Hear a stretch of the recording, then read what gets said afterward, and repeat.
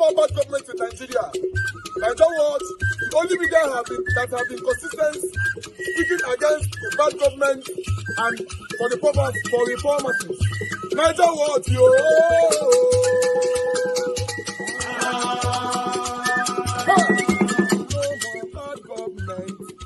No more bad government. Niger what? No more bad government. Niger what? No more bad government. The only media that have been speaking. No more bad government. The voice of the voiceless. No more bad government. No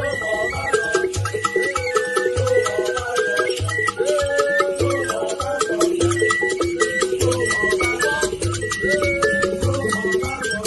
Niger what? No more bad government. For the poor. No more bad government. Niger what? No more bad government. Niger what media?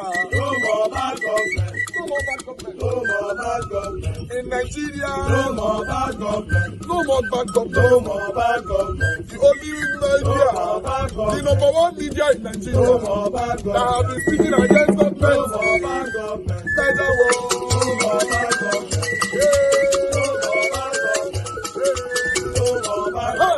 Niger what you? The voice of the voiceless. The voice of the voiceless.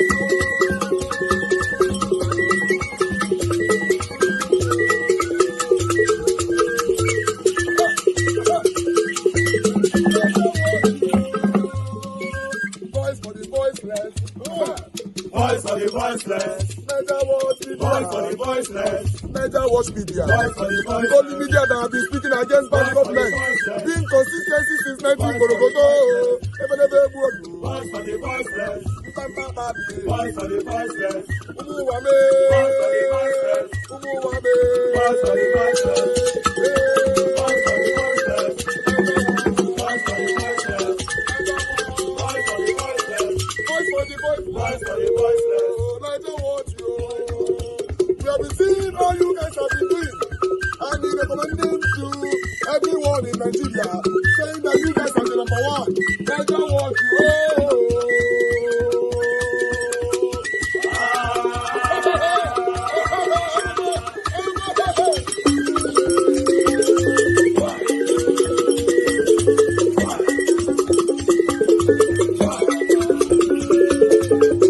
Say if I wanted a house to live, I won't live in your house. The cattle upon 1,000 hills belongs to me. I own all. I don't need any of these things. You need them, I don't need them. What I need is your heart. I forgot to ask what brand of tea it was. So we can all start drinking that brand. Peradventure, God may join us to drink.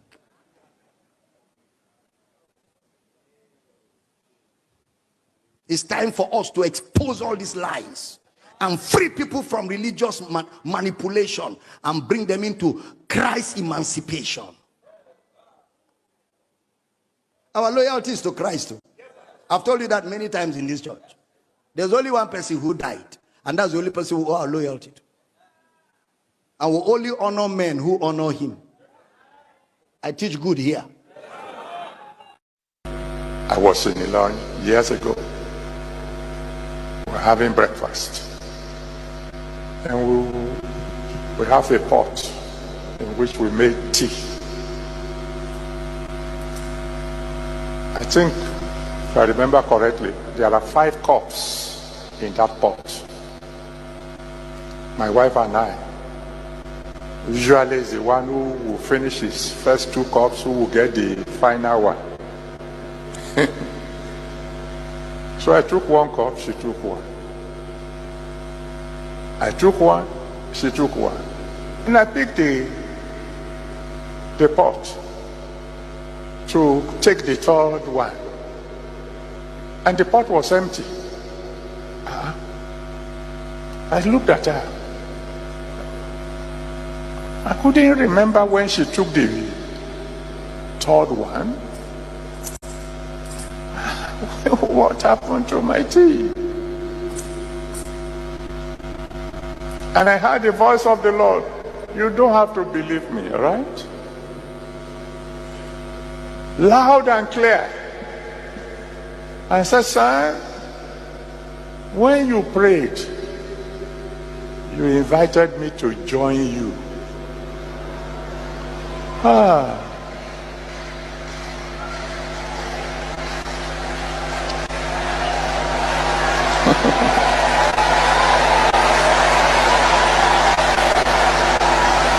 Some of you don't know why I call him Daddy. We have a relationship that is difficult to describe. In Nigeria today, in my opinion, that supports corruption are the banks. I was a member of a House of Assembly.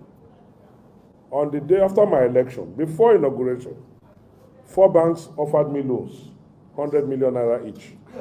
Yes, I looked at my salary. My salary as a member of the House came to about 700 and something. How was I going to pay that over 4 years? They didn't ask me. One of the banks had given me a credit card with a credit line of $20,000. No account with them. One of the banks had printed checkbooks for me. Yes, just like that. Just like that. So easily, for a 4-year tenure of a salary of 8.4 million a year, times 4 is about 32 million. I already had credit facility of about 400 million to access. How was I expected to pay back? The banks are only telling me, take this money, find a way to steal it, and pay. So the banks, in my opinion, are the biggest industry in corruption in this country. And why do I also further say this? Nobody, no political office holder, no civil servant, no public servant can actually dip his hand in the till without the funds they steal going through the banking system. They don't store cash. It's about transfers. It's about authorization. It's about the banks helping them to hide the funds. Embattled chairman of the Labour Party, Julius Abure, has been re-elected as the party's national chairman for his 2nd term in office. Abure was re-elected by a unanimous affirmation of delegates at the party's national convention in Nnewi, Anambra State. Chairman of the National Convention and Deputy Governor of Abia State, Ikechukwu Emetu, declared him the winner during the event attended by some party leaders and members. Also at the convention, delegates recommended that the 2027 presidential ticket be solely reserved for its former presidential candidate, Peter Obi, even though he was absent at the convention. The 387 delegates also elected members of the party's working committee, while slots for representatives of both the NLC and the Trade Union Congress were left vacant. By everyone here present as delegates in this very national convention, by the powers bestowed upon me as the chairman of this very convention, I hereby declare Barrister Julius Abure. And gratitude to all the delegates to this national convention for the trust and the confidence reposed in us to continue as members of the National Committee. I assure you that we continue to give peaceful leadership, proactive leadership. We continue to give result-oriented leadership to this party. I assure you that we will never compromise the ideology, the integrity, and the dignity of the party. In the meantime, the leadership of the Nigeria Labour Congress says it will not accord Julius Abure any form of recognition following his re-election as Labour Party national chairman. Describing the convention as a charade, NLC spokesman Benson Upa told journalists that the Congress will never back the party under Abure's leadership. He adds that the return of Abure as national chairman was a nullity as far as the NLC is concerned, as it did not follow the Right National Convention guidelines and procedures. For more on this, I'm joined now by our Director of News and Politics Editor, Sambo. Good to see you, and thanks for your time. This is a big, first of all, Abure, the man with 9 lives, 9 political lives, is back again on the beat. Let us in on the genesis of this whole impasse between the NLC and the Labour Party. Before we now dig in to see what this would mean. All right, yeah, I mean, you know, politics always full of intrigues and games. Well, the challenge that the NLC had with Julius Abure is that there was an agreement that was signed which had expired as at last year, 1 year from 2022 to 2023, for him to be allowed to conduct the elections, the general elections, and after that he would leave his position by June. But of course, you all know the intrigues we've had since that June. And of course, people like Abure think that there's an external factor to what's happening within the Labour Party. At some point, it was Lamidi Papa and his faction all having challenges with him. But of course, the Labour Party just came, the Nigerian Labour Congress only came to remind him that he was supposed to have left that position as at June last year, and so that some of them were actually tolerating him because of the challenges his leadership was having with Lamidi Papa, and of course because of the presidential election petitions tribunal that was ongoing, and they wanted to see how everything would end. But of course, this is not new in politics. It's normal for you to have all of this. It's whether the convention that brought him into power today followed the guidelines set by INEC or not. Because for your leadership to be recognized, INEC has to be present at that national convention venue. So it's left for INEC to actually say if they were invited, and if they were invited, they eventually went to this. Don't forget, it was meant to have initially been held in Abia State, but of course, because of the challenges that they presumed was going to prevent some people from coming, they moved it to Nnewi, Anambra State, which is the home of Peter Obi, the home state of Peter Obi. But unfortunately, Peter Obi himself wasn't there. And the dynamics of Peter Obi being absent, and again, some of the key demands that they brought before members on the day, which one of to give Peter Obi an all-clear ticket in the next election. What does this mean in a democracy that already is enmeshed between a Labour Union and a Labour Party? Well, it will also help Nigerians to understand the democratic credentials of Peter Obi as a person, because here's a division within his political party.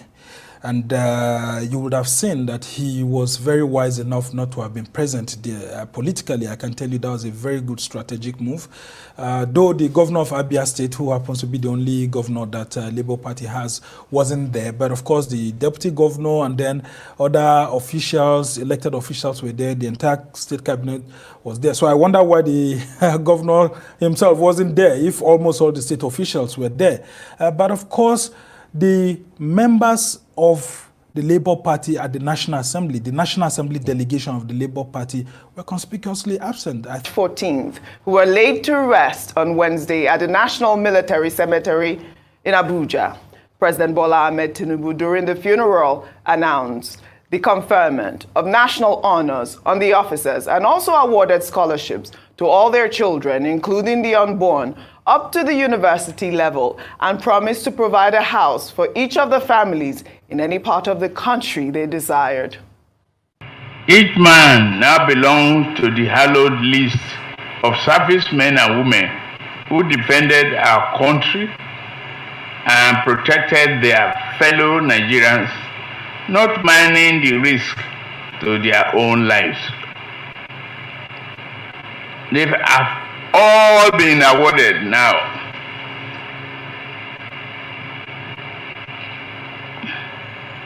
A posthumous national honor. The 4 gallant officers have been accorded the award of members of the Order of Niger, MON. The 13 courageous soldiers who also lost their lives have been awarded the Officers of the Federal Republic Medal.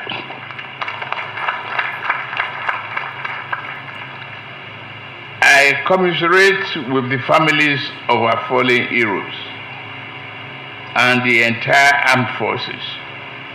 I share in their pain and grief, the grief you carry today. It is my prayer that God will comfort all who are bereaved as a result of this tragedy. A befitting funeral. May their souls rest in peace.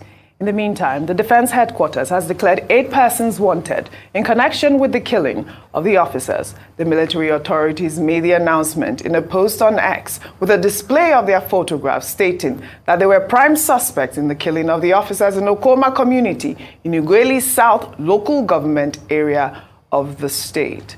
Well, Reuben Baru, who is among the 8 prime suspects connected with the killing of the soldiers in a viral video last week, accused Tompolo of masterminding the attacks.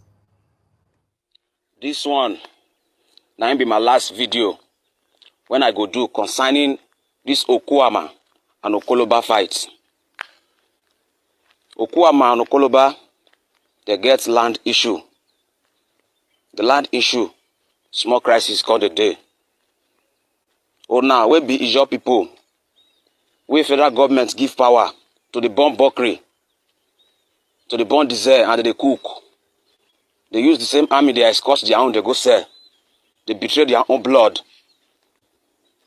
That man, he go use the army, carry people from Okuama community. 3 people where they carry, they slaughter them. Now, they come back to come carry community leaders. And I know very well, say, once the community leaders are captured, the youth are powerless. The action take place. Or now they make comments, say, now peacekeeping, all those army come. Point of correction, no army come for peacekeeping. They fight in favor of Tompolo, because Tompolo have ordered them to do so. When they say, make I show my face, all these are comments, when they comment, now just ordinary written. Now writing on just the right. If I know if you talk true for this my land, you know get where I go when I go talk true, when I go believe am. Now this video will be the last video when I go do. All right, Reuben Baru there. Earlier this morning, Dr. Abati, I heard you saying you were scandalized by the fact that he bears the same name as you do. But, you know, as always, they are still suspects at this point, and I'm, happy that at least that there's some sort of, investigation already taking place for our 17 gallant soldiers who lost their lives unnecessarily. Well, Reuben Baru said this is the last video he will make. I hope it's not that he's planning to, commit suicide or, end up as a fugitive. But these are persons who have been declared wanted. Now, what the law says is that if you've been declared wanted, the sensible thing to do is to hand yourself over if you have nothing to hide. Yes. And if you have any information, it's not by running away from the law. It's by, going to the relevant authorities and assisting them. As I said earlier on this morning, a man is innocent until proven guilty. Okay. Good morning, good afternoon, good evening to you all. My people, we're back again. Yes. Nigeria matter. Ibiasi get. So we are back here again to continue from where we stopped yesterday. I appreciate every one of you right there. I would like to quickly appreciate some of you on the comment section once again, even though I've showcased almost everybody already. Mother of all, Mommy Diaspora, good evening to you, Mommy. Thank you very much for all you do. Thank you very much, Mr. Johnson, Emmanuel, Abo Azi. Good evening to every one of you. I appreciate you, Abo Azi, for all you do. Didi Anthony, Austin Prince, thanks for joining us. Thank you, Michael Okata. Thank you, Evie Jack. Thank you, Madam Bella Naomi. I appreciate you. Lighthouse in the building. Thank you very much. I appreciate every one of you right there. A couple of you, 3 people have supported the channel already. Adelaja Ogumbi, thank you very much. May your pocket never run dry. Jeko Obiden, thank you very much. May your pocket never run dry. Jaja in the building. Thank you very much. May your pocket never run dry. I appreciate you. very, very much. Guys, if you're right there on the comment section, please emulate what these our brothers are doing and support what we are doing here. Encourage us to do more for you. Guys, press on the like button, help us to share, subscribe to our channel, hit the notification bell so that we can talk like this together. We have Martina Abasi TV just coming in right now. Good evening to you, madam. Thank you very much for all you do. I appreciate every one of you right there, even though I've already showcased almost everybody. Thank you. I'd like us to move on. Okay, we have Mr. Joseph Oji with us. We have CXL with us. We have Ebuka John, many others. Thank you. Now God bless you. Now I'd like us to move on, my wonderful people. Yes, I have some couple of articles to showcase. Although we still have one more video to play, but that video is just 3 minutes video for Femi Faretimi. So we are going to be playing that. But before that, I'm going to post out a link right now because we only have that 3 minutes video left and the articles that I'm going to showcase. For those of you that want to join us today, please click on the link and let's do this together. So the link I'm going to post right now, 3, 2, 1, go. A link I've been posted. Click on it, join us here, and let's do this together. And God bless you, my people. I'd like us to quickly take this 3 minutes video, then we'll take it from there. My people, now God bless you. Now help us to do your part. Press on the like button and take our voices far. I hope I find this video. Okay, I got it right now. They are living the lives of kings and princes, but the people themselves are deliberately impoverished. So it is not out of place to compare Nigeria to that place that was described as consuming its inhabitants, because Nigeria is cannibalistic in the extreme. In recent days, you've heard the story of Okwama, where the soldiers were murdered by a few, and where the soldiers went back with reprisal attacks and leveled almost an entire community, killing indiscriminately.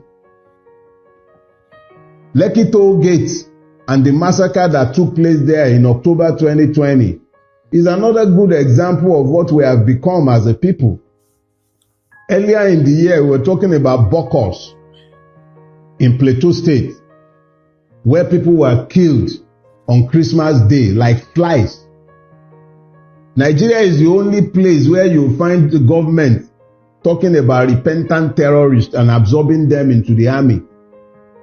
Nigeria is the only place that will be as rich as it is, and you see people desperately scooping hot food off boiling cauldrons, packing rice with sand. This is the country where the rulers were hiding palliatives meant for people during COVID. Everything about Nigeria is suggestive of the country that the spies entered, where it consumes, it devours. Those are the words. It devours. It is a land that devours its inhabitants.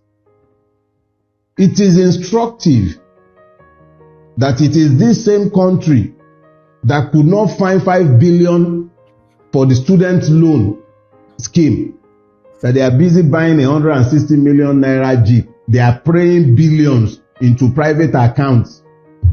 You have people who should be in jail, rotting in prison cells, presiding over the affairs of the country.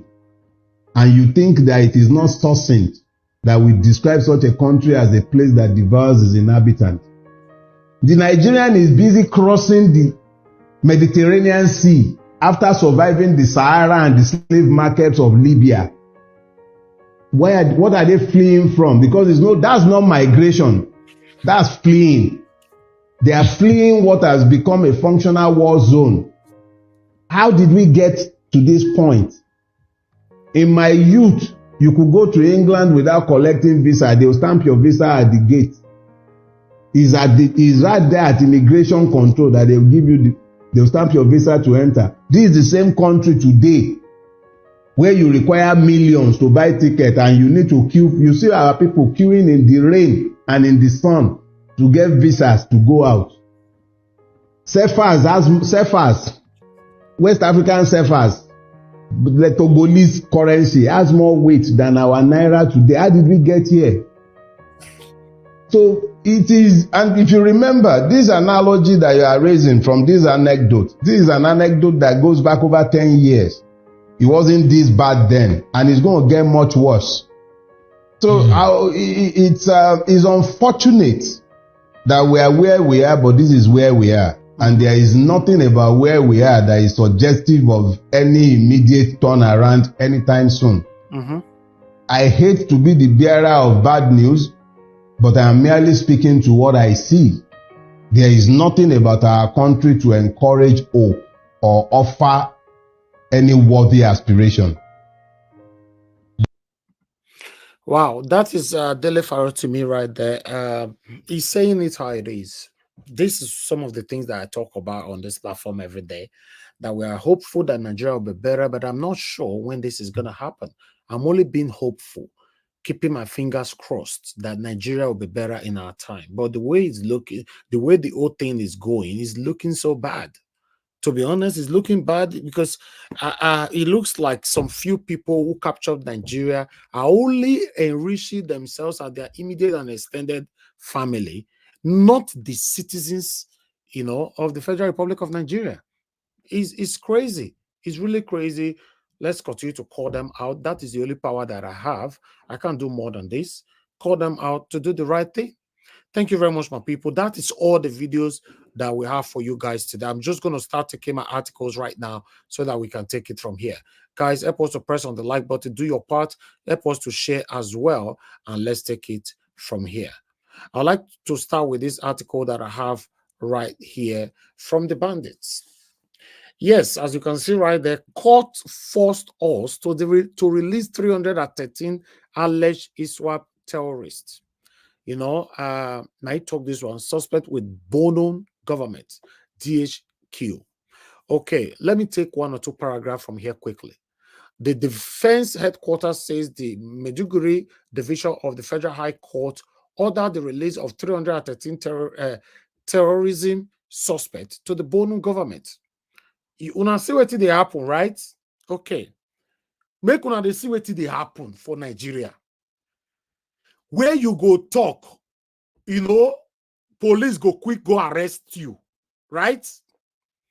Person where thief pot of soup and fufu, gari, padedian, whatever that we reported a couple of days ago, is already in court on his way to jail. But now, according to this article coming from the People's Gazette, saying that court forced us to release 313 terrorist suspects to the Bono government. Court forced us.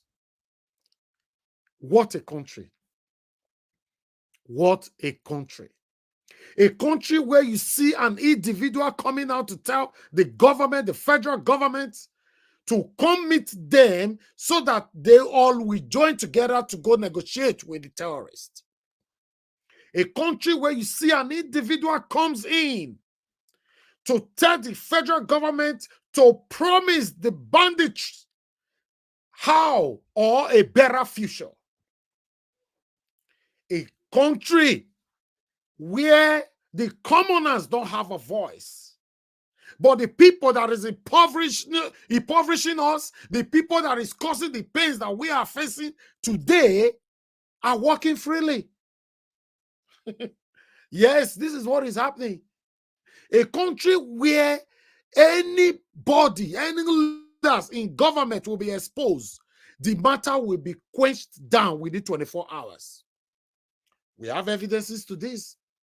Like I've mentioned so many times on this platform, that some of the people that we've alleged or we've talked about on this platform, but after 24 hours or a maximum of 48 hours, we don't hear of them anymore. For example, where is Better Edu today? When I see here, I beg anybody did that comment section, we know where Better Edu today. This is the system that we all are facing in our country. It's very disheartening. When we talk, some people say, no, you hate Tinubu, you hate Atiku, you hate Obaseki, you hate. This is the problem that we have. The same citizens that we all are fighting for, the same citizens that we all are advocating for, the same citizens that we all are putting our voices to rescue out of this excruciating situation They are the one fighting us. Yes. Now they fight us first. If not because that insult is totally prohibited on our platform, you would have been seeing how insult will be raining on our comment section by the citizens. The same citizens that we all are facing the same situation together. It's a big shame. A big, big shame. Go to Instagram right now. All of them are already planning how they want to scatter this weekend because of Easter. Tell me, should Easter be a priority right now in our country? A country where they kidnap people for fun. Kidnapping has become a lucrative business in our country. People are planning how they want to destroy the weekend because it's Easter. How they want to press blow this weekend. That is what Nigerians in Nigeria, most Nigerians in Nigeria, not to generalize, are planning right now. A country where you can just buy anybody and no case. In fact, the police or the federal government cannot even investigate it. Whereas in the United Kingdom, now cats, now car they revise for my area where they car they reverse. He hit cats, he break a leg, and the cat not die. The car insurance pay heavily for it because the cat belongs to my neighbor. Cat at the talk, not be even dog. For a dog, now helicopter, they cut the rescue dog. If traffic day, they will use a helicopter. Find out. I'm not exaggerating. Helicopter to rescue dog. Go hospital. We came from a country where the same citizens that is fighting us when they are sick, they don't have money to look after themselves in the hospital. We came from a country where the same citizen that is insulting us because we are calling out our government, we are demonstrating our constitutional rights. If they are sick, they cannot fly abroad to go treat themselves. In fact, our politicians can fly with their families abroad to go treat themselves. In fact, even me self, we're not even the government. Me if they fly, come off for Nigeria, go treat myself. Now, paying this the life for my head that day for Nigeria, so I get. I call British Airways. They book me for within 12 hours for the next available flight to quickly call UK, my country, treat myself. You know, see, your way, they Nigeria, where they fight me, whether good or bad, let's be truthful to ourselves. I have some priority more than you, or rather, I have some privileges more than you. But you are fighting us that is putting our voices there for you. It's crazy. It's crazy. Look where we are today. Sometimes we joke on this platform. Sometimes we joke with our friends, our families. But the realism of the situation we are facing is there, blinking on us. Yes, it's blinking. It's crazy. When are we going to be prioritized in our country? When are we going to say, oh, you did this to me, I'm going to cry to the government to rescue me, and really the government will be there to rescue you? When? Like in the United Kingdom. You cannot. The United Kingdom government, I will always be proud of them because they've given me the best life of my life.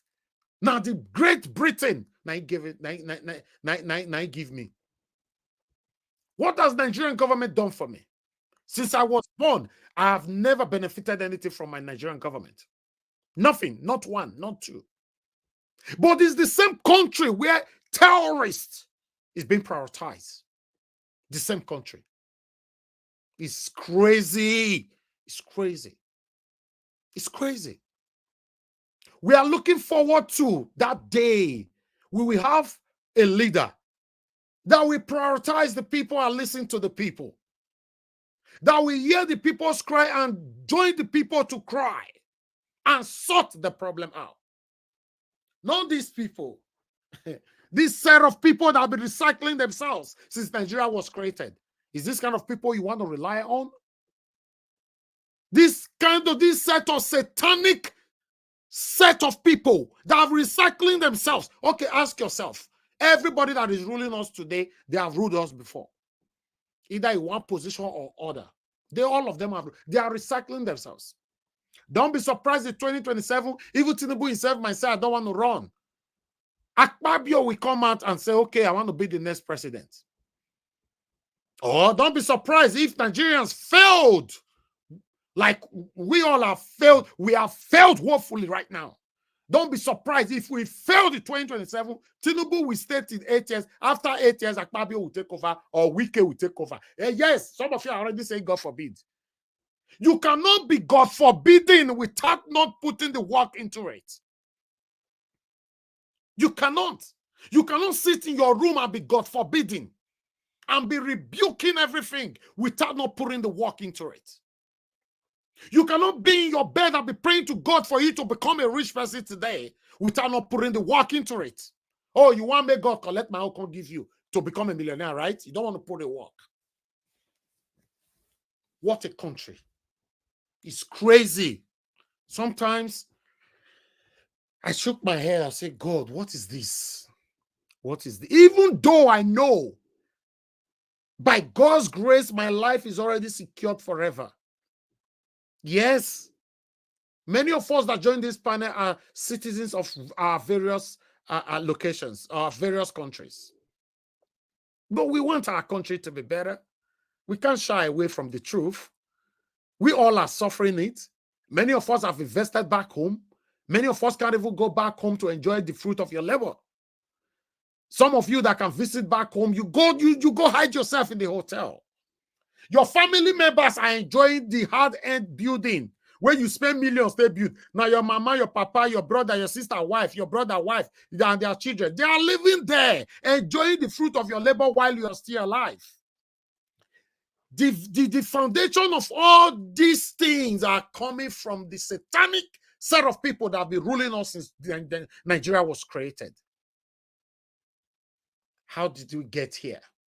Nigerians fold their hands, praying. Let's pray. The Bible says in Psalm chapter 8, verse 8 equals to 9, said we should do this and do that. We are all deceiving ourselves. Yes, I'm a Christian, but I'm not a foolish Christian. I'm a Christian. I believe 100% in God, but I'm not a foolish one. I'm not a lazy Christian. Look where we are today. Look where we are today. It's sickening. This is absolutely sickening. But when we speak, some people say, oh, where did that one they talk for? That better house. Then you see some lunatics come to this platform to tell us, oh, who are you to question Obaseki? You see how they have brainwashed their mentality. Because many Nigerians are not even aware that they have the right to, they have a constitutional right to call out their government to ask them questions. They are not aware because they believe when you do, you'll be punished or be penalized. This is where we find ourselves. It's painful. I'm not happy. You know why? I cannot be reading this kind of headline telling me that 313 terrorists are already going to be pardoned. It's crazy. It's crazy. Why we have a lot of innocent people in prison as we speak right now in Nigeria. Many of them don't have a voice. Many of them don't have who want to speak for them. In fact, many of them, we are not even aware they are there. It's crazy. Good morning, good afternoon, good evening to you all. I'd like to continue with my presentation. It's crazy. Let me put this on the screen for you. Then I have another article here for you guys. We've talked about this one already, but let me go to Remi Tinubu, the First Lady of the Federal Republic of Nigeria. Remi Tinubu donates 1 billion naira to fight tuberculosis. I think, I don't know which state or maybe across Nigeria, but I applaud this. You know, this is good. I like this. The First Lady, Senator Remi Tinubu, on Thursday donated 1 billion naira to support fight to end the tuberculosis epidemic in Nigeria. Yes, in Nigeria, not in the States. So I just thought I should bring that one here for you guys to see. As you all know, when it comes to criticizing these people, I'm good at it. But when they're doing the right thing, I will also showcase it here. I understand some of us are still not happy with that. That's fine. Everybody entitled to their opinion. I don't have a problem with that. For me, I just want whoever that is in power right now to do the right thing so that we all can have a better country. That's all. I can't say because I support Peter Obi now, I'll be praying for Nigeria to continue to fail. I will never join you do that prayer. Not be me and you. You go and pray that prayer with your parents, your children, your wife and husband, or your colleagues at home, not here. I want anybody, if it's even you listening to me right now, that can rescue us out of this hostage. Please, help us. We need help. We all need help right now in Nigeria. We need a better country. Anyhow you want to get there to do it for us, we are not even interested anymore. But this set of people in power right now, they can't give us that country of our dream. No, they can't. This set of people are sharing money amongst themselves. That is what they are doing. Now, satanic Julius Abure, LP Board of Trustees take over party, insist Abure's tenure has expired. Abure, I'm disappointed at you, but I'm struggling to be reserved. It's painful to know that somebody that you trusted so much, in fact, somebody that you I don't know, you respect so much, end up doing all this with desperation. It's crazy. I sent you a private message last night. Check you saw it. But at the moment now, you don't want to respond to nobody. It's crazy. Why are we doing this to ourselves, my people? Why? We all have one life to live. Just one, just one. You're not going to live forever. One day, that one day, you will be no more. How do you want people to remember you? How do you want people to reference to you? This is sad. In the midst of hardship in our country, Abure need to explain to us if he really worked for Peter Obi to win the 2023 presidential election or he was cross-carpeting. It's a question I'm throwing to you. Luckily, Mr. Peter Obi is coming on X Space tomorrow. He's coming to Power Fat. Tomorrow, we are going to be live here straight, showcasing it straight as well. See how we can take one or two questions from here, passing on there, pass it on to the space as well. There are questions that Mr. Peter Obi needs to answer. Yes. Hopefully, those critical questions can get to him. This is crazy. Because at the moment now, the only hope we have as a Nigerian, I mean, as a concerned Nigerian, not the satanic Nigerians, is God and Labour Party, and Peter Obi, sorry. God and Peter Obi, that is the only hope, in case you're not aware. Tell me, mention another person's name. If you are a satanic, you are part of this platform right now, mention another person's name that we can rely on right now in the midst of this suffering that we all are facing. Barrister Abure, you disappointed me. Not just me, though. Everybody. Peter Obi is running away from you now. Peter Obi have totally disassociated himself from you. Peter Obi have told everybody to stay away from you. Now, how are you even getting your smiles right now? With all the respect you build in the midst of all the wonderful, consecrated obedience all over the world. You manage to tarnish it because of greed. It's crazy. This is where we find ourselves in our country. I'd like us to move on. I'd like to put this on. Bear with me, guys. Just press on the like button. God bless you all. I really do appreciate every one of you right there. Help us to press on the like button. Senegal President-elect Bassirou Faye has changed the game. Shehu Sani. Now you talk this one. Former Kaduna lawyer, Senator Shehu Sani, said the president-elect of Senegal, Bassirou Faye, has changed the rules of politics in the African continent. Not true, but unfortunately, can this rule affect our own country, Nigeria, positively? I'm only asking a question. I don't know much. I'm only asking a question. I have another one for you. The NLC and the owner of Labour Party, they're already saying that nothing on earth will make Peter Obi not to become the president in 2027. Labour Party reserved 2027 presidential ticket for Peter Obi, not Abure. Don't get that wrong, not Abure. At the moment now, there's battle going on.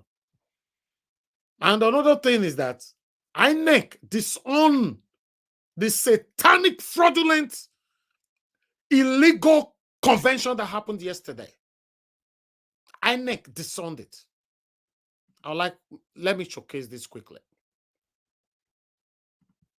Yes, you can't fight everybody. Barrister Julius Abure, you can't. You surprised me. You surprised me with your shakere body. You surprised me. This one is coming from The Guardian. INEC disowns Anambra LP convention.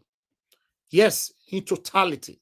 The Independent National Electoral Commission, INEC, has disowned Wednesday Labour Party's LP National Convention in Anambra. Mr. Rotimi Onyekami, the Chief Press Secretary to the INEC chairman, said this when he spoke with the news agency of Nigeria, NAN, in Abuja on Thursday, which is today. I'm just going to leave that one right there. In case you want to read more, go to The Guardian. The beautiful thing about it is that INEC disowned it, this, which is good. Let the battle begin. Thank you very much, my people. I guess that is all I have for you guys today. Okay, yeah, I have one more to go. One more to go. Coming from Alan Oyema. Alan Oyema is saying, as you all can see right there, any 200,000 naira monthly in Nigeria is better than Nigerians who earn 2,000 pounds or $2,000 in UK or in America. So this one don't cause a lot of debate on. In fact, I'm sorry to say this, a lot of people don't lambast this man, because this man be get good reputation, but this one where he talks so Kai. If I go Twitter, I don't know whether I don't reach Twitter because I don't feel big any comment come at all. Because now person with me like name the man be, but the way they, in fact they don't rip them, they don't rip all this is shirt we so this red card, they don't remove all of them because of waiting your talk. So if I go read down by myself, I go know how they treat this man. Is a person with the earn 200,000 naira for Nigeria live a better than the person that earned 2,000 pounds in UK? It's crazy, but still, what do I know? Thank you very much, my people. I appreciate you all. That is all I have for you guys today. Good morning, good afternoon, good evening to you all. I'd like you guys to press on the like button. Black Panther, I can see you already. Thank you very much for joining us. Okay, let's take this from here, my wonderful people. I'd like us to start talking. For those of you that want to call into the show, this is the best time for you to call in if you want to call in quickly. I'm going to do just 3 minutes for you all, my wonderful people. We've missed so many of our people here on the panel. Madam Origin will be joining us soon. She's busy with something, you know. And Madam Love, God is my strength. We miss you. And Madam Patricia Tagojome, we miss you. Mr. Edwin, we miss you so much. You know, Mr. Edwin, since the 2023 presidential election, Mr. Edwin just vanished. You know, although we talk, you know, but I don't know, the zeal to come back to the panel is a problem right now. And again, we've missed so many of you right there. Thank you very much. God bless every one of you. Let me pick the first call of today. Mr. F.A., thanks for calling in, sir. Good evening to you. Please talk to us. 3 minutes. Yes, sir. Thank you. May God bless you, my brother. Your effort will never go in vain. Amen. God Thank you. And bless you. My brother, you see that man we talk about, president of Senegal. Really, that man, he just hit the nail for the head. It's truth. President of Senegal he changed the game. for the entire Africa. Yes, that is a final truth. So me, I support that comment. I support. Yes, or even me, I support. Now, so it's supposed to be. But do you think that Nigeria can emulate that? Sir, yes, I get the belief and I get hope. Okay. I get hope. Yes. Yeah. Now we are not in digital era. We are no longer in analog era anymore. You know, sir. That's what we want. Yes. So now let's go to this soldier they just buy for Delta State. Okay, now that it's not my president, according to them. They say now they are president. If they give free scholarship to all those soldier family, good. Okay, what about the people when soldier buy? That's a big question. No, we have to be honest to ourselves. What about the people when soldier buy for that community? You understand? So they have to still compensate those people. Yes, you have to compensate them.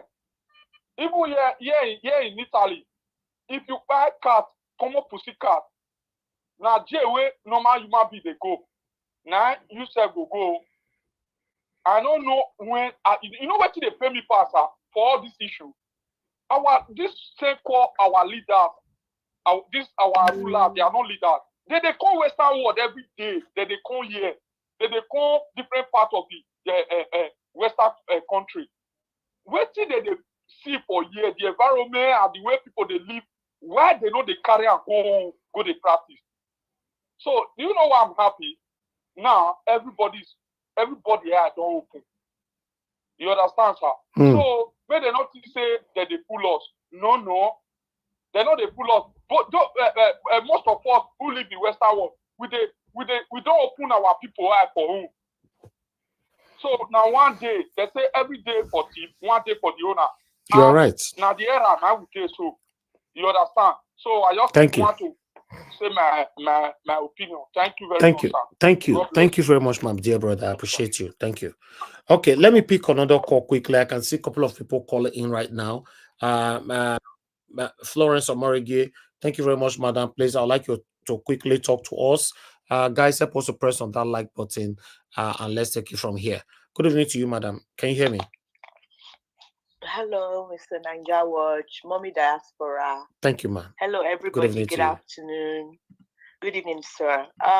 You know, Mr. Ninja Watch. Yes, ma'am. You might not agree with me, not because you don't know I'm saying the truth, but maybe because you just don't want to agree with me. Nigeria has been captured. It has been captured by those people who want to take over Nigeria. Because if you look at these unusual things that are happening, it's not normal. These are not natural things. It's not the way things should be. Then you will know that Nigeria has been captured. And the first evidence of that was Aisha Buhari when she was shouting that first time that Kabans had taken over Nigeria. But nobody listened to her. The next thing her husband said that she should go and be cooking in the other room, in the kitchen or whatever, the other room. She was the first person that had given us this indication that the Kabals are, the Nigeria is not under this. I believe that even Tinubu himself is the stooge. I believe that there are more powerful people than him that are actually ruling the government. So do you think Tinubu is struggling from the hands of these satanic people? No. He's their boy now. He's their tool. That's the only reason why Tinubu would have been able to get away with all the things he got away with. You understand? Wow. Yeah. Because that is it. Nigeria has been captured. At the end of the day, there's an agenda. And they are going from, they have different phases. Phase A, B, But what I don't understand, Manda, to be honest, I'm just confused. Are you guys telling me that a president of a country is still under somebody that we don't know? That is the only reason why you understand he has 2 passports, which was proven. And then he, involved in all those cases. If it was somebody else, would he be able to get there? Because they know that the person they want to use that will work with them, even though he has all these flaws, then but he'll be able to work with them. Or rather, let me say he's part of them. They're all together. They're all together. So I'm telling you, who want here, make it here now. Make una begin to go to find house for outside Nigeria. Because the way I'm seeing it, that Nigeria, they don't take a move out. Before you know now, all we women will cover head, cover face. That is their agenda. And that's where this is all going. Let's not stay here then another 5-7 years. The executive will say, we don't know. I'm telling you, that's my submission. Thank you. Because everything else that is going on doesn't make sense. Thank you very much. Agenda. Thank you so much, man. Thank you. If you listen to what Madam Florence Morgan is saying, I asked this similar question yesterday. Does it mean that even though constitutionally we know who is the president of the country, does it mean there's still other person that the president is bowing down for in the country? And that was? Yes, sir. Yeah, the answer is yes. Okay. It's like when you are in a school now, there are some people that control the powers and who will come because they are controlling each arms of the school community. So they dictate who's going to be the power. It depends on how whether they are with the people or they are not with people. But there's people that makes the power to be. And what she's saying about Islamization, those one na side talk. There's nobody going to Islamatize Nigeria. Nigeria is too big to be Islamatized. You are too divided. You cannot Islamatize when you are too divided. So let them go and read the procedures. It's not possible. Okay. Thank you. Okay, let me add add one more thing, Mr. Elvis. Yes, sir. Why a president can still be under some people. You know, if somebody has a compromise on you, there are so many things you have done that you and those people only know. So they will use it against you. So in that case, you will do whatever they tell you or else they spill the beans.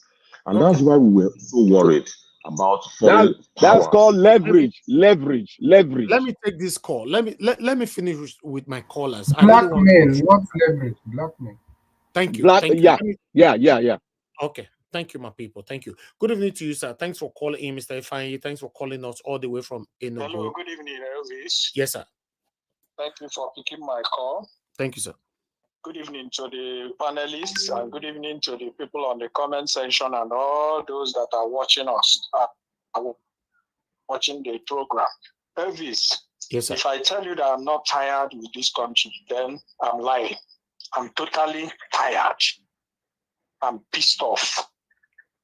There's a lot of things going wrong in this country and nobody's saying anything. Look at Apure. If he means well for this country, if he knows that he's somebody that wants the progress of this country, why didn't he? If the honorable thing to do is to do what? Resign and give way and allow the party to move forward. Because that's the vehicle that we have now to actually get these people out of the way. But that vehicle, you have allowed yourself to be used. You have allowed yourself to mess up the whole thing. Elvis, it's a terrible thing. Just as one of the last callers said, yes, it's good. I'm happy that they recognized, gave scholarship to the slain soldiers' children, and then gave houses to their whatever. What of the people the soldiers killed? What have they done for them? What have they done for their families? Some of the people killed are the breadwinners of their families. So it's unfortunate. And the last speaker equally said that we have been captured. It seems so because the way it is in Nigeria is talking in Enugu here now. I hope you heard 6 legislators have moved from Labour Party to PDP. That will show you that they were never a Labour Party candidate before. All they came to Labour Party was to use P2B to win election and that is all. They all ran away from PDP that time because PDP gave them no tickets. And they came to Labour Party, won an election, and now you are defecting back to PDP. That was all. We can't blame Peter Obi for. We should blame Abure for that. So I'm telling you, that's why I'm very bitter with Abure, because he would have just made this thing in such a way that nobody will know. Nobody will. Now they are capitalizing on there's a problem, there's a fighting in a Labour Party. That's why we are giving them. Elvis, I don't know what to say. Today I just don't know what to say. Thank you, sir. I understand. All I'm saying is that I know that one day monkey and you know go do what? You know go come back. Thank you very much. God bless you, sir. Thank you, sir. Thank you very much, Mr. Ifeanyi. God bless you, sir. Let me take another call quickly. A lot of people are calling in right now. We have, thank you very much, sir, for calling in. Good evening to you, Mr. Ewu. Please talk to us. Thank you. Good evening, Mr. Niger Watch, and God be with you. Yes, sir. I'm standing on the existing protocol. Greet everyone there. Greet Mommy Diaspora and those on the comments section. Mr. Niger Watch, I just want to line, hook, and sinker agree with the woman that spoke to you a moment ago. If you remember, this is what I have been repeating. I told you, I say, we are at the point of Islamization. And I'm sorry, Mr. Black Panther is not seeing the truth. Black Panther is telling you, no, you can't be Islamized. You can't be Islamized. They are all over the place. The first thing they are doing is the expansionist approach. And what are they doing? Your president has said, governors, give them land all over the states. What is that supposed to mean? Will we eventually have a Fulanis of Ekiti, have Fulanis of Ondo, and the rest of them? No. Let them remain where they belong, there in the north. And then do whatever they want to do. But coming into the west, the east, the south, and those things, asking us to give them land doesn't make sense. Yeah, I want to agree with the fact that, yes, some people are behind whatever Bola Tinubu is doing. And I'm sorry to say this. There are people who are, scared of those of us from the south, leading the governance of Nigeria. They rather prefer those they can manipulate. The outside world is still working. We are neo-colonized. And those they are using are the stooges under them who Bola Tinubu has signed an accord with.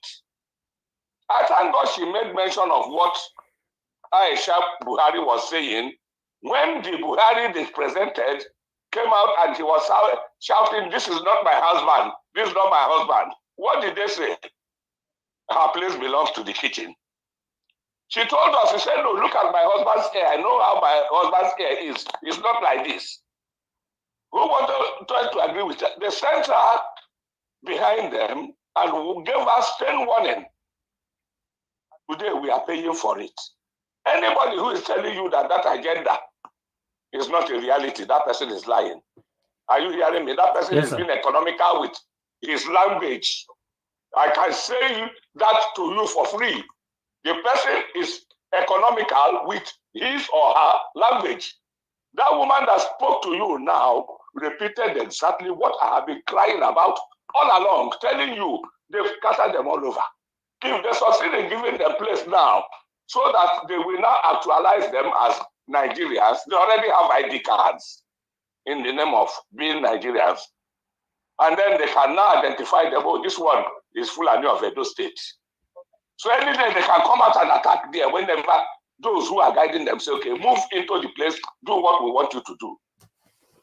Can you stop them? This is the time, Niger Watch, I'm telling you. Okay. If Nigerians refuse to do it now, we are sold out. Nigeria is sold out. Everybody should start thinking of what we need to do to go out there and find a way. I said it 2027, I don't know. People are saying it's realistic to them. To me, it is not realistic. A Messiah is going to come out. I don't know where it's going to come out from, but a Messiah is coming. Nigeria will be emancipated. And all these things we are seeing now will become a thing of the past. Every person is clamoring and shouting about Senegal. Is it a strange thing that happened there? The people voted, and the voting was upheld.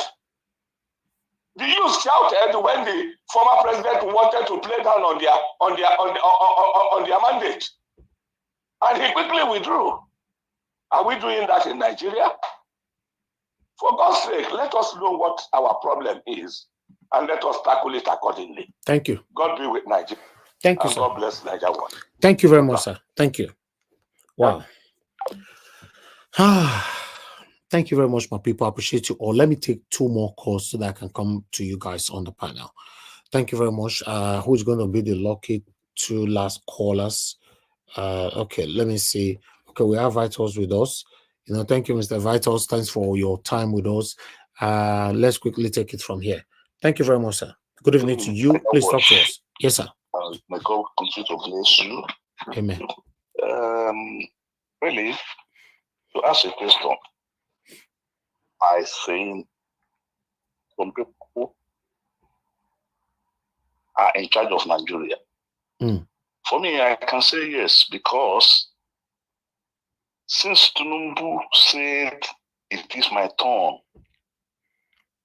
there is no country where somebody can be ruled by it is my turn. So before he can say it is my turn, that means there was an agreement that was rigged. So some people, few group of people are ruling Nigeria, and he is dancing to their tune. They have an agreement they reached.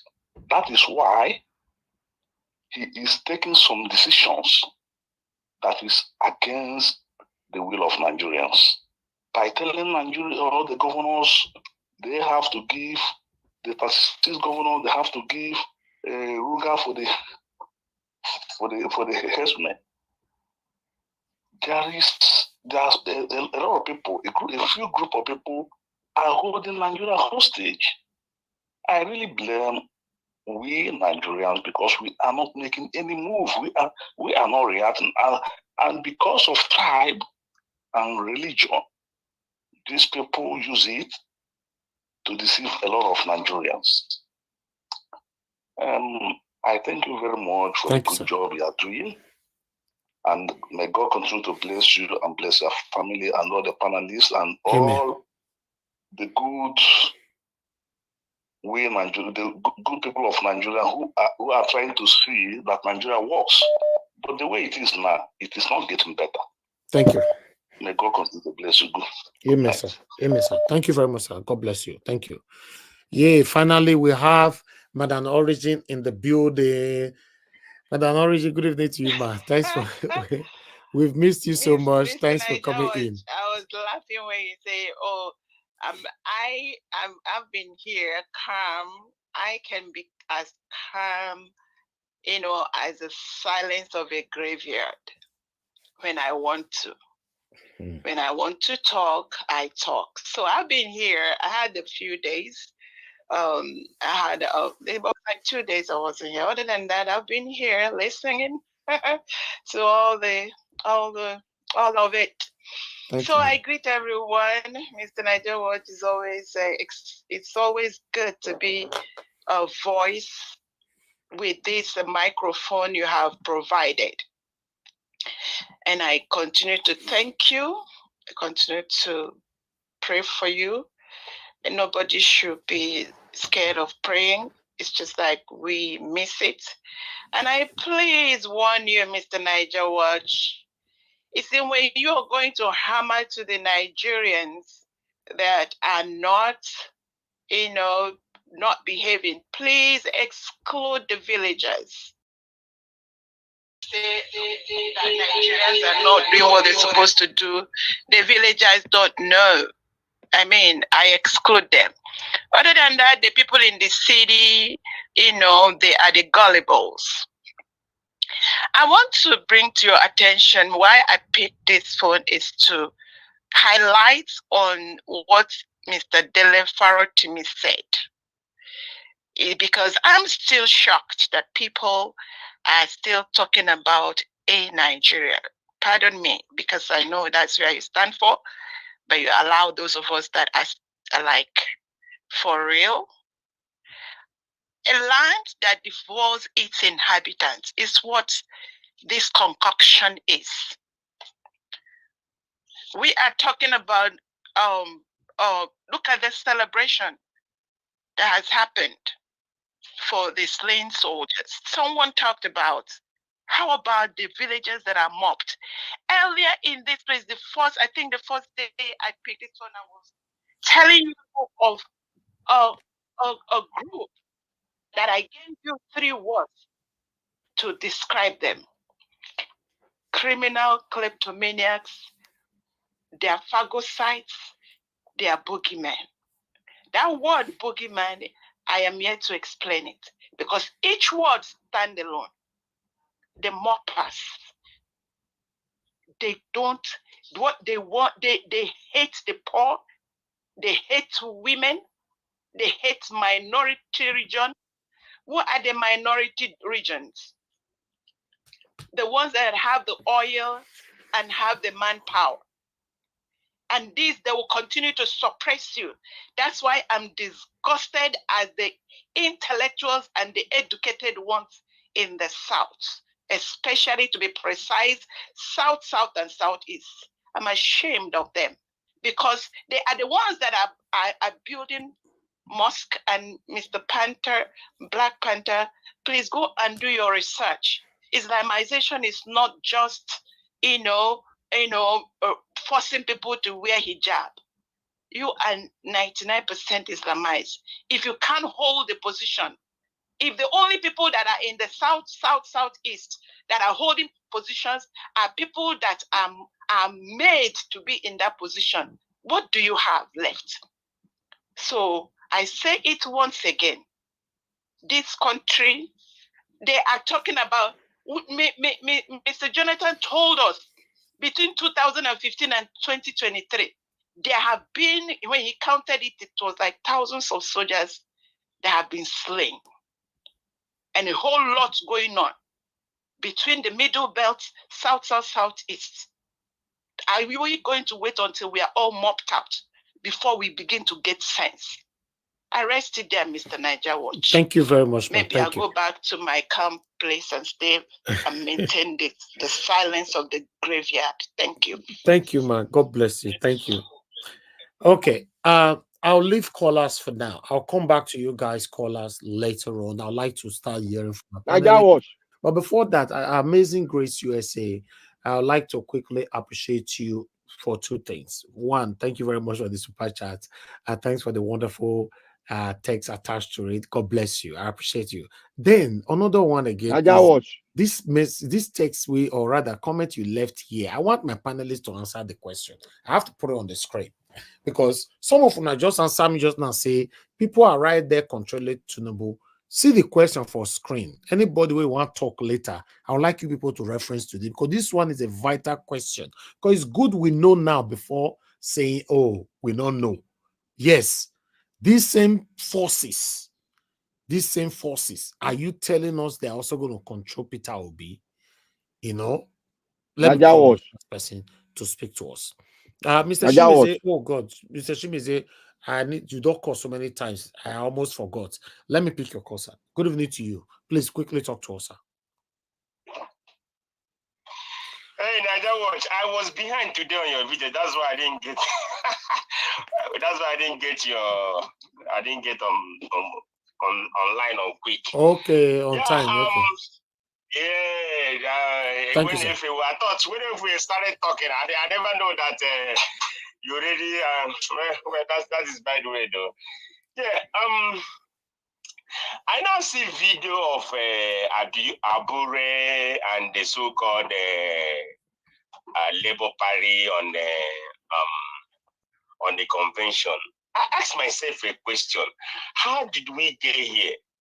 How did they? Okay, if Abure is not only the person that knows that. So other people already know that convention gonna carry on or gonna go on. I think it's oh man, Nigeria, my country. Ha!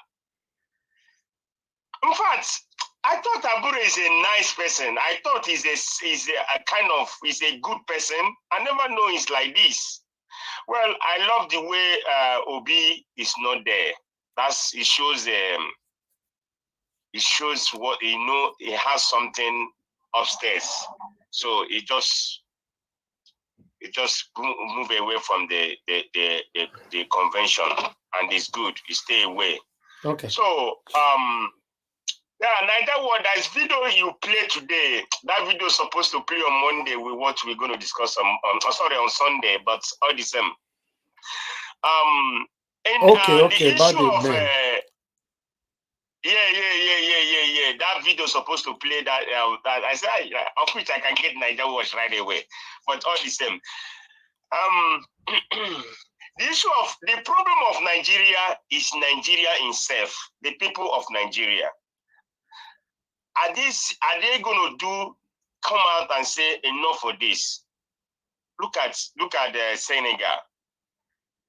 They should. Everybody in Nigeria is supposed to be saying about Senegal now. Talking about Senegal. How are we going to do our own life that way? How are we going to come out and stop the nepotism, the tribalism everywhere? The only thing is killing Nigeria is nepotism, tribalism, religion. All of this is killing that country called Nigeria. If they can do away with that and stop it, in fact, they could have get this 2023. But because of all these packages that they have, that the Nigerian people have, that's why they couldn't make it. So the so-called the regime of Buhari, one of them on Max, who is in that Buhari, question Malami, because who was ruling? It's Malami. He's one that ruling last regime. If somebody like Buhari, he's call himself Buhari, it's not in Nigeria, because somebody will be looting. Everybody was looting in that government, and all of them keep shut. This government supposed to bring all these people, all of them, and bring them into say, okay, come and answer this question. All of them, but EFCC, they just chasing clan, chasing something that not chasing them, looking for something that not looking for them. It's so bad that that government did all what they did and get away with it. It's only in Nigeria that such a thing is happening. It's unfair. They need to, okay, Buhari himself, so-called Buhari, you will never see that man anywhere stand and be talking and be saying anything. It's too bad. It's too bad. Even Bala Blue need to wake up from his slumber. Thank you. Man, Thank I you, don't sir. know. Thank you. Watch. And they need to do something, believe me. Okay. Thank you, please, sir. That video you play, please, I want that video to replay on Sunday so that we talk on it. I don't want to say anything on that video right now. Okay. Thank you, sir. Yes, sir. Thank you. Okay, callers, I'm done. I'm done right now. Let us move on. I would like to call on the first person on the panel today to speak to us. But can you hear me? Everyone that's just coming in right now, good morning, good afternoon, good evening to you. Depending on please do your part by pressing on the like button. Help us to share. Let our voices go far as we listen to our wonderful panelists. The first person on the panel today is Naija Watch. Okay, thank you very much, sir, for joining us. Good evening to you once again. I'd like you to talk to us. You have 8 minutes. Jesus Christ. Nobody can. Okay. Good evening, Mr. Elvis. Good evening to other panelists, and good evening to. Can somebody hear me there? Yeah, we can hear you. Yeah. Okay. So, first off, I can see why some honorable people are refusing our national award. I can imagine that President went and gave a national award to officers that their cases are still under investigation. Okay, what if after investigation it was revealed that these people did not actually go for peace mission, that it was all about oil bunkering? What will happen to those awards? So that means we would have given awards to those that were working against the nation. We would have given award to people that were selfish in their visits. So and the president decided to go with the narration that fits him or that he wants. The president also said in his address that those people went without any arms, that they went there without arms to go and make peace, and they made their death. Meanwhile, we have videos that shows that those officers went with gunboats. What did they use in killing those people in that community, that town hall? What did they use? Did they use their hands?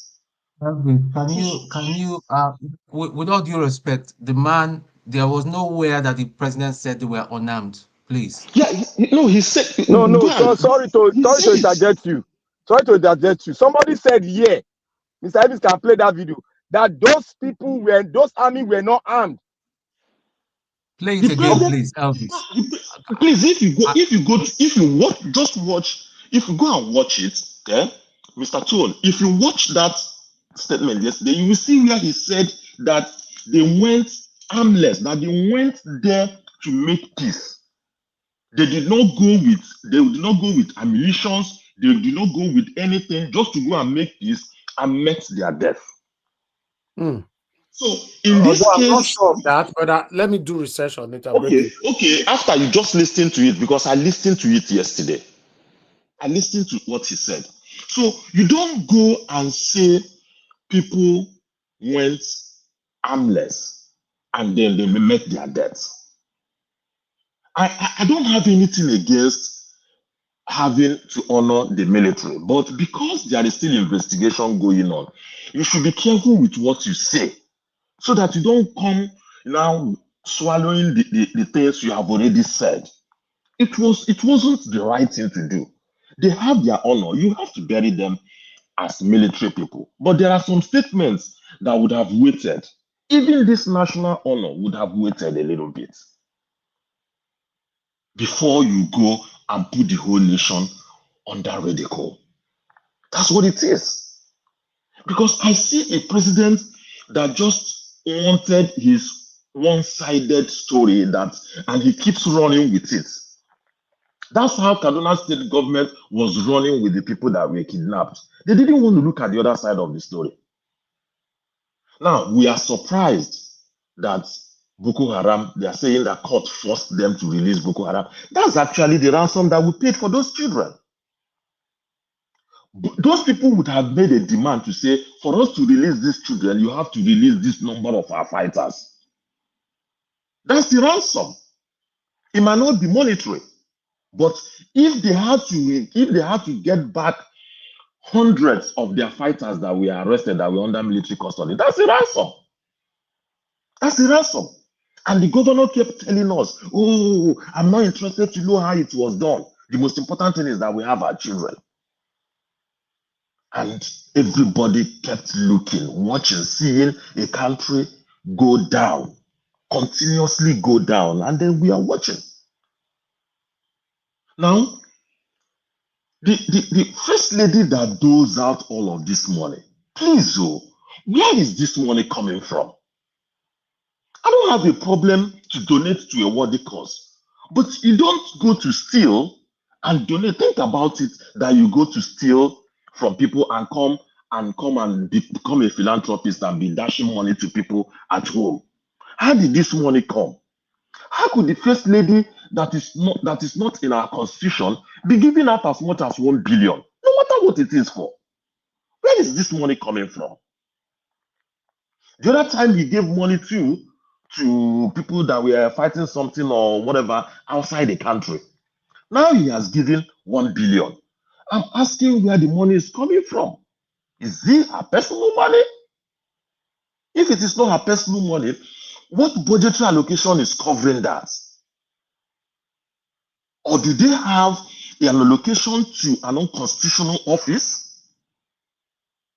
So when we see all of these things and people still want us to be patriotic, how could you be patriotic in a nation that does not love you? This country don't care for any of us. So, and then you are being attacked for saying it how it is. Now, on Abure, what I am thinking is Abure would have been given a marching order to do this or face his case in the court. That's why I was talking against somebody having a compromise on you. So if you have a case that you don't want people to hear, maybe only one person know. Anytime the person asks for anything and you say no, the person will remind you that, I have something. If I tell the public, your own is finished. And you say, oh, okay, take. That's exactly the kind of thing that is going on. He has a case. And the ruling party has the judiciary in their hands. They can decide to prosecute anybody they want. So if he has to disobey their instruction, they might dust his file. They will dust it and a case will start. So you see a man that doesn't want to listen to anybody because it's a selfish fight. Because he will come out to say, I have done what you want me to do. He wouldn't care about what happens to the party, but because he's trying to save his own life. But the country, I keep saying it, cannot run like this. Mr. Edis, I sent you a picture, something like a graphic thing, where somebody wrote, the president of Senegal at 44 is a president at 44. Meanwhile, our Reno at 50 is behaving like a fool. All of these things we are calling out, all of these things we are saying and doing, it is for our country to be good, though. It's not because we hate the country. There are some of us that owe everything to this country. We don't have any other place. We don't have any other place. So when we call the country out or call out some of this behavior, it's because we love the country, not because we hate the country. No, that's not what it is. We love the country. But you can't watch your country go down the drain and you keep quiet because somebody wants you to be patriotic. Somebody wants you to be patriotic. I still salute those that are in the country there and are still doing those. Because they have so harassed us, they have so made us so scared that we hardly can speak out. So when I see Mr. Dele Farotimi talk, I applaud him. Because that man is in Lagos there with them. And he is still very bold, speaking out. I pray every day for his safety. I pray that they don't cut him down. Because what we have now is a dictator in civilian clothes. A dictator in civilian clothes. They can pick up anybody. They can take out anybody. If you don't dance to their tune, they will take you down.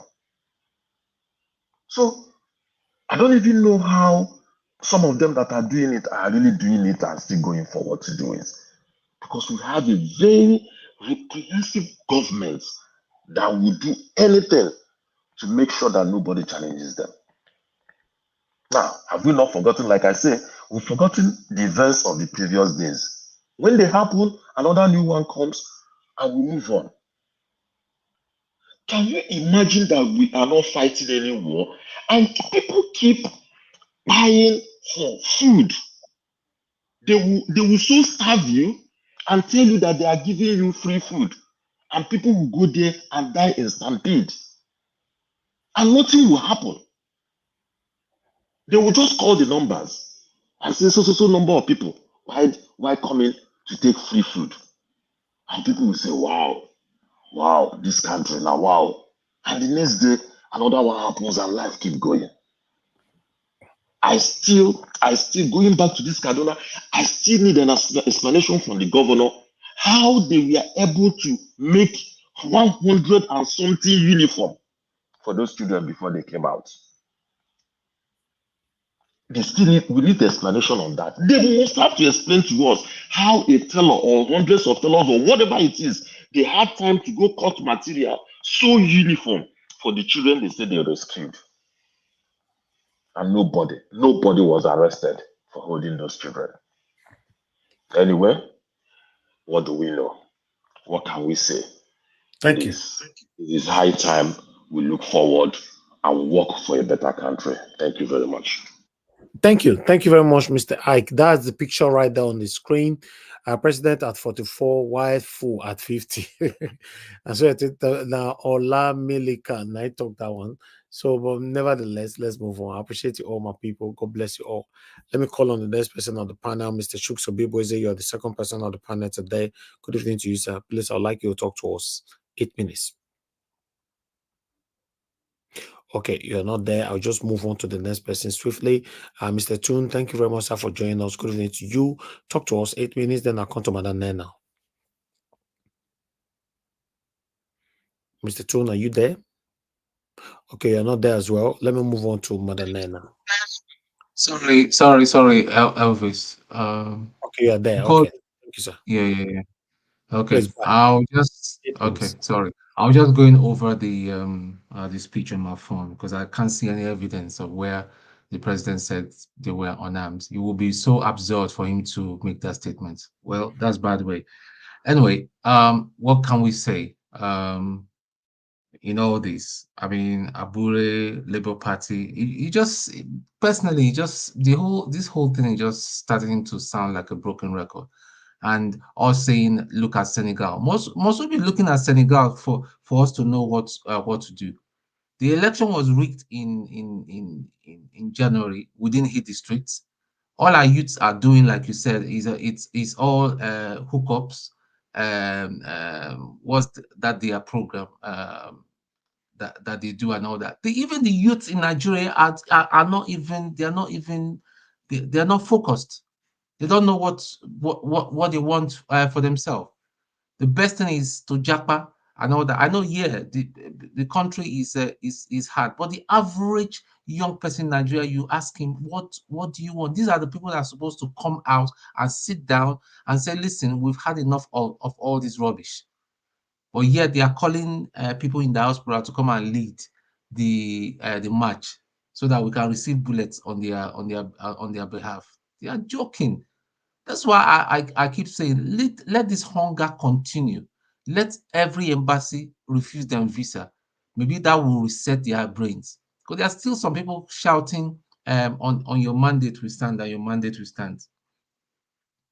The president that is giving posthumous awards to those soldiers and all that, what did he do for them when they were alive?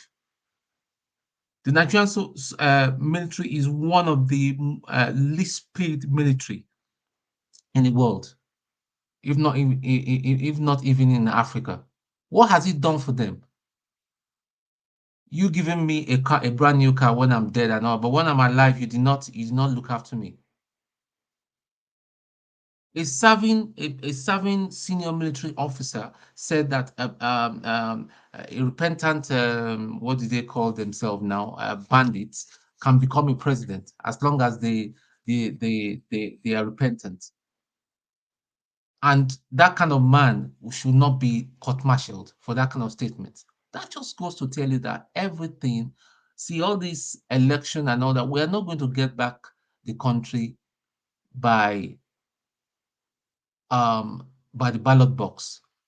We need to come out. Whatever happens, happens. After all, now once man they die. Those guys that died, they did not, at least they died trying. And please, let me just say something here. Please, Elvis made the statement yesterday that we should not abuse, we should not use this platform to abuse. And I think it's only fair as well that other people that have other agenda, like agitating for IPOB. Nothing wrong, but please don't come here and start giving wrong narratives and start here is okay and be celebrating people that the soldiers that they died that day. It was a good thing that they pied them. If it was your brother that was killed, will you be happy, or your relative? Please, let's be sensible. I Did don't know where anybody say that? Did anybody say that? yeah, It yeah. was In the comments, there are people in the comments that are like that. I will call out one particular guy called Jaja and all that because on the comment section, you mean? yeah, from Then yesterday, yeah, specify he that has been in the comments celebrating. now. He has been Exactly. No, He's been Mr. Toon. celebrating the death of those Yeah, soldiers. but Mr. Toon, next time, please, you need to be specific because you say don't come here and say that. If I didn't ask you now, and other people play this video maybe from tomorrow, they would think that it was the people from the panel that stated that. You know, No, next it time, please wasn't be the panel. specific. It wasn't Yeah, the panel. no, I know. Now we get it, but It's the next time, comment section, yeah. So what I'm trying to what I'm saying, in other words, whether it's an IPOB person or Hausa Fulani or whatever, and all that human life. Do you know what it means to take another man's life? Just because you do not agree with them politically does not mean it is right for you to say, yeah, those guys should be killed. It is not right. It is not right. Okay, and what again? Mrs. Tinubu giving 1 billion naira. Are we surprised? Why should we be surprised? After all, he has told the whole Nigeria that they are very wealthy. They fed themselves fat with the with the coffers of Lagos State, and now they are on the federal level, and they are still feeding. So we shouldn't be surprised. That's part of the reasons why we want everybody. People thought that we hated Tinubu. People thought that it was about Yoruba or Hausa or whatever. And all that. No, it's because the antecedent that this guy has got, that he's a criminal. And when you let in a criminal to take charge of the country, this is what you see. Many more things are going to be happening every day. We talked about Better I Do. Now, like Elvis said, where is Better I Do now? That thing has gone cold. In fact, she's chilling. We don't know even who is involved. Now, the guy that escaped Nigeria, I'm sure when he talks, a lot of revelation are going to come out. He's going to talk for sure. And we shouldn't forget that those guys came into Nigeria willingly, but they were kidnapped, just like Nnamdi Kanu. A court is giving order for you to release terrorists and all that, and yet Mazi Nnamdi Kanu is languishing in jail. An innocent man that has been declared not guilty. He's still languishing in jail. Tinubu has taken over the baton from Buhari, and he's still holding him. And you tell me that 2027 is going to the poll. We listen. Let's get our minds right in the right place. The judiciary has been captured. This time around, they are going to write results for us and give us koro. They will not even hide it. They will be saying, "This is the result I want," and all that. Do you think it's bad? Do you think it's a coincidence that Nwike was given the federal capital? There's going to be massive rigging in Abuja. Thank you. Okay, Mr. Toon, I'm sorry to ask this question. Maybe some of you might not agree with me, but let me still ask.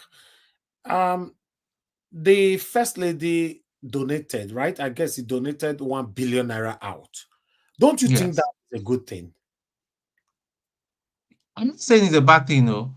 Why I addressed it was that the gentleman that said where the source of the money. I said, why should we be surprised that she's got a deep pocket like that? Obviously, we shouldn't be surprised. Okay. It's a good thing. Mr. Elvis, to your question, you said, is it a good thing or a bad thing? You see, I only asked about the source. It's not every money everybody gives you that you will take. Oh. if you know somebody that you know what he's doing that you don't believe in and that you condemn, if the person gives you money, you won't take. So it's But not about she's the the first money. lady.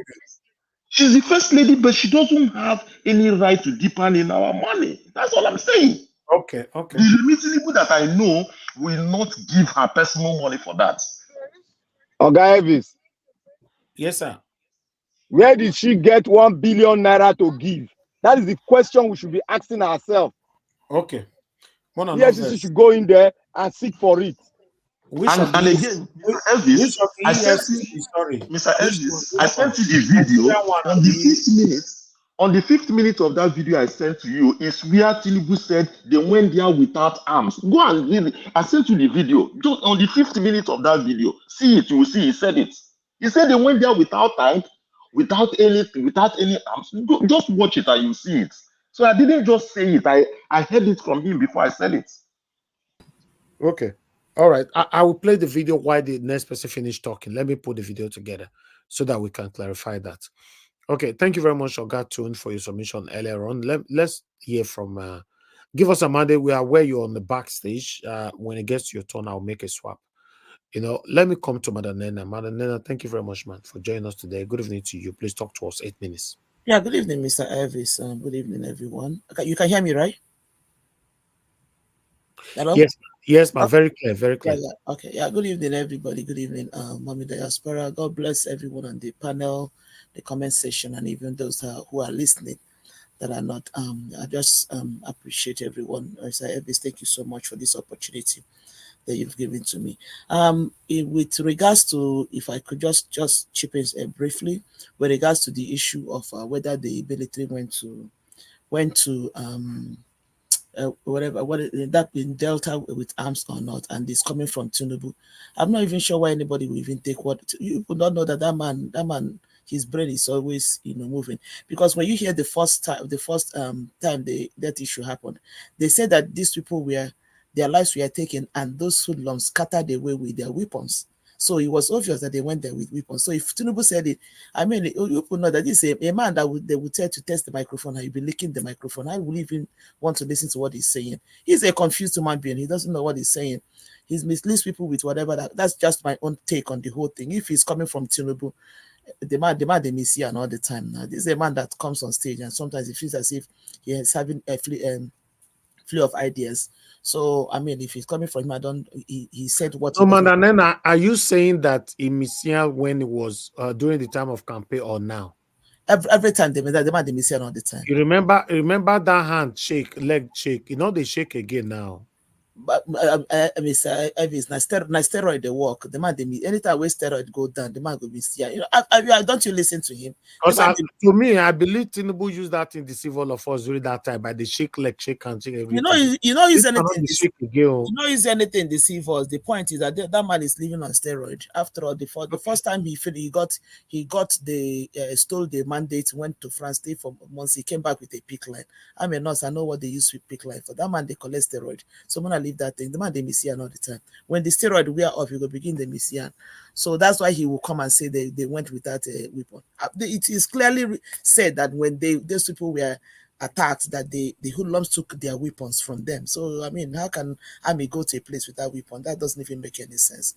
Anyway, that is just that for that one. Then I come to the issue of Abure. Honestly speaking, at this point in time, I'm kind of confused as to how somebody like Abure could be so powerful and acting so untouchable that he could go out and do what he did and he's been celebrated. And Mr. Elvis, I put something on the screen because sometimes some things get to a certain point that I begin to, ask myself, maybe I'm the one that is crazy or everybody else is crazy. Like I'm beginning to, there are some people that I respect, that I saw, that I've been standing with Abure all this while that all this madness is going on. And one of the prominent persons is Hilda Dokubo. I don't know, Mr. Elvis, if there's a way you can reach to somebody like that, Mr. Hilda Dokubo. I respect that woman a lot, and I know that those are one of the people that stood very close to P2B. I really want to know her opinion with regards to everything that is happening, because the day Abure was giving his press conference, I saw her conspicuously behind Abure, and even in this their got this just ended convention, I saw her in the front seat. So I want to believe that it's possible that she's hearing this whatever that's happening here, or maybe somebody that knows her. Please, if Hilda Dokubo, so because the reason why I'm calling Hilda Dokubo, Sorry, which woman are you talking about now? I'm talking about Hilda Dokubo. I don't know how many of us that know Hilda Dokubo.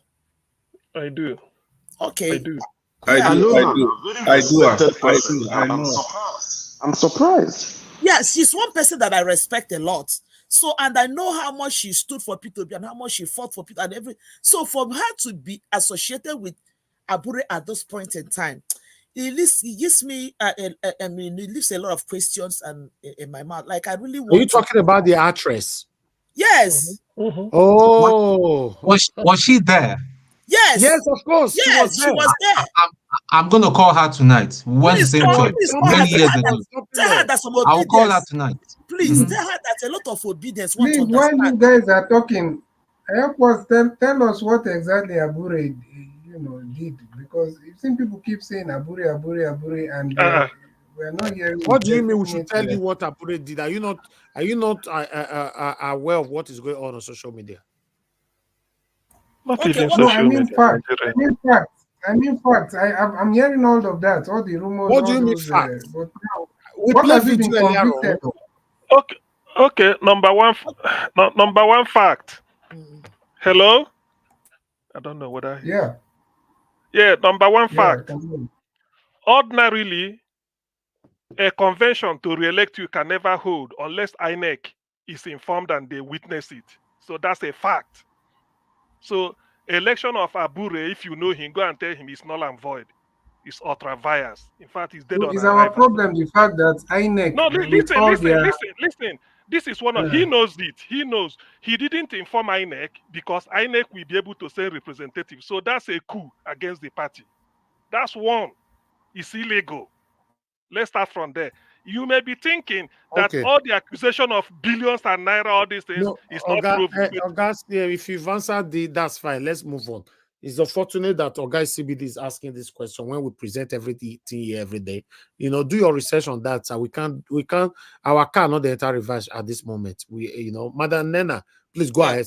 Go ahead, man. Yeah. So like I was saying, the whole thing got me a kind of confused. Like, and again, coupled with the fact that the person who declared Abure the winner of that supposedly a convention election is the vice governor of Abia State. Like, the whole thing got me confused.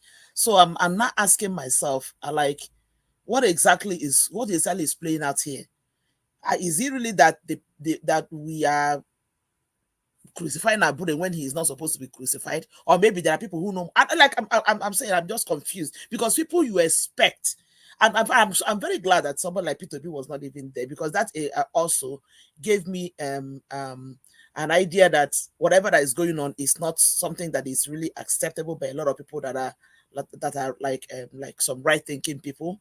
But then to have somebody like some of these people with Abure, it leads me to, it leads more questions that needs an answer. So anybody, the person that said she wants to call he wants to call Ahida, please tell her that a lot of obedience, people like me that respect her, I appreciated her effort during with the obedient movement and everything. I saw her as somebody that has the same ideology and ideological views and stuff like that with P2B. So if Abure is going through what Abure is going through at this point in time, and she is standing strongly behind him, then I need to understand. It makes me question, like, her credibility, or maybe we are the ones that are just overthinking the whole thing. Maybe it's not as bad as it is. So I would like someone like her. I would like to hear from somebody like her. Honestly, that's just the way I feel about the whole thing. So, having said that, it's very obvious that Abure is a very desperate man.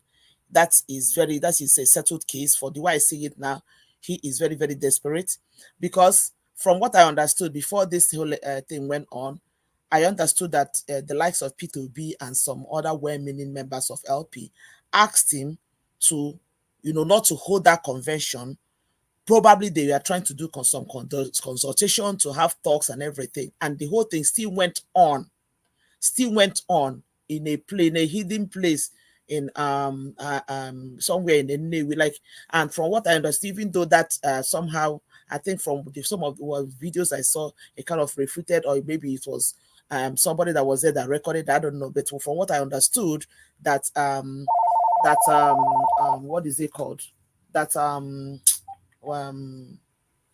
journalists were bad, from being part of the whatever that was going on there. So honestly speaking, I'm confused as by the whole thing. So, and that tells me that you see that this man is just outrightly desperate and wicked, or maybe there is more that we don't know that they know. Maybe we really need to understand, because as much as we can say that we are not a Labour Party members, by the reason of the fact that P2B, who is the man that we all support, is in Labour Party, by proxy or by whatever word we can use it, we are somehow connected with Labour Party. That's why we are concerned. So for me, I'm just, okay, let me just stop using the word we. Let me use I. For me, somebody like me, that's why somebody like me is concerned. So I really want to understand what is going on, because this thing is this desperation on another level, and it's the audacity in another level. I don't get it. I don't understand the whole thing. I'm not going to talk much. I'll just touch briefly on the issue of there's a question that somebody put: if the forces that hold into the book can hold P2B if P2B gets there. Let me tell you something. If somebody holds something on you, if somebody has something on you, there's possibility that the power, that's whatever it is, can still hold you. With the point I'm trying to make, just like somebody, I can't remember who made that submission. If you have committed something so much that somebody has it as a blackmail, if I should use that word, against you, then they can hold you. If we all remember, during that election, before the whole election came to play, first of all, Tinubu was not what's his name? Buhari was not in support of Tinubu. Everybody know that Tinubu was not his candidate, was not the person he wanted to get in there, and also the person that, from what I understand, the Shetima was not the person that Tinubu wanted to pick for his deputy. So this whole thing, we are mad. At some point, I want to believe that at some point they made probably like a treaty, that is allegedly, that's my own thought. Probably they made like a treaty for him. So if we must get you in here, if we must go by your discretion, then this is what you must do for you to get there. And that is why they did everything to put him there. So for the fact that they put him there, now they hold him, in a bad place where he must have to do what they want. After all, why do you think that with everything that happened in Niger and everything, the first thing that he could present as a remedy to the situation is that people should give, that governors should give land? That alone tells you that there are people that he is there to please, dance to their tune.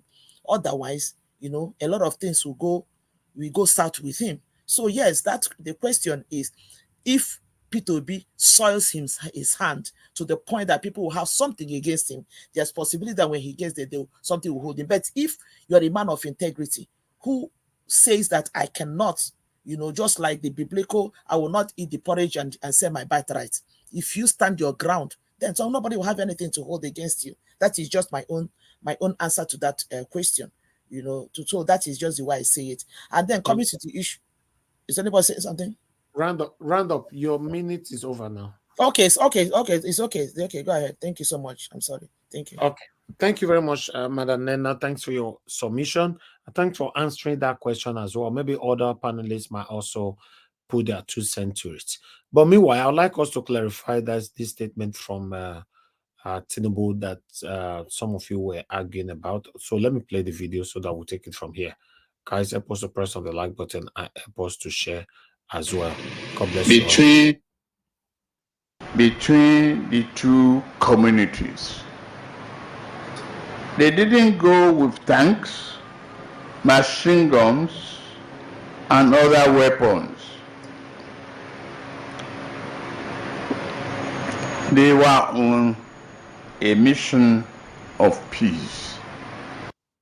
Okay, so at least this is confirmed, right? Elvis, can I say something? Yes, sir. Coming from that background, Yeah. can I just say something? Go ahead then. The person that wrote that script is just sorry, he's an illiterate. He But was badly worded. no, that's not how you go about it, sir. I thought you wanted to first apologize there before you go on that. I have been in the military, Elvis, in case you do not know. I wasn't an other rank. He did not. There was no place he said that they were unarmed. He just listed some heavy. He just listed some heavy arms. He said they didn't go with armed, with machine guns and other weapons. No, that video we play now. Can you repeat what he said, please? He said listen. He said they didn't go with tanks, machine gun, and other weapons. Yeah. So yes. What is your argument there, Mr. Toon? I'm not arguing anything. When somebody said other weapons, what do you mean? Can you clarify for us, please? Wait, when you say other weapon in the category of heavy arms. I'm just saying. I'm just trying to. A soldier cannot move forward without not carrying AK-47. Please calm yourself down and talk to me. We're not arguing. Not you, Tone. What I'm trying to say to you is that the person that wrote that script, it's just badly worded.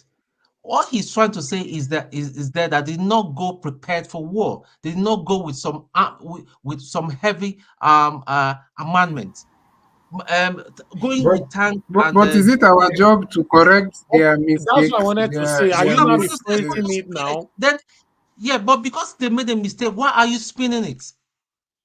If we have to be right, let's be right. Mr. Toon, we just heard from him now, said it, and other weapons. I don't know what you say. He did not say they went unarmed. Did he say that? When you said you didn't went there with, listen, he say that? He mentioned group of weapons. Hang on, Mr. You Toon. don't understand English? It's you I should be asking if you're coming in that way. When somebody say an other weapons, I just asked you a question and you're not answering. He just said an other weapons. Are you coming here to teach us English? Let me play it once more. It said an other weapons.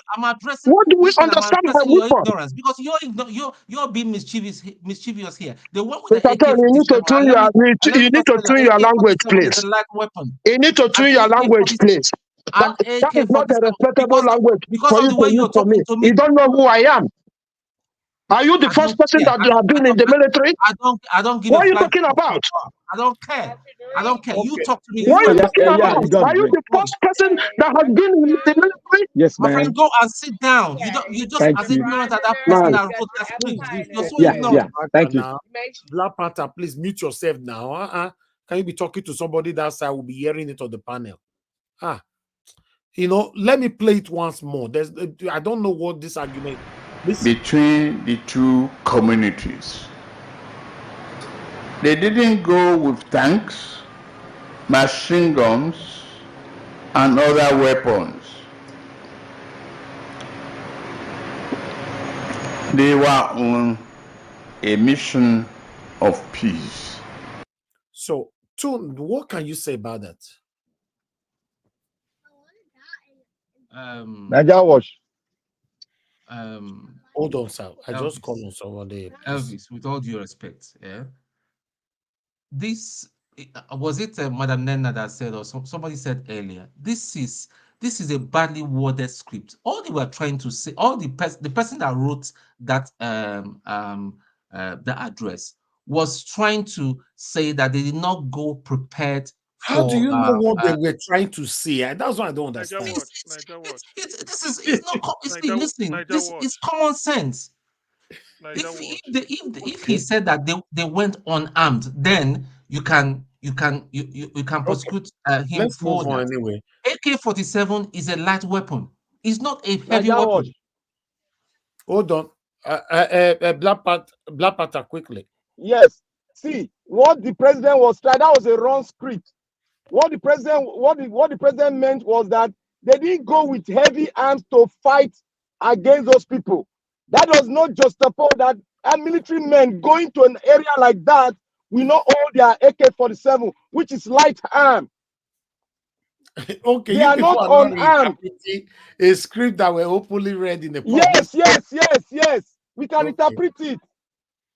But they didn't go with heavy arms. Now we must be interpreting. He never said hold unarmed. on. If he said Now we have to unarmed, be then we can be interpreting attacking him. Calm down. He never used the word Now unarmed. we have to be interpreting everything that they say. My brother. We have to start interpreting everything. Wait, Oga. If military, the United Nations are going for a peacekeeping mission, it does not mean that they don't go with light arms. That is what I want people to know. They didn't go with heavy arms. Black Panther, that is what he's please. saying. Black Panther. They know We are the ones that know about light arms. We are the ones that know about light arms. Calm down now. Calm down. We are the ones that know about light. Wait. Hold on, please. So you people are not telling us what is on that video, right? You're the ones that know about light arm more than the presidency, right? Wow. See, you people can know about light arm more than look. You people can Mr. make caricature of the message, but what we are trying to tell people is that they didn't go with heavy arms. A military was going to that terrain. Mr. Black Panther, hold on. You can't take this. I was the one that said this, and I sent you a video. You see, this is exactly what happened when Chicago State University said that the certificate that Tinubu has did not come from them. And people said, oh, they didn't say it's fake. So what is the meaning of it did not come from you? So if president said they went there without arms, what is light and heavy? What are you talking about? He said they went there without arms. So, that means excuse me. Some of excuse you. Excuse me. Please. Black Panther, you just hold on, please. Calm down, Black Panther. You can't take over the. I beg. I'm not playing here. I'm not playing here. Hello. Let another person speak now. Hold on, sir. I'm coming to you.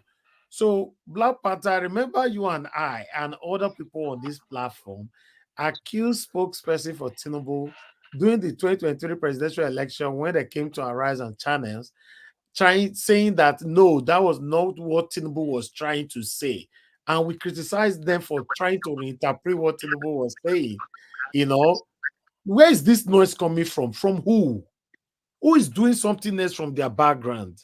We're on a live broadcast, please. You know, so if you people criticize those spokespersons, then what are you guys doing now then? Mr. Oga CM, go ahead. Okay, yeah.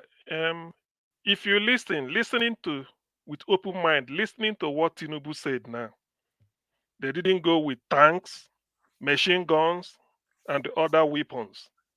You will believe that it is true, but I don't believe it. This is me speaking.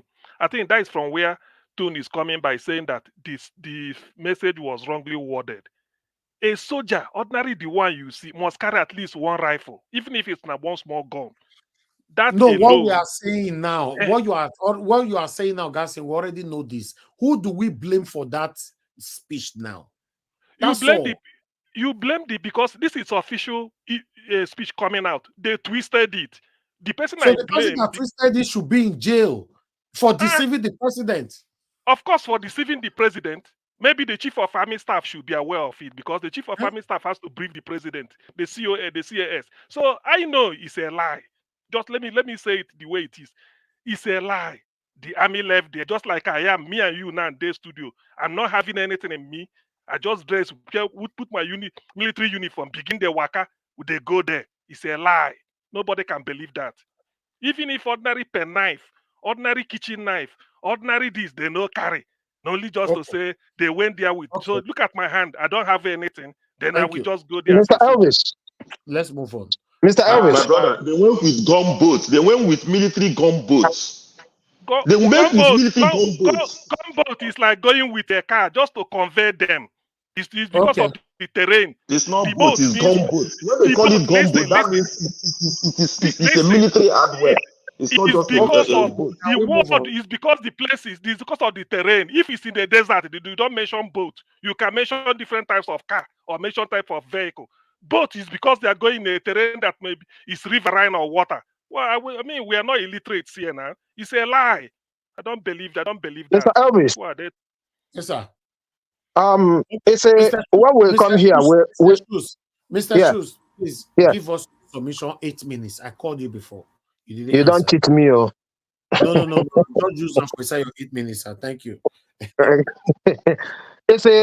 Sometimes we come here, right? We need to be open-minded. This is the president talking to the world. He's not talking to you and I only. So when the president said they didn't go there with tanks, machine gun, and other weapons, I don't know how somebody can come and teach me the English again, and other weapon. Even a kitchen knife is a weapon. When he said an other weapon, it means they went there without weapon. That's what the message is sent us. We know what happened. That's what we should be thinking and talking about. We can't continue to defend the indefensible. And this is what is happening right now in Niger Delta. People are talking, yes, we commiserate with the families, with the deaths, right? But is it right for the army to go down there and burn everything?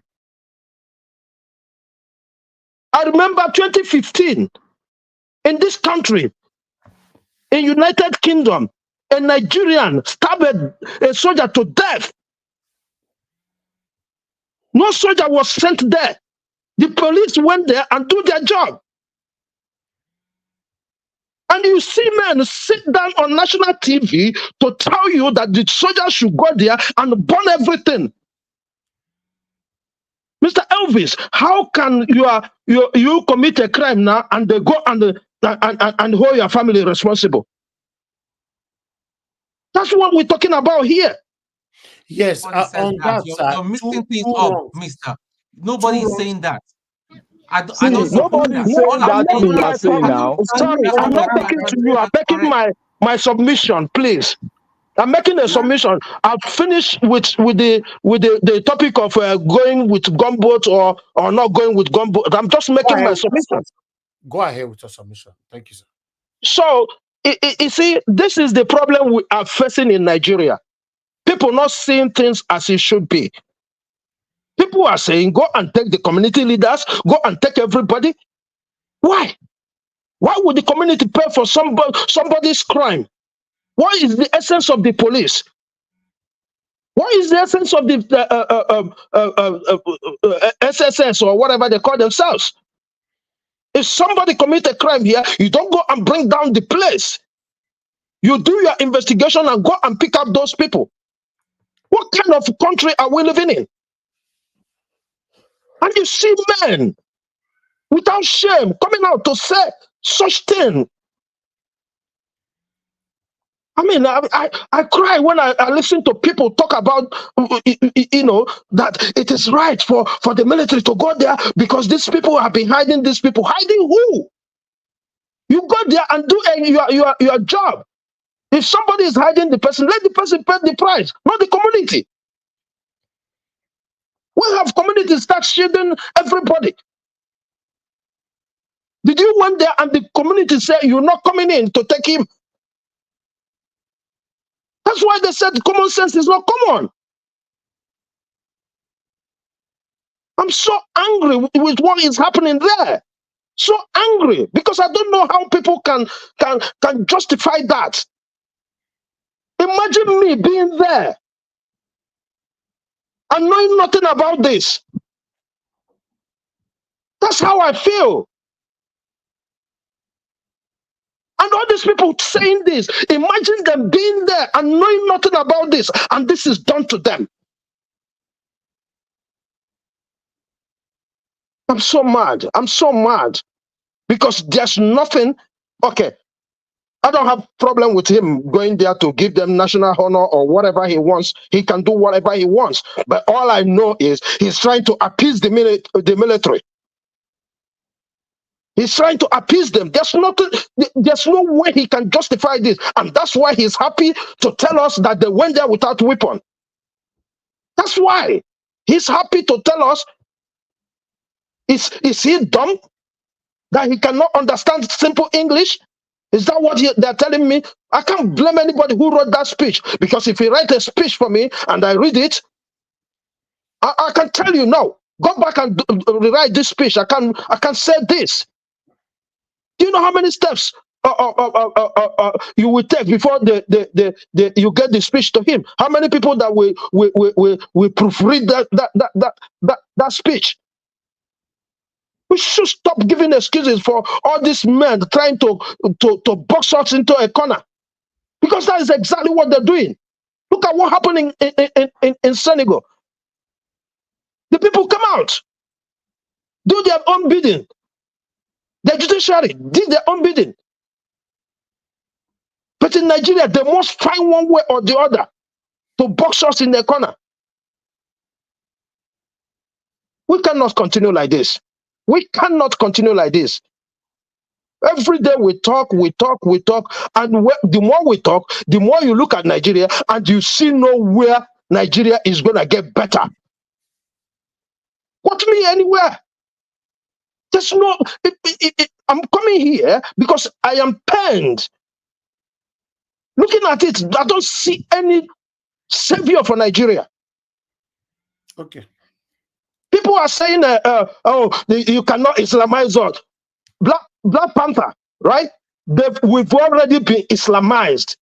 They're not trying to. And I can explain it to you. Because you cannot have a society whereby you have the normal law and the Sharia law. Have you lived in the north before? Go and live in the north. You will know that you've already been Islamized, because you dare not do whatever you're supposed to do as a citizen there. You dare not. You can't go out there now and drink beer. Is that not Islamization? Can I ask you a question? Yes. You are saying you have been Islamatized. Why can't they stop the people from the east from not to drink beer or not to wear ski pants in public? I don't know where people are getting all these things. I will answer you that. Just hang on. I will answer you that. Today. I will answer you that. Yeah. Black Panther. I live in the UK. Yeah. If I want now, I will go to Manchester. Right. As long as I live within the law of the UK, I can do anything I want there. Okay. Okay. 1 minute, sir. If I step out from Anambra State, which is where I come from, to go to Kano today, I cannot drink and walk on the street. I cannot. Okay, round up. So if that is not Islamization for you, for me, it's Islamization. Thank you. Thank you. Thank you very much, Mr. Chuks Obiweze. Let me pick this call quickly. Sir, I can see you call a couple of times. You have 2 minutes, sir. Just go straight to the point. 2 minutes. Even 2 minutes is too much. If I was on your platform, it's 30 seconds, 1 minute. I just want to chip in on what you people said there, Bola Tinubu said. Mr. Niger Watch, let the people not be deceived. I wore uniform. I completed 35 years, and I left as a senior officer, budgeted. Hey, a colonel cannot go to a place without arming himself with at least a pistol. Every other person behind him is carrying a light arm. What Bola Tinubu is telling you people indirectly is that they did not go there for war. No tanks, no armored cars, no this and that and that. Simple. That does not represent that they didn't have any arms on them. Okay. And that's all I just want to tell you. Whether people agree with me or not, they can challenge me. I'm talking from experience. God bless you. Thank you very much, sir. Thank you. Yes, sir. Thank you. Yeah, okay, let me sorry take to this. have called in again. No problem, sir. No problem. Thank you, sir. Okay. Yes, sir. Okay, Mr. Chris, thanks for calling in, sir. Good evening to you. Please go ahead. You have 3 minutes. Yeah, good evening, Mr. Nanjawich. Good evening, everybody on the panel, everybody in the comment section, everybody listening to us all over the world. My name is Chris. I'm speaking from Dublin. Can you hear me, sir? Yes, sir. Yes, sir. Yeah, good evening, everybody. I completely respect the opinion of everybody on the panel and on the comment section. But I'm just taken aback that we are discussing that speech and we seem to be confused. The intent and the purpose of that speech is very clear. It's just the presidency making excuse for whatever happened that day. And these two excuses are one. It's just trying to say that the military, they were not armed. That was why they were being able to be pied the way they were pied. And the other part is that they are trying to justify that the military went there for peace and nothing else. So there's no mistake in that speech. There's no question of the person that wrote the speech made a mistake or the person should be. I don't know. It was, they know exactly what they were doing. And that's the message they've passed across. That the military were not armed. That was why they were being able to be defeated the way they were. And also, they didn't go there for peace. So it was the community that had aggression against the military. So that's just it. Then for Black Panther, I think you have to rethink what Islamization means. It doesn't mean that everybody will now start bearing Quran everywhere we go. It's already upon you. It's already upon you. You already see the double standard everywhere in the society. Look at the way, just look at the how many people in ISWAP did they release? How many? 300. That's just the tip of the iceberg. It happens every time, everywhere. And we are still talking about nobody is going to, they cannot Islam. How else do you want them to do it until they start forcing everybody to go to mosque or whatever? Well, that's my view. Good evening, sir. Thank you for the opportunity to contribute. Oga Chris, thank you, sir. God bless you. Thank you. Okay, callers, I'm done. Mr. Elvis, one more lie in that speech. One more lie in that speech is that he said the army restrained themselves, that there was no reprisal. That's another thing the president said there, that the army restrained themselves, that there was no reprisal attack. Meanwhile, people have been killed. Okay. All right. Let me call on the next person. Let me go to Mr. Jonathan. Mr. Jonathan, it is your turn to talk to us right now. Good evening to you, sir. Please talk to us. Thank you very much, Mr. Elvis. Please walk with your time, or 8 minutes, because we have food. Yeah, okay. Thank you very much. Greetings to all the panelists and all those that are on the comment section, those that are listening. Greetings to everyone. Welcome. I just, briefly want to start on those videos that you presented at the beginning of today's broadcast. The pastor, that is barrister, what's his name? Laborious. I believe that is his name. Yeah, that guy. The guy is neither here nor there for me. He's a normal guy. I kind of like him. The one who was talking about pastor destroying Christianity. And, they are pretty much, they are magicians. They are scammers, they now call that are now pastors. I like the way he framed it. God of men. They are God of men. They are not men of God, And today, an average Nigerian, an average Christian, their loyalty is not to Jesus Christ, their Lord and Savior. Their loyalty is just to mere men. Those are the key things I pick from what he said, and those are things that I completely agree with. And if we are going to see any deliverance, let me use the word deliverance now, going by, the topic that he spoke on, Christianity, spirituality, and all the rest of it. If we are going to receive or get any deliverance in Nigeria, it's not going to be at the exclusion of the Christian leaders,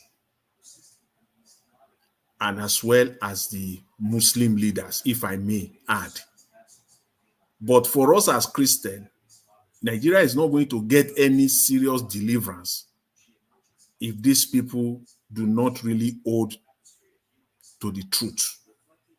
Because they are the one, they have the platform, they have the megaphone, they have the followership. And most of them, if not all of them, they are not using it.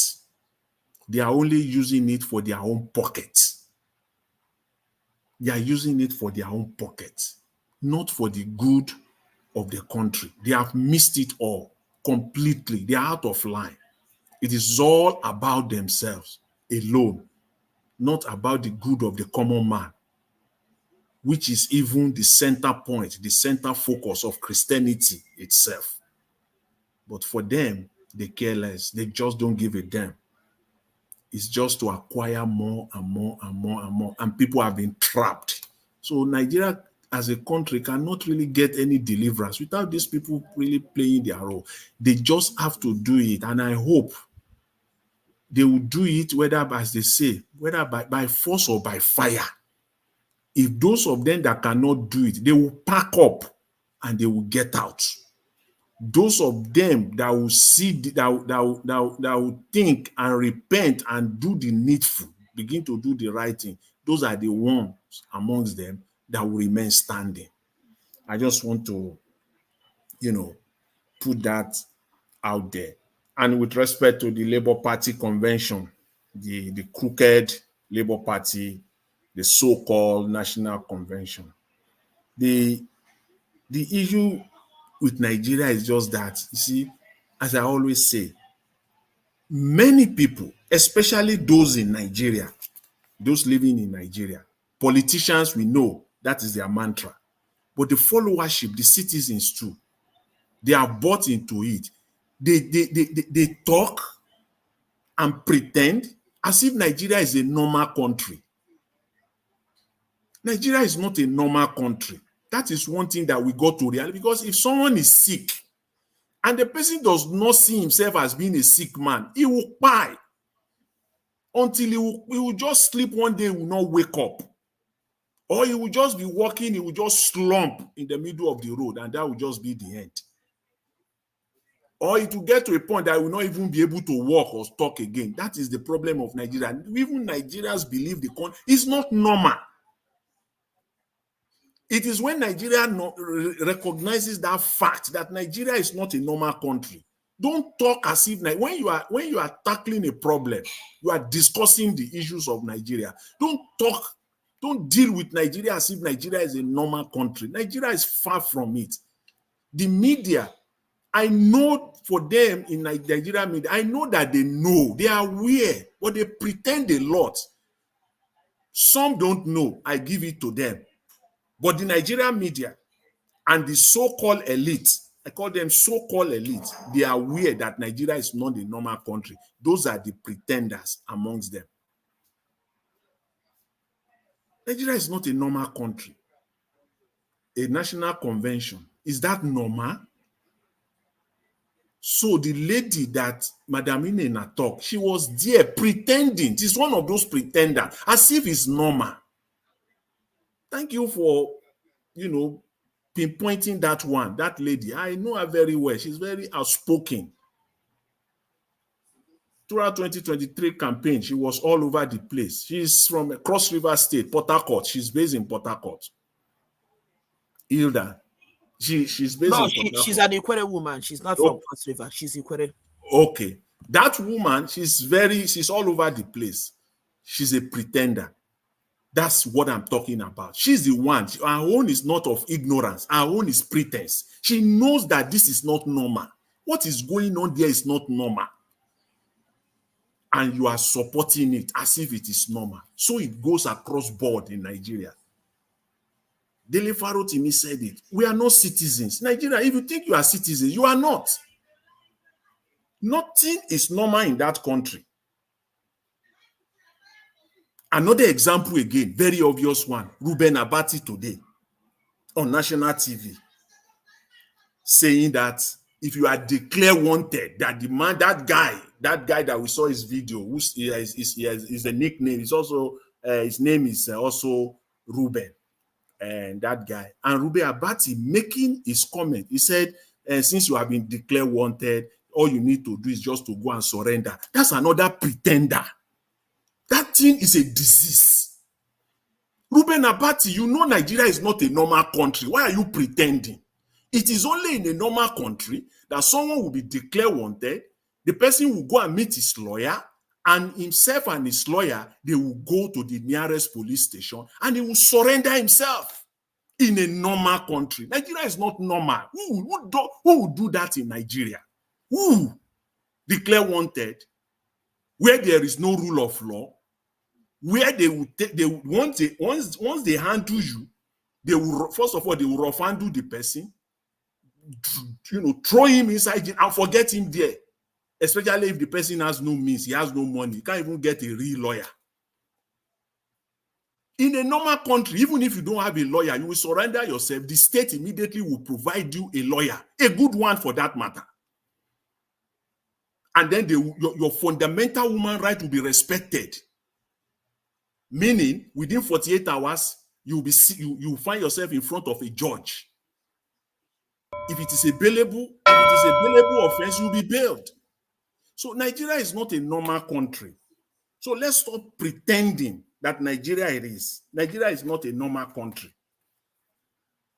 And until we recognize that, until we realize that Nigeria is not, is it a normal country? What happened in Okoma and all the lies being perpetrated, even by the person that is at the ends of affairs, the so-called president himself, is that normal? Everything about that country is not normal. It's abnormality across board. And again, I want to say yes to the election of Bassirou Faye of Senegal. Yes, I say yes, that yes, his election is a game changer in Africa. It is a game changer. I want to say yes to that. Okay. Thank you very much. Thank you very much, Mr. Elvis. Thanks to everyone. Really appreciate it. Thanks. Thank you, sir. Thank you very much. I appreciate you. Thank you very, very much. Okay, let me come to Oga CM. After Oga CM will be ECBD. You know, ECBD, get ready. Go ahead, sir. Good evening to you. Mr. Najawash, you have skipped me 3 times. But you know, say for some more now, that is why I don't know. I was just keeping quiet. You skipped me 3 times. Black Panther, you have spoken for 10 minutes already. Let me be one. No. When we're having arguments, all the argument. Wait, I need to speak. Now before I forget what I want to say. Okay, Augustine, please wait. Let him go. Go ahead. Speak. Greetings from me to everyone out there, and greetings to our elders and everybody that have spoken. I want to make this statement. I'm ready to get anybody annoyed. I'm not going to insult anybody, but I'm ready to get people annoyed.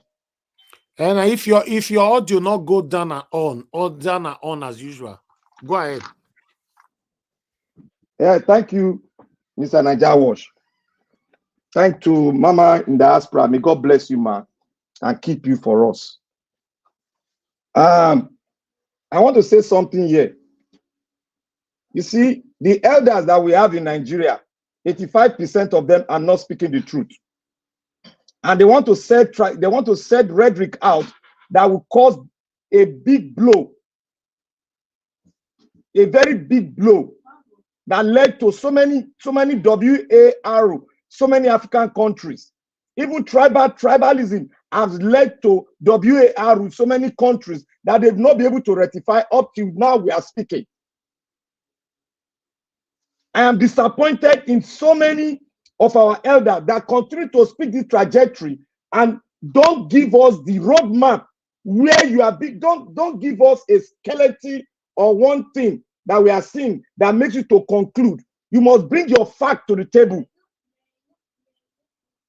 People keep on saying Nigeria is already Islamatized. Do you know what it is to move from River Niger down, to move more than 100 million people to be forced into Islamatization?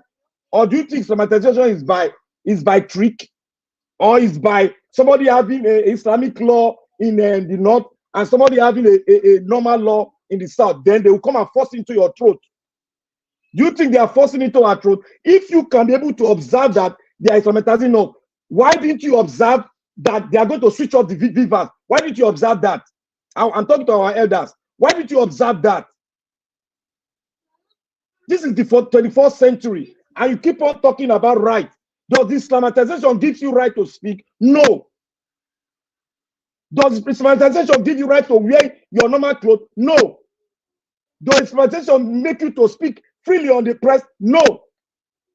When the North is going through Sharia or whatever, is it total Sharia they are practicing? No.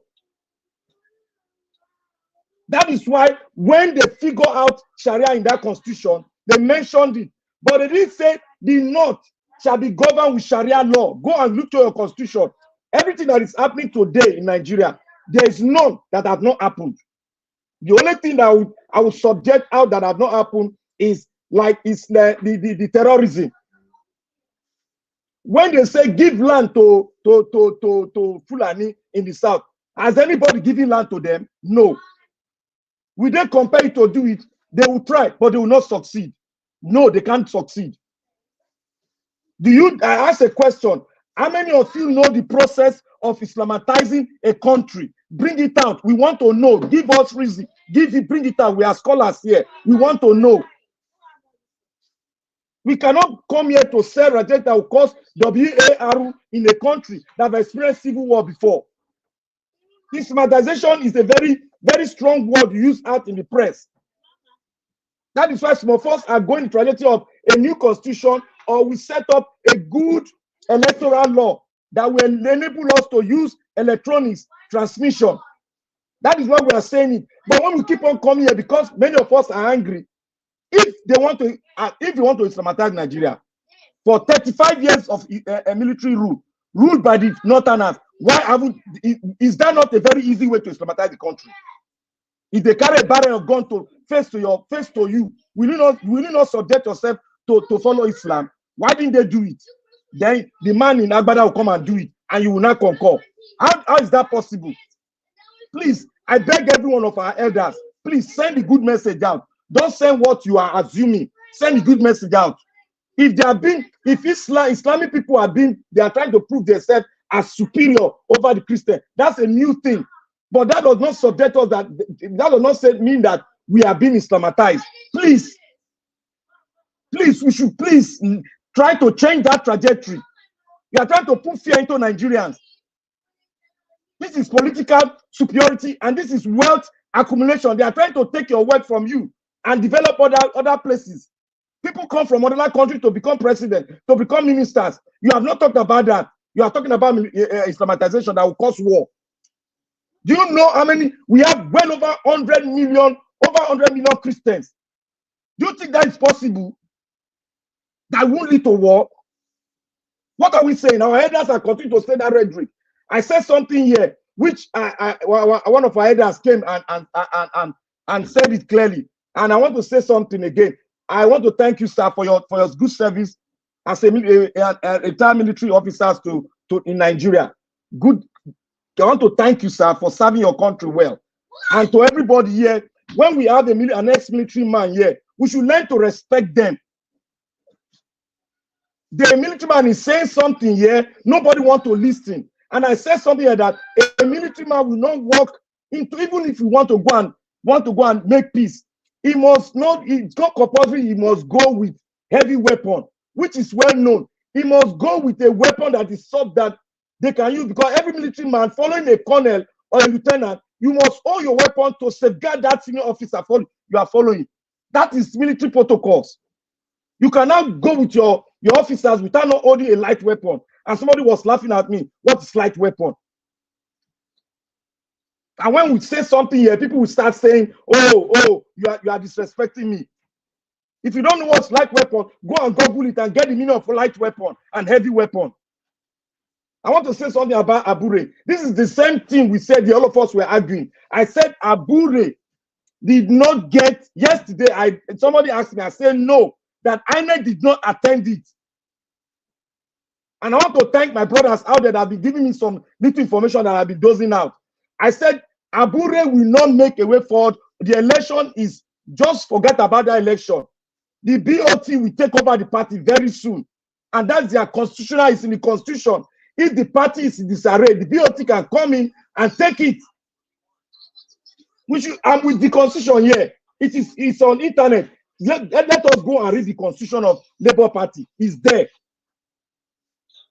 And when I said something here that the chairman or former chairman of Labour Party, he has a problem. This is do or die for him, because the present party, I don't know who might have made a deal with him, because this thing has never happened before, where a single chairman will take a political party somewhere and organize the party without even following the rules and regulations of it itself.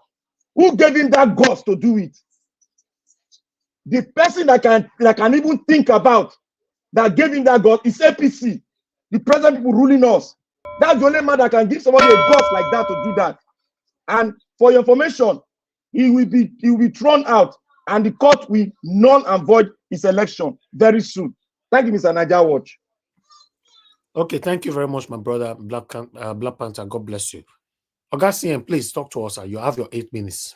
Can I ask him a question before Mr. CM He doesn't comes have in? minutes to respond to the question, sir. He doesn't have. Okay. A lot of people are waiting. Augustine, please go ahead. Okay, Just put the question you. down, please. Thank you. Okay, thank you, Niger Watch, and I greet everybody. All protocols duly observed. Let me quickly answer the question: can the forces that control Tinubu control P2B when he becomes president? First, I do not believe that there's any. Like the first sentence is, I do not believe that there is any forces controlling Tinubu. What Tinubu is doing is the script he must have signed secretly, so it's not a force. Now, because I believe so, if P2B did not sign any pre-agreement, whether secret or in the open, before getting in, no force can control him. You're a victim of the God you wish to worship. That's all for that. Now, Allen Onyema said 200,000, 2,000 pounds in the UK versus 200,000 in Naira in Nigeria. Anyway, what I will tell the man is that let him not push his luck too far. Let him just consign himself to his aviation business. He cannot tell me the cost of living in UK, no matter what it is, with 200,000 Naira in Nigeria. What if the person falls sick? What of buying Panadol in Nigeria? I go to Tesco here, buy Panadol without looking back. Use my left hand, pick it, go and pay. Because I know it's genuine. With your 1 million Naira in Nigeria, if you are buying Panadol, you must have to check. Maybe scratch and ask NAFDAC. There are a lot of things. There are a lot of things that is sort of included in that 2,000 pound. So he should not just draw the parable. If the intention is to dissuade, sort of discourage people from moving out of the country, let him get to his feet and say so, and not just to make cheap whatever. It does not rhyme at all. 1,500 pound in the UK is still better than 200,000 naira in Nigeria. There is what they call stress and happiness. You can't get it. Anyway, I don't want to waste my time on it. That will be a good debate when I have time. Then Abure's self-succession gambit. I call it a gambit because he's wasting his time. The fact that INEC did not send a representative to observe it is enough. Somebody analyzed it on TVC saying because this is a veritable excuse for anybody to refuse whatever Labour Party says. He said, after all, I don't recognize Abure as the party chairman. When you say that, he said, did INEC observe the convention that threw you up? That's all. It's as simple as that. So I don't want to delve into it, but it's a disgrace that the man who says he's a lawyer is behaving in this way. What really is it in being a Labour Party chairman at all cost? Look at the way he's disgracing himself. I'm so disappointed. But I know, like I said earlier, he's laying claim to being elected is null and void. Is ultra vires. In fact, it can't stand the test of time. It will be thrown out in due course because right from forces in Labour Party will challenge it. They will tell him that, look, this is an illegal gambit that you just, this is a gambit anyway. It's an illegal mission. He went to do, whether it's at Inewi or it's even in my home village, I don't bother. It's illegal. Then the other one is Remi Tinubu's donation of 1 billion naira. Jesus Christ. Well, that one safe. Anyway, we all know the answer. First, the office of First Lady is illegal. Ordinarily, in a same country, you should have asked him, how did you come about this 1 billion? I believe for her to donate 1 billion, she will have at least 1 billion left somewhere. So she's already a billionaire. Because if you can make 1 billion naira or two, whatever, you're a billionaire. So she's not donating in billions because she's First Lady. That is to tell you the state of decadence that is in Nigeria. Anyway, because in Nigeria, people leave the substance and chase the shadow. This woman, the way she even talks and the way her comportment says a lot about what brought two of them into marriage. Tinubu and his criminal business that we all know is on the open, and then like begets like. That's what I will say for that. Now the military, the honor given to the fallen heroes, the military people that died, giving honor to me, I do not go against it. Like somebody observed, they should have waited for the inquiry. Since you set inquiry to know what happened, you could have at least tallied a while and wait.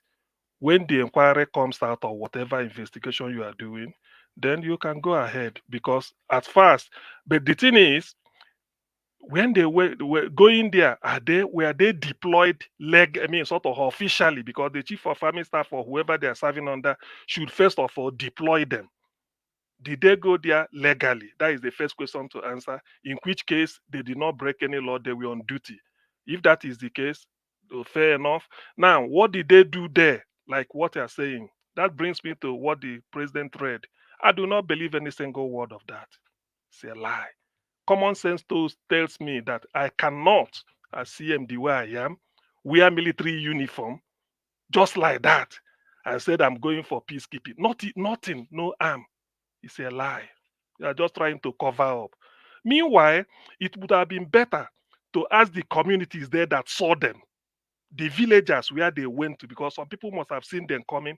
If to ask them, somebody can say maybe in confidence, say, "Did you see them?" Yes, we saw them. Did you see any of them with arms? They will say yes. Somebody might tell you yes. We know Nigerian military. Ordinary to check what is it called between Inewi and the Onisha, to check motor vehicle particulars, or just nothing, doing police duty. They are armed and and they're quiet at will. Now they know that there is a communal clash and they are going there unarmed. Why is he trying to deceive? That's rubbish. I do not believe even the paper is written on. It's just a lie from the pit of hell. What I had in retrospect, what I had expected Tinubu as the CNC to be telling Nigerians is those lists you published that these are the terror people that are sponsoring terrorism in Nigeria. It is not me that released it, because if it's me, people may say it's a propaganda. This is officially the government you entrust to protect your life and property. They are now telling you that these are the people doing it. Published a list. What is happening to them? That's why I asked that day, what next? What is happening to them? So that tells you the state of where Nigeria is really headed. We are not heading anywhere. It's just a deceit. People deceiving people. You published a list of terror by your own admission. If it were the other party, maybe Labour Party or PDS, say it's this, you are the government. You have everything under your control. You said you selected it. You know the names. What is happening to them today? Yet you are telling us about nonsense. Now, let me going forward. This is an advice to people listening. What is happening in Delta State, Okuawa, and all those things is because we haven't learned the lesson. OD happened under Obasanjo. No lessons were learned. Zakibian, the same thing. In the Western world, not that they don't have calamities, they do. But when it happens, they will sit down and say, look, we want to conduct an inquiry. The inquiry is not necessarily to know who to punish, or the way they say, the ass to kick. Of course, that is part of the inquiry. But most importantly, what they want is, how do we stop? What did we get wrong? What made it possible for this thing to happen? Then how do we prevent it in future? That's why sometimes you see people will say, when this thing happens, when you ask the victim, you say, look, I don't want this thing to happen to any other parent. It happens in the UK. Maybe they kidnap somebody or something happened, or they abuse maybe one pedophile abuse one small girl, and they are then they say, look, at least any parent's nightmare. I don't want it to happen to any parent again. Let me be the last. Please do inquiry. That is the essence of inquiry. Because if they had done inquiry in OD, they would have known what it means to send military to. That is assuming these people were deployed. They were not deployed on illegal mission. Say they were deployed rightly. They would have known what it. They should have a sort of a code of practice whereby they said any military leaving the barracks and you are going to quell a civilian confrontation or whatever you call. These are what to do. I mean, to avoid that of OD. Because they will say, we've learned this lesson that when they are going, they should be this or that. But we've not learned anything. And that is why this thing happened. Then the thing happened in Zakibiam. The same thing. Now Okuawe again. What is the guarantee? That's what I'm asking now. That in 4, 5, 6, 10 years time, this thing won't repeat itself. Maybe somewhere around there, it could be another coastal area. So Nigeria, we've not learned anything. We've not learned anything without apportioning blame so far yet. Apportioning blame. What I going forward? There must be inquiry into what happened. Let this be the last. We've had Odi, we've had Zakibian. Let this be the last time this type of thing will happen. Because when you do inquiry, conduct inquiry, you come up with a white paper and say, these are what we found, and these are what we have to put in place. Going forward, we shouldn't be repeating this type of thing. That is what Nigeria needs. Apart from that, look, this thing will be repeated, it will repeat itself again. Then as per what the president was saying, all these things are just blabbing. Let me Round just up 1 minute. Yes, I don't believe in it. I don't. I can't even trust that sentence. If whatever he said, giving a word, I'm not against rehabilitating those people, building houses. I mean, you can do more. Whatever you give them, I'm in support. But only you should have waited. Finish what you inquire and then know. Because even if you want to do, at least you now know what you are doing. Let it not be a case of like somebody of that, because it's quite correct that after doing this, you found out that really they didn't even deserve an award. Anyway, by the way, Nigerians give award to thieves. I remember one chap, former minister under Jonathan, I don't know, was it under Buhari? He was given an award. Then later it was he was being tried or something for fraud. Then the father said, "Why did you give him an award before?" Now you know all those things. So Nigeria is still the more you look, the less you see. I yield here. Thank you. Thank you, Augustine. God bless you, sir. Thank you very much. All right. Yes, sir. I just want to ask Augustine, Dr. CM, one quick question. What is the expected outcome of this inquiry that you talked about? Because as I said earlier, Nigeria is not a normal country. So what would be the expected outcome? Your minutes don't start tonight. 8 minutes you get to Jonathan.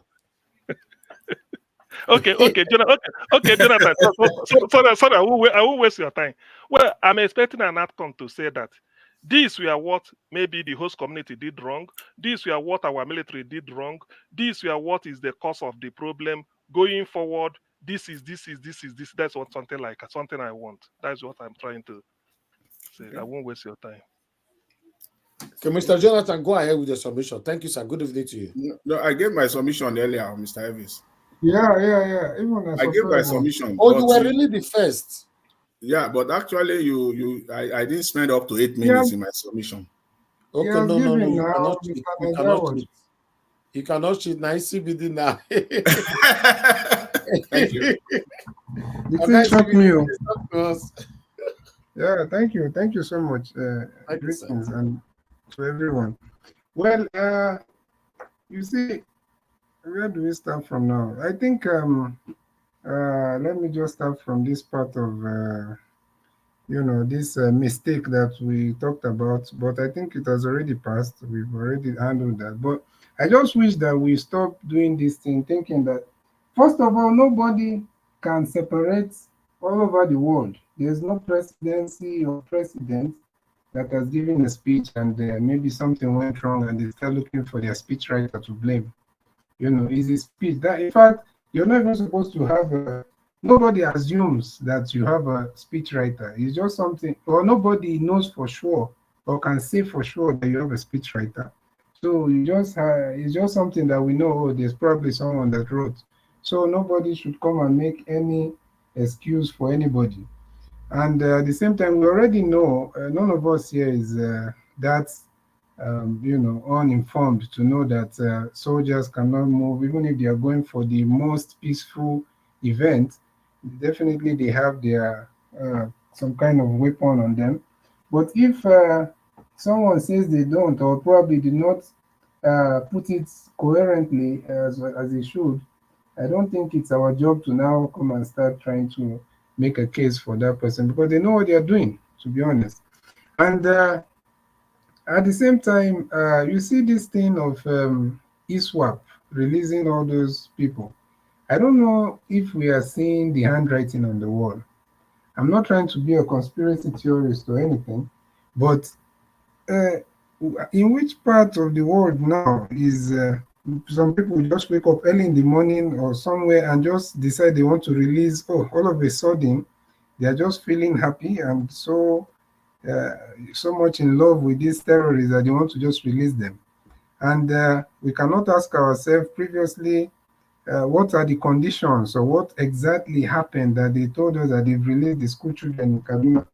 Is it not the same is it Uba Sani? Is it not the same person that said that he doesn't know or care what was, whatever happened, but he's just happy that his children are released?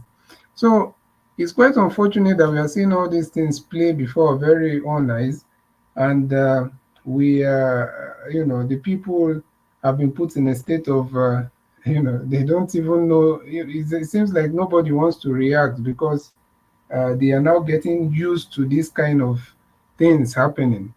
And for our brother here that is saying something about Islamization and all that stuff, we need to put it also clear that um, we are not talking about the Muslim general public or Islam. I think we need to understand that there are some religion in the world that some leaders would prefer for those religions to be the dominant religion in the space where they govern, because of it might be easy for them to to do whatever they like.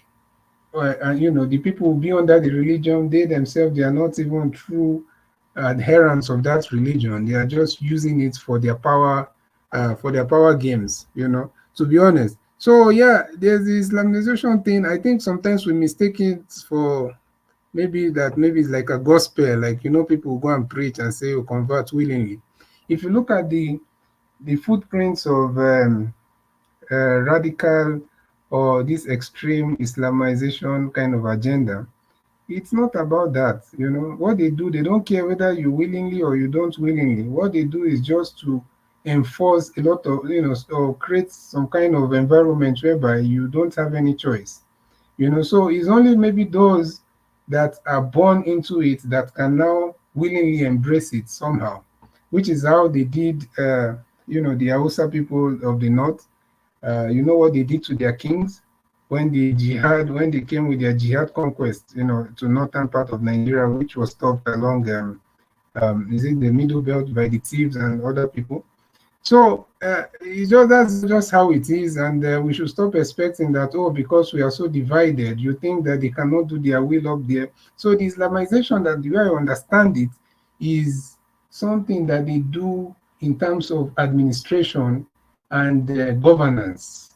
Doesn't have to be that, oh, they'll come and tell you that now you have to, what they watch you have to pray. I don't know how many times. Is it 5 times a day or what? So that's not how I see it as.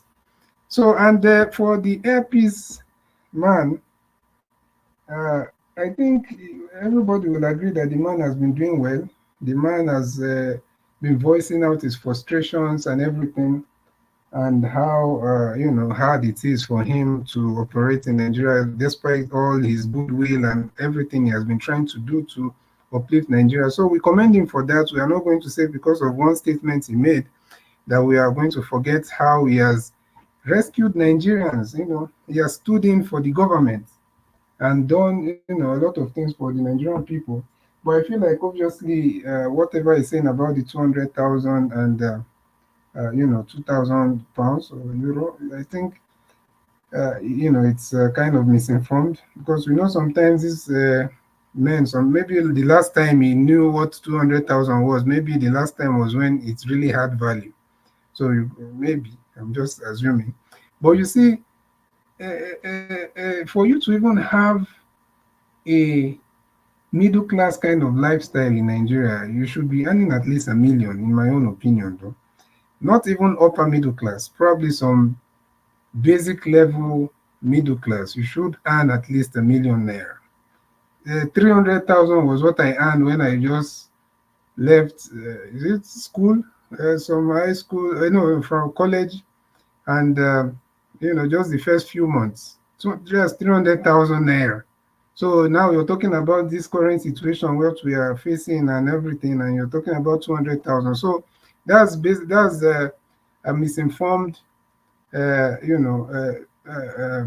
opinion or view that he has on the whole thing. So I feel like obviously, if you have a chance to earn £2,000 or €2,000, you should pursue that.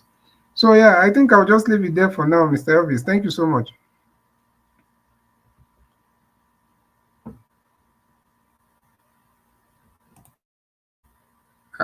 Hello. Thank you. Guys, CBD, thank you very much, sir. Thank you. Mr. Elvis. Yes, sir. Please. Sorry. 1 minute. Is it Mr. Jonathan? Just 1 minute. And please, before finally, I forgot to speak on this. I know my minute is still remaining like 2 minutes or so. You see, no, 30 seconds. Oh, okay, yeah. But you see, I don't know. Nobody should be attacking me here when I try to give my opinion on Abure and Labour Party, to be honest, because I feel like, do I think Abure is a blameless man? No, but at the same time, I don't think that Abure is our problem in Nigeria right now, or Labour Party. And Labour Party, as for what it's worth, they've been doing there. It's a party that is just finding its feet, and definitely there will be some things to be fixed in the party. But so far, if you're to weigh the good and the bad, this is the same party that has produced someone like Governor Alex Oti, that is a revolutionary governor that is transforming Abia State. And at the same time, everything, the same Labour Party we are talking, are they not the ones that held is whatever they held hearing or internal investigation and still cleared the same Abure of the allegations of billions? And at the same time, if the man is not convicted, I don't know why we should. Someone spoke earlier about how the people that are staunch obedience are by his side. I don't think, I think sometimes we might be going, internet is a very scary place sometimes. And sometimes it's good for us not to be carried away by this social media agenda that they are trying to push. So let us not get discouraged. CBD. Let us, thank you. Thank you, sir. Let us face our problem in Nigeria. That's what I'm saying. Please. God. Guys, CBD, what's happening now? I am stopping you. You are still talking. It's not nice. We have people waiting. Okay. Let's move on to the next person here. Mr. Elvis, please. I just you can't ask questions. You can't ask questions. No, it's not question. I just want to add something, just 20 seconds or so. I just want to add, thank you very much. I just want to add to this subject of Islamization. Nigeria is already an Islamized, how do you call it now, a nation already. There is no doubt about that. It's already. How else do you want to, spin that? See, how on earth our Nigerian army flag emblem, there is Islamic inscription on it. So hence when you see them believing that they own the Nigerian Mr. Jonathan, I will cut you there. That thing will be there for more than 45 years. That's what I'm saying now. Let us stop this rhetoric okay, now. Wait. Then what is he still doing? Okay. We don't have any point. Even our naira, even the naira that we spend, the 200 naira, the 1,000 naira, has an Islamic inscription on it. So what are we talking? Okay, thank you. Tunaja, please, I'd like you to talk to us. Good evening to you, sir. Is Tunaja still with us, sir? Oh, he left. Says, oh, sorry. I didn't know Tunaja left already. Okay, let me move on to give us a mandate. It's good to have you on the show. Please talk to us, sir. Good evening to you. We can't hear you. Okay, let me chip in this thing, Niger Watch. Since give us a mandate is quickly, sir. Quickly, let me have my permission. Exactly. Yeah, what I want to chip in is that I'm not here to attack anybody. What I'm attacking is Julius Abure. So if anybody holding brief for Julius Abure, it means I'm attacking the person. But all I'm attacking is Julius Abure because he conducted an illegal convention, and that's why I call his re-election a gambit. The law says INEC must be present, and they've discussed it widely today in different media. INEC wasn't there. So it will create more problem for Labour Party because anybody can now tell you, I don't recognize Abure, my whatever they are doing. They said you were elected, you claim you were elected. Who was there? Did INEC recognize you? So it's a problem he's creating for Labour Party. That's why people want him out. not because of the money Is INEC embezzlement. now? Is INEC now a standard of legality in Nigeria? Not No. That is the procedure in Nigeria. That's the procedure now. That is the procedure. That is Who the do you wanted procedure. to Abure, approve it? Abure is ready to go to court. Where is his spoon and knife coming from? Abure is ready to go. Oh God. Let's move on. Let's move on. God, Jonathan, all those your pot, spoon, and knives, is disrupting the media, sir. Pack all of them, go and put them in the kitchen before you unmute yourself, sir, please. Thank you very much. Okay, let me move on. Give us a mandate. Your network is very bad. Let's have our final submission for 4 minutes. Let me come to Mr. Ike. You're the first on the panel today, sir. Give us your final submission. Then I come to Mr. Toon. Mr. Ike, it looks like you're not there. I'm moving on straight away. Mr. Toon, please give us your final submission. 4 minutes, sir. Okay, thank you very much. Let me just make it clear. I'm not making a case for Tinubu, but all of us know his gaffes when he speaks. And the gentleman that called, I was in Okay, Mr. Elvis. Sorry. No, Thank you for this opportunity again. Mr. Ike, somebody's already talking. Go ahead, Mr. Toon. I'll come back to you. The gentleman that called that said he was in military, that was what I was just trying to explain. I'm not trying to I'm not trying to make a case for Tinubu. I'm not an Agbado person. I don't subscribe to all the illegalities. So let's just be clear on it. Maybe you've never heard me speak before, so that's my stand. All I'm trying to say is, if he has used the phrase unarmed, then will be very, very concerning. Anyway, they know why they did that. Again, that is another debate. Moving forward, I think we should just be concerning ourselves about 2027. Is 2027 going to come? How are we going to address it? Because all these things that we see right now on the ground are all distractions. There are still going to be more distractions. They will create distraction to distract us. It's a strategy, I'm sure in their gathering they will just be laughing and say, look at these obedient people that say that they are saints and all that. Look at what's happening with them. They like it. So let's just not get distracted. Let's be focused. Let's be united. We can't be saying there will be no election in Igbo land. Some people will be supporting sit down and hope, and some people should not go and vote. Although I understand where you're coming from, but if we are all united, because we've got one common enemy, and these people are not much. If we all come out, even if free states should come out one day, the federal government will shake. Look at just ordinary NSAS. Imagine if NSAS had happened in about 4 states simultaneously. Do you know what you'll have done to Buhari? So all these distractions saying this one, Islam and all that. Listen, not all Northerners are bad. And I'm going to say that with full hand on chest. There are good ones amongst them. And not all Northerners are Hausa Fulani. Because we all term them out of ignorance that they are Hausa Fulani. Every Northerner is Hausa Fulani. They are anti-Igbo. They are anti-Nigeria. No. That's a wrong narrative. So let's just be careful how we throw out our narrative there. What we should be concerned is, even the thieves. Let's start. They say charity begins at home. Let's start with the criminals in our own locality. Much respect to Elvis, much respect and greetings to Elvis. I like the way he calls out the people within his locality.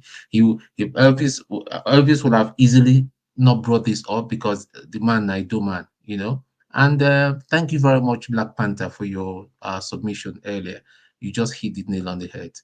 So let's just not get distracted. That's just what I'm saying. So we await Peter Obi, and we'll be anticipating, of what he will be saying. I'll be joining as well. Thank God tomorrow is a public holiday, so we'll hear and see what I'm sure that guy is a man full of wisdom, and we'll see what he says and where he's going. Thank you very much.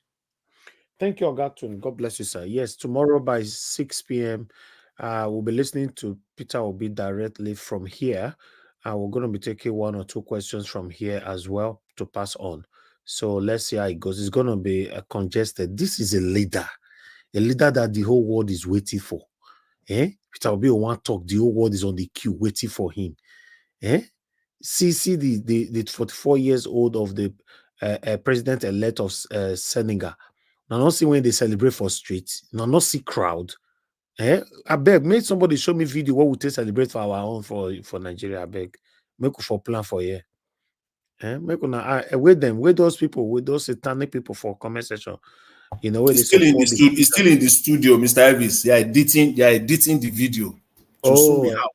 I saw, yes, maybe, and now I understand. What a shame. Anyway, give us a Monday. Thank you very much for joining us, sir. Thank you. Good evening to you. Please talk to us. You have 5 minutes. Now your baby, they talk to us. We know they hear you. Now your baby will they hear. Can you hear me? Okay, finally, they hear you now. Okay. Well, I don't know what happened to the network. But you should not give me 5 minutes, right? Because I was here earlier. I was here earlier, right? No, you are a late comer now. No, I was not late. I was here.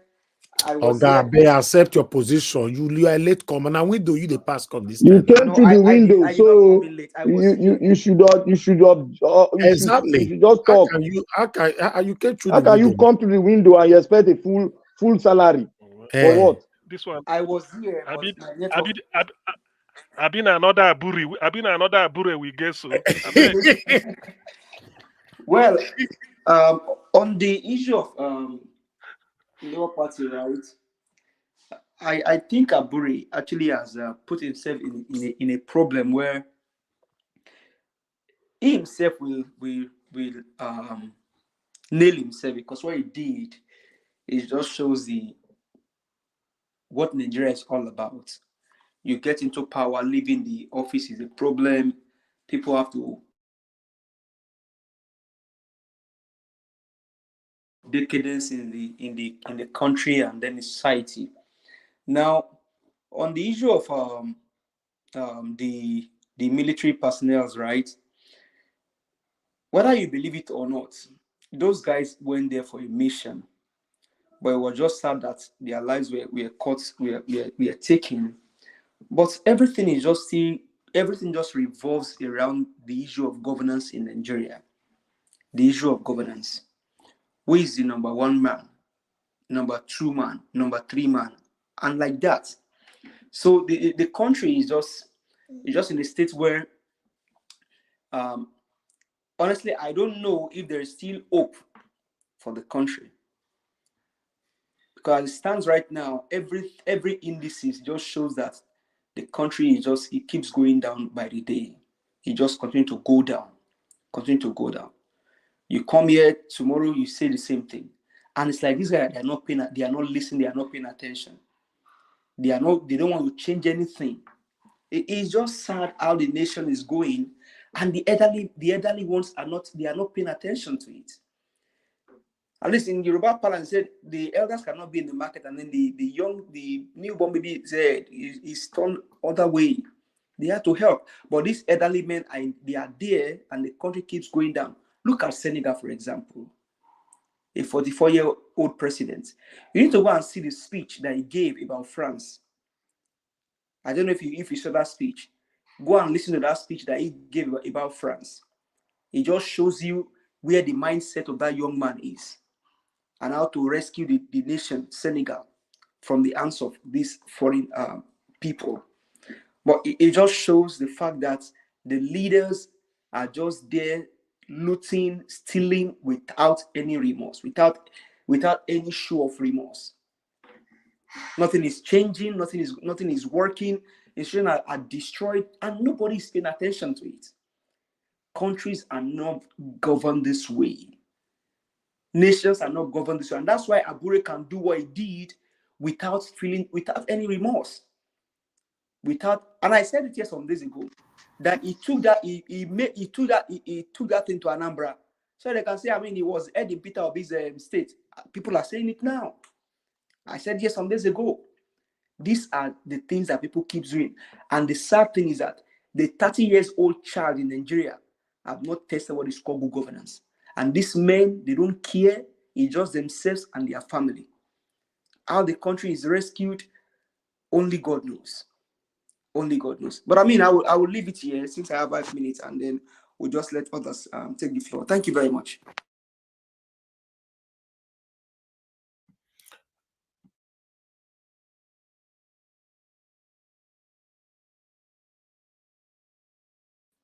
Niger was there. Mr. Like, are you there? I don't know. Continue talking. Oh,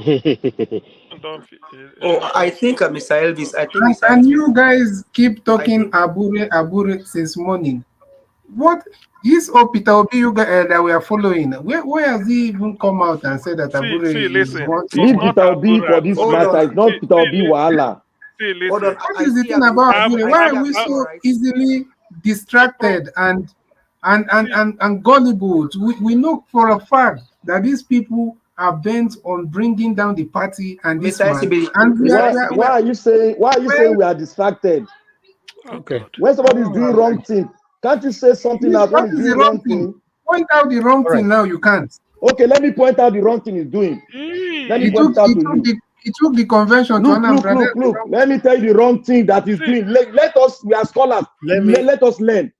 The wrong thing he did was he did not follow the constitution of Labour Party. 2, he signed an agreement to stay there for a few times so that we can go ahead with the presidential election and set up a body that will organize the Labour Party convention.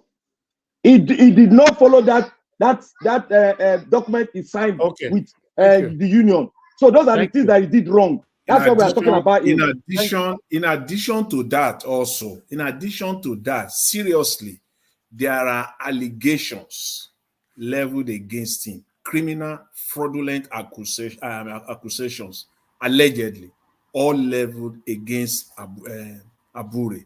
And for Labour there are Party, criminal, fraudulent allegations leveled against but the Nigerian Labour Party that you are supporting also, supporting on the ground of transparency, on the ground of fighting corruption in Nigeria. So what is the rightful thing to do for Abure?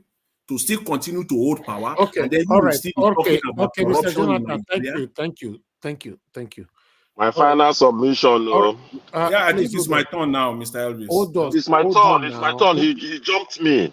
Okay, you guys hold on for now. Mr. CBD, to be honest, I don't understand you. But are you aware that Peter Obi has disassociated himself from Abure?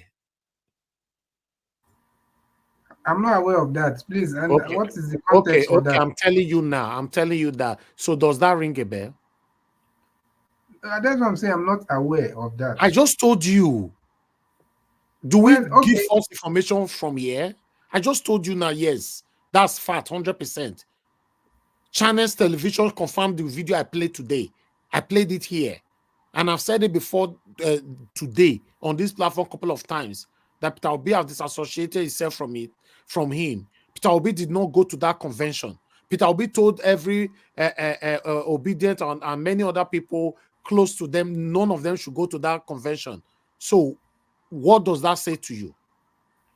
Well, if that's the case, then obviously I'm a supporter of Peter Obi. I'm a follower of Peter Obi first, so that's what I'm going to go. It doesn't look like, because when you be defending the indefensible, it looks like you are everywhere. I'm not defending. My point is that we are focusing too much on something. Focusing on what? Is it not part of the problem we have right now in the country? What do you mean we are focusing? What else do you want us to focus on? I think we should focus on what can be detrimental to the success of 2027 election as regards to. So that's what I'm saying. What path are you going to go through the 2027? Nothing will be more detrimental than Aburi. I don't understand. Nothing will be more. Are you serious? Are you seriously saying that, Mr. CM? That nothing can be more detrimental than Mr. Aburi? When did Abure come on the political scene in Nigeria? Listen to me. That's So the exaggeration I'm talking about. That's the exaggeration I'm talking about. You've not had me and you are calling it exaggeration. You say 2027 we focus. The greatest threat for Labour Party for 2027 is Abure. This is the reason. Abure going forward from today, 28th of March, is an illegal chairman or president of a party because the purported convention he conducted in which he elected people, he said that he was elected. INEC as the official or as the referee they have of disowned Nigerian it. election You listen to is all these not things, you are there. still arguing with us here. And then the Didn't you listen to the report earlier on? The implication is if Abure say give direction in Labour Party, instruct anybody to do anything, you are at liberty to disobey him. When he talks, he said, after all, I don't recognize you because INEC was not present when you were elected. That is the threat. Thank you. Before I call on the next person to give their submission, let me tell you, Oga ECBD, we are not, because I listened to you earlier on saying that, please, people should allow you to give your opinion. But we don't truncate people's opinion here. But what we want is that, what we don't like is hypocrisy. Just say, regardless of whatever that Abure have done, you are still in support of him. Then that will be fine. Don't be beating around. You are supporting Peter Obi. Then at the same time, you are supporting somebody that Peter Obi is disassociating himself from. So, it's like a confused situation right here.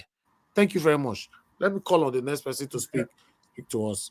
Mr. Ike, please give us your final submission, 4 minutes. Okay, thank you. I'm sorry that what happened was that where I was listening was there was a little bit of delay, so when you now called me, I didn't know that the live one had gone like 1 minute after. Sorry about it. Now, I want to ask Mr. Black Panther to go and study Turkey. Turkey used to be Christian country, and now Turkey, go and check what Turkey is now. Even the biggest cathedral has been converted. I go to Istanbul often, has been converted to an Islamic center. So when they say a place is being Islamized, does not mean there are no Christians there. If you go to Dubai, if you can call Dubai an Islamic country, you can call Saudi Arabia an Islamic country. But when you go there, you see church, you still see Christians. That's not to say that the country is not Islamized. When we say Islamic country, that means the administration of that country is done based on the influence of Islam. When Nigeria was using Sukuk funds, if you know about Sukuk funds, what that fund was coming from a bank, an Islamic bank, and they say they don't ask for interest. They don't ask for interest. They'll give you loan without interest. And I raised my hands and said, there's nothing that goes for free. Nobody can give you loan and say there is no interest if it doesn't have anything out of it. So you are gradually going there. It will never happen in one day. Trust these people. They are the most patient people I've ever seen. If it takes them 1 year to make only one step, they will do it until they will achieve what they want to achieve. Don't ever think that Turkey changed in 1 year. No, it took hundreds of years before it became what it is now. So when people say this kind of thing, please don't. I was in the north. When Sharia was declared in Zamfara state. And gradually, other states copied it. Those are those steps that they are taking. Now, if you go to Ebonyi State, you will see how far Islam had coming into Ebonyi State. They won't come to take the whole nation the same day. It's a gradual step. So when it happens like this, the devil has no free gift. You don't say, oh, give me 100 naira. I already have 1,000. When his 100 naira comes into that your 1,000, all of them will be polluted. So these are gradual steps. So when we are screaming it, we are not screaming. Before in Nigeria, we've not had Muslim tickets. It has happened now. That's one step. The next step you will see now, the Senate president will also be a Muslim. That's how it happens. Gradual. It's gradual. It will keep coming until you find out that you don't have any input in the administration of the country. You can still you go to your church, but when you finish, the administration policies are born out from the tenets of that religion. So we have to be very careful. That's what I wanted to. That was the question I wanted to ask you. The comment I wanted to say before Mr. Ivy said that we don't have time. So let's be very careful when things are unfolding. Let's look deeply and know where they are coming from. Then there were things we were saying casually before that Sharia came into play. But as soon as he came, I don't understand Hausa. One of my fellow coppers came and told me, say that if only I understand Hausa and heard what people say in reaction to my statements, then I will be very careful. Thank you. Okay, Mr. I, thank you very much. I appreciate you. Thank you. I appreciate every one of you right there. Let me quickly call on the next person to give their final submission. I'll go with Mr. Jonathan. Please give us your final submission. Thank you. Thank you very much, Mr. Evans.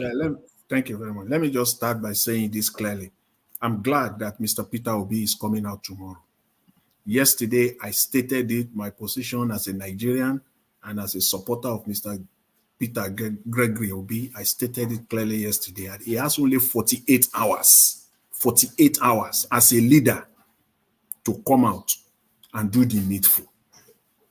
As someone that has millions of Nigerians backing him, supporting him, he has only 40. He cannot put people in the dark, and he's coming out tomorrow. That is a leader. That's one thing you will know of a leader. He's coming out tomorrow. Whatever it is, he will clear the air on this. So I'm very glad that Mr. Peter Obi is doing that. He's coming out tomorrow to make things, clear for everyone. Because there is no way Mr. Peter Obi will associate himself with Abure, and as Abure being the chairman of Labour Party, knowing all that we know today with respect to Abure, and Peter Obi will be there in that party without all those things being completely sorted out. Then I said effectively he will have lost. In fact, not that he will have lost. He has lost everything. Even the issue of competency, corruption, he cannot say it again with both face. But as a leader, he knew. He's a wise man. I give that to him. And Nigeria is blessed to have him. And he's coming out to clarify the matter. So we will know exactly where Mr. Peter Obi is, his position with respect to all these allegations, criminal allegations, fraudulent, all this will at least, even though I know Mr. Peter Obi very well, he just doesn't speak anyhow. That's one thing I like about him. He just doesn't open his mouth and start talking. He gauge and he speaks. So he will speak what he needs to speak. It is now left for us to dissect it. And that's what he expects. He wants you to also go and dissect what he has said and give it the proper interpretation. So I can't wait for that to happen tomorrow. So Mr. Elvis, I will leave it for that, simply by saying that I appreciate Mr. Peter Obi for taking his time to come out tomorrow as a leader who listens and who does the right thing at the right time. Thank you very much, Mr. Elvis. My greetings to everyone. Thank you, Mr. Jonathan. That was what you said yesterday. You said in the next 24 hours or 48 hours, if Peter Obi did not come out, this is what will happen and all that. And then, it's coming out tomorrow, so it's a beautiful thing. Thank you, sir. All right. Let's move on to the next person, Mr. Chuks Obiboze. Please give us your final submission if you are there. 4 minutes. Okay. Yeah, Mr. Elvis. Yes, sir. Okay, thank you. Go ahead, sir. Thank you for this opportunity once again. I'm gonna say, no matter what, we all are here fighting for Nigeria. It doesn't matter if we understand each other or not, but as long as what we're doing is one direction, I think we're gonna win that war. Because Nigeria, whether we like it or not, Nigeria is fighting in so many fronts, and we cannot discard it. It doesn't matter how you believe. Somebody like me, I believe Nigeria because I've lived in the north. I was born there. I believe Nigeria has been Islamized right from get go. And nobody can come and explain it to me except if that person had lived under that situation in the past. Before 1999, whether you are Christian or Muslim, I can say for the state I was in Kano State, whether you are Christian or Muslim, they take you to the court we call Al-Kali Court, and that is an Islamic court. They take us there. So I am saying from experience, somebody who don't have experience might think it's not happening, but I am talking from experience.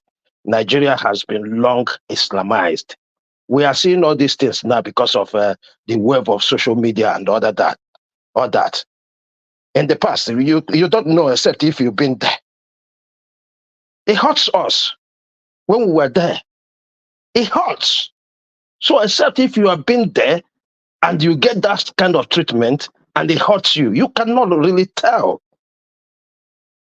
When we talk about Islamization, it's not like anybody is going to come say, hey, you must worship this way or that way. No, that's not what we're saying. Or they must come down to the south. If I'm a Nigerian, I have the right to live anywhere I want. Just like what has been going on. You say you're a Nigerian and you are being told not to vote in certain areas, not to contest in certain areas. What are we talking? Those are the kind of problem we are facing. Those are the things that make people think that there's bigger agenda.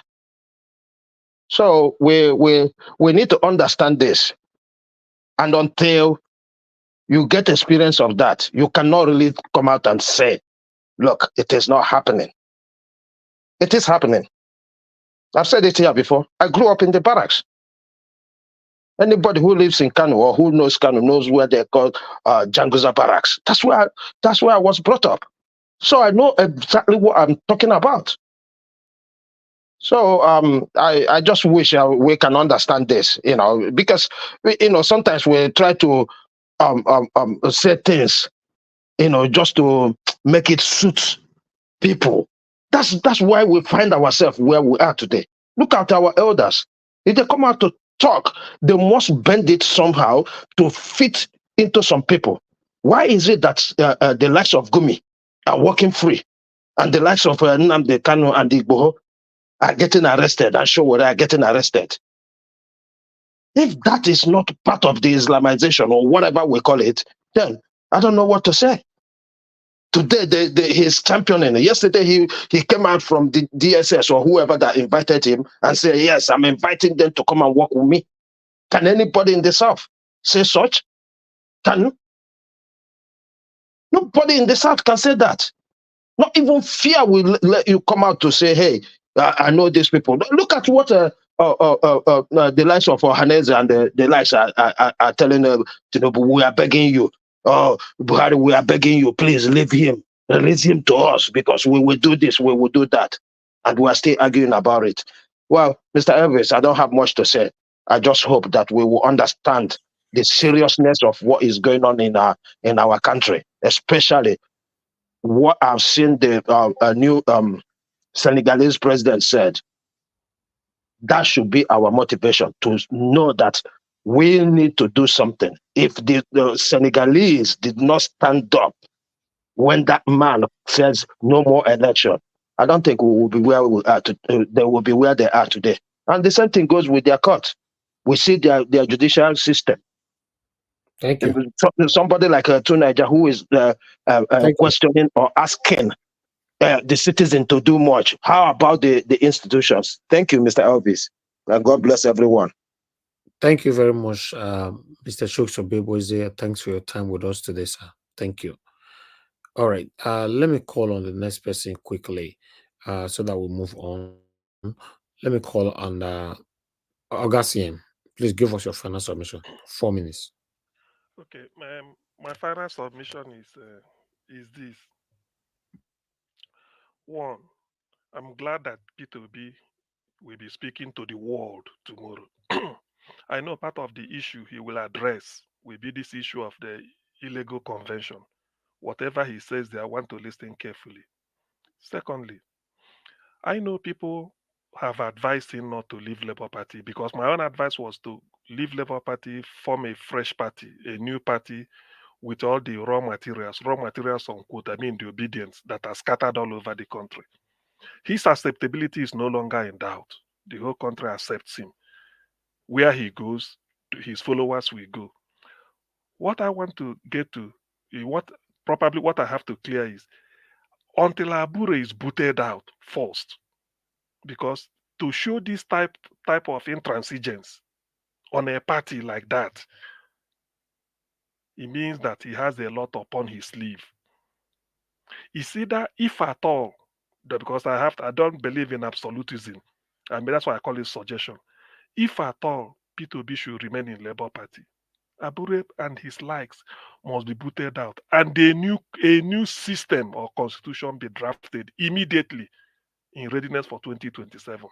Failing it, he's in a better position, if I'm to say, leave the party, form a fresh party. That is a brand new party in which whatever you party autonomy and the obedience say stays, and people will follow you. Forget about the old Buccaneers, because the election you won it clear. That's why when people are saying this strategy, there's no strategy than being a different party so that you won't be having all this nonsense that is going on. Anybody can just talk anyhow to a party you belong to because of Abure and his conduct. When you do that, then the next thing between now and 2027, I said it, without IREF being switched off, they know it. That was the game changer. There's nothing P2B, there's no strategy P2B is going to bring out again. Say they try to campaign, didn't campaign here. It's a lie. It's because of that IRF that was switched off. So to ameliorate it or to change it, any election conducted henceforth at the polling unit level, if it cannot be uploaded for whatever reason, it is as good as the election didn't take place. It will be treated as if in that polling unit, somebody snatched the ballot box like they used to do in the olden days. When you snatch it, then they say nothing happened. So that is the way forward. Nothing will be tabulated such that anybody can go to it and then be computing their own result. Any election that cannot be uploaded for whatever reason is as good as election didn't take place in that polling unit. I don't care if it's repeated, but nothing will ever say if we fail, you manually. No. From manually, you switch up Reef Beavers. If there's anything we learn from Senegal, it must be a case that Senegal is looking forward. They are not looking backwards. We cannot be practicing criminality every 4 years and feel that we are making progress. We are not. Thank you, Niger Watch.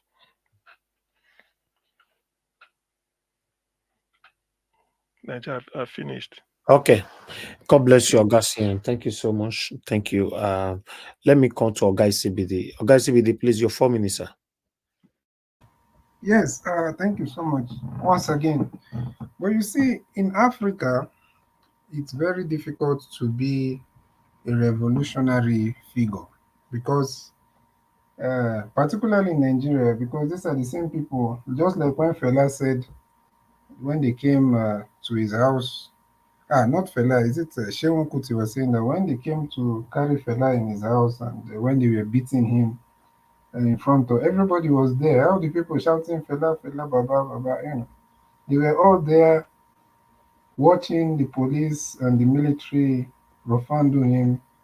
So it's quite, but thank God for people like the Senegalese that decided that um, they are going to take their destiny into their own hands, and they are not going to play all those games. But unfortunately, in a space like Nigeria, when you start, somebody will bring a tribalism, and not know. The funniest part is that uh, a lot of the people don't understand that these guys are not. They use tribalism to get their way or to get into those offices.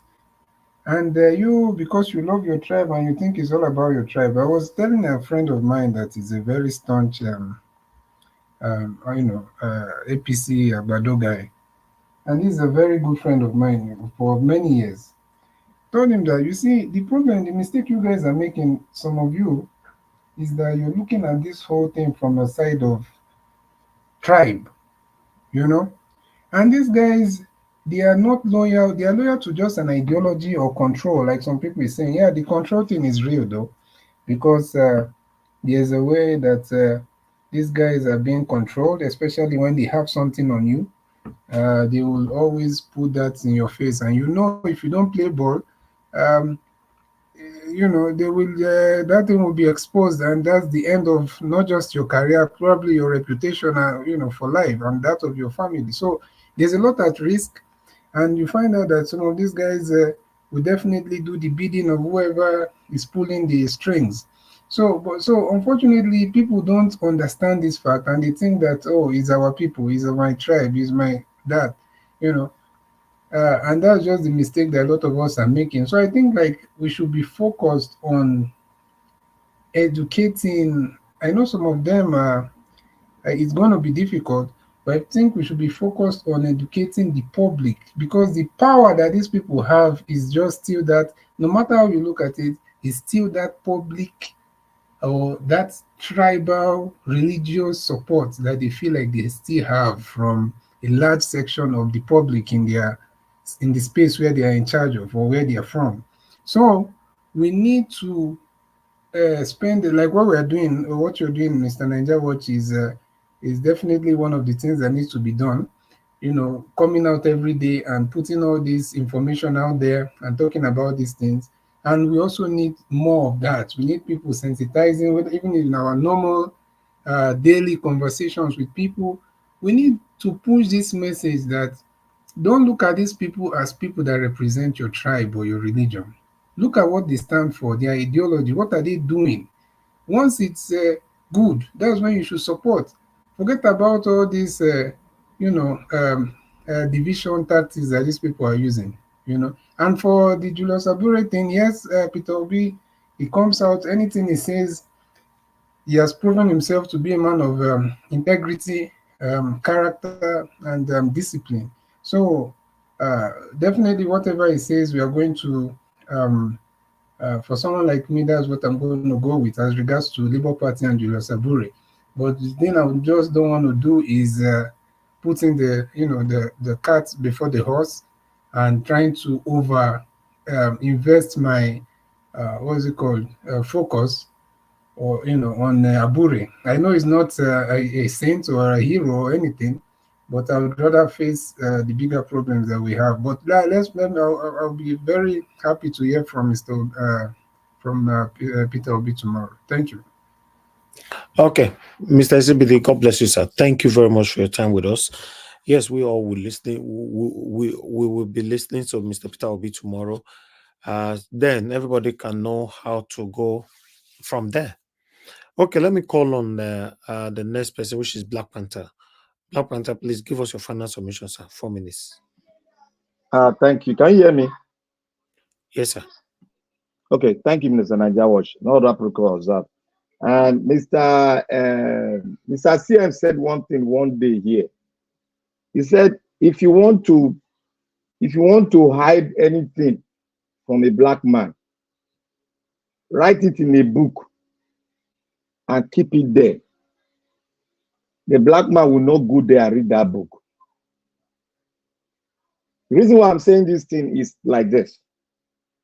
Many of us have skeletal history about Nigeria. Yes, a lot of us, it is divided. Some of us have some part, while some have some part.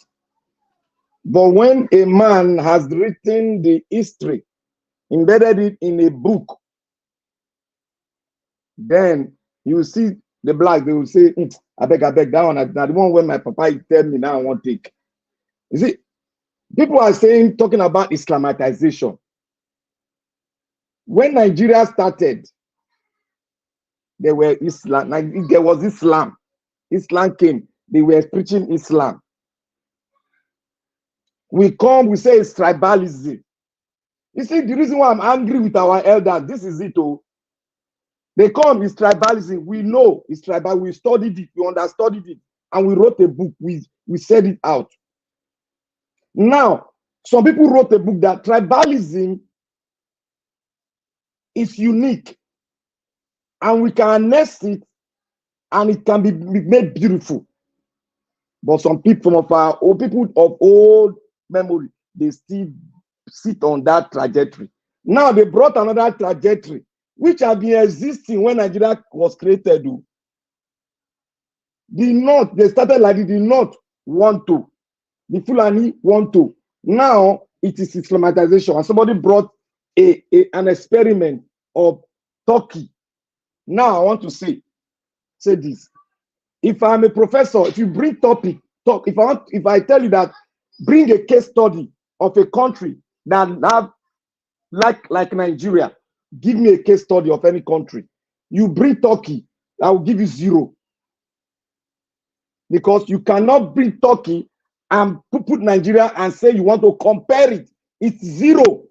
Turkey is 1. Turkey is not a multi-ethnic group. Nigeria is a multi-ethnic group made up of more than 3 ethnic groups. And I said one thing here. There's a documentary on India, the sovereignty of India. India is like Nigeria, but population is the only thing different. They were colonized by the British. Nigeria was colonized by the British. We were practicing the same system before, but Nigeria deviated. Their population is more than us, but we can still work on that statistics. India is the majority religion there is Hindu. There's Islam, there's Christianity, everything is there. Did they Hindurize India? Did they Hindurize India? The answer is no. They've harnessed all religion and have harnessed in such a way that everybody believes in the country called India, and India is great now. But we want to buy cheap idea. That is why I asked a question. If you have the idea that they want to Islamize Nigeria, why didn't you have a foresight that they want to switch up the beavers? So it is very easy for us to say Nigeria want to be Islamized. Give me the real process and write a book on it. From the day we got independent to the day now. A nation wrote and said an info to Nigeria that Nigeria is on the verge of what? Division. All of you throw it aside. You are thinking about Islamization. Look at how they debated everybody down now to Islamization.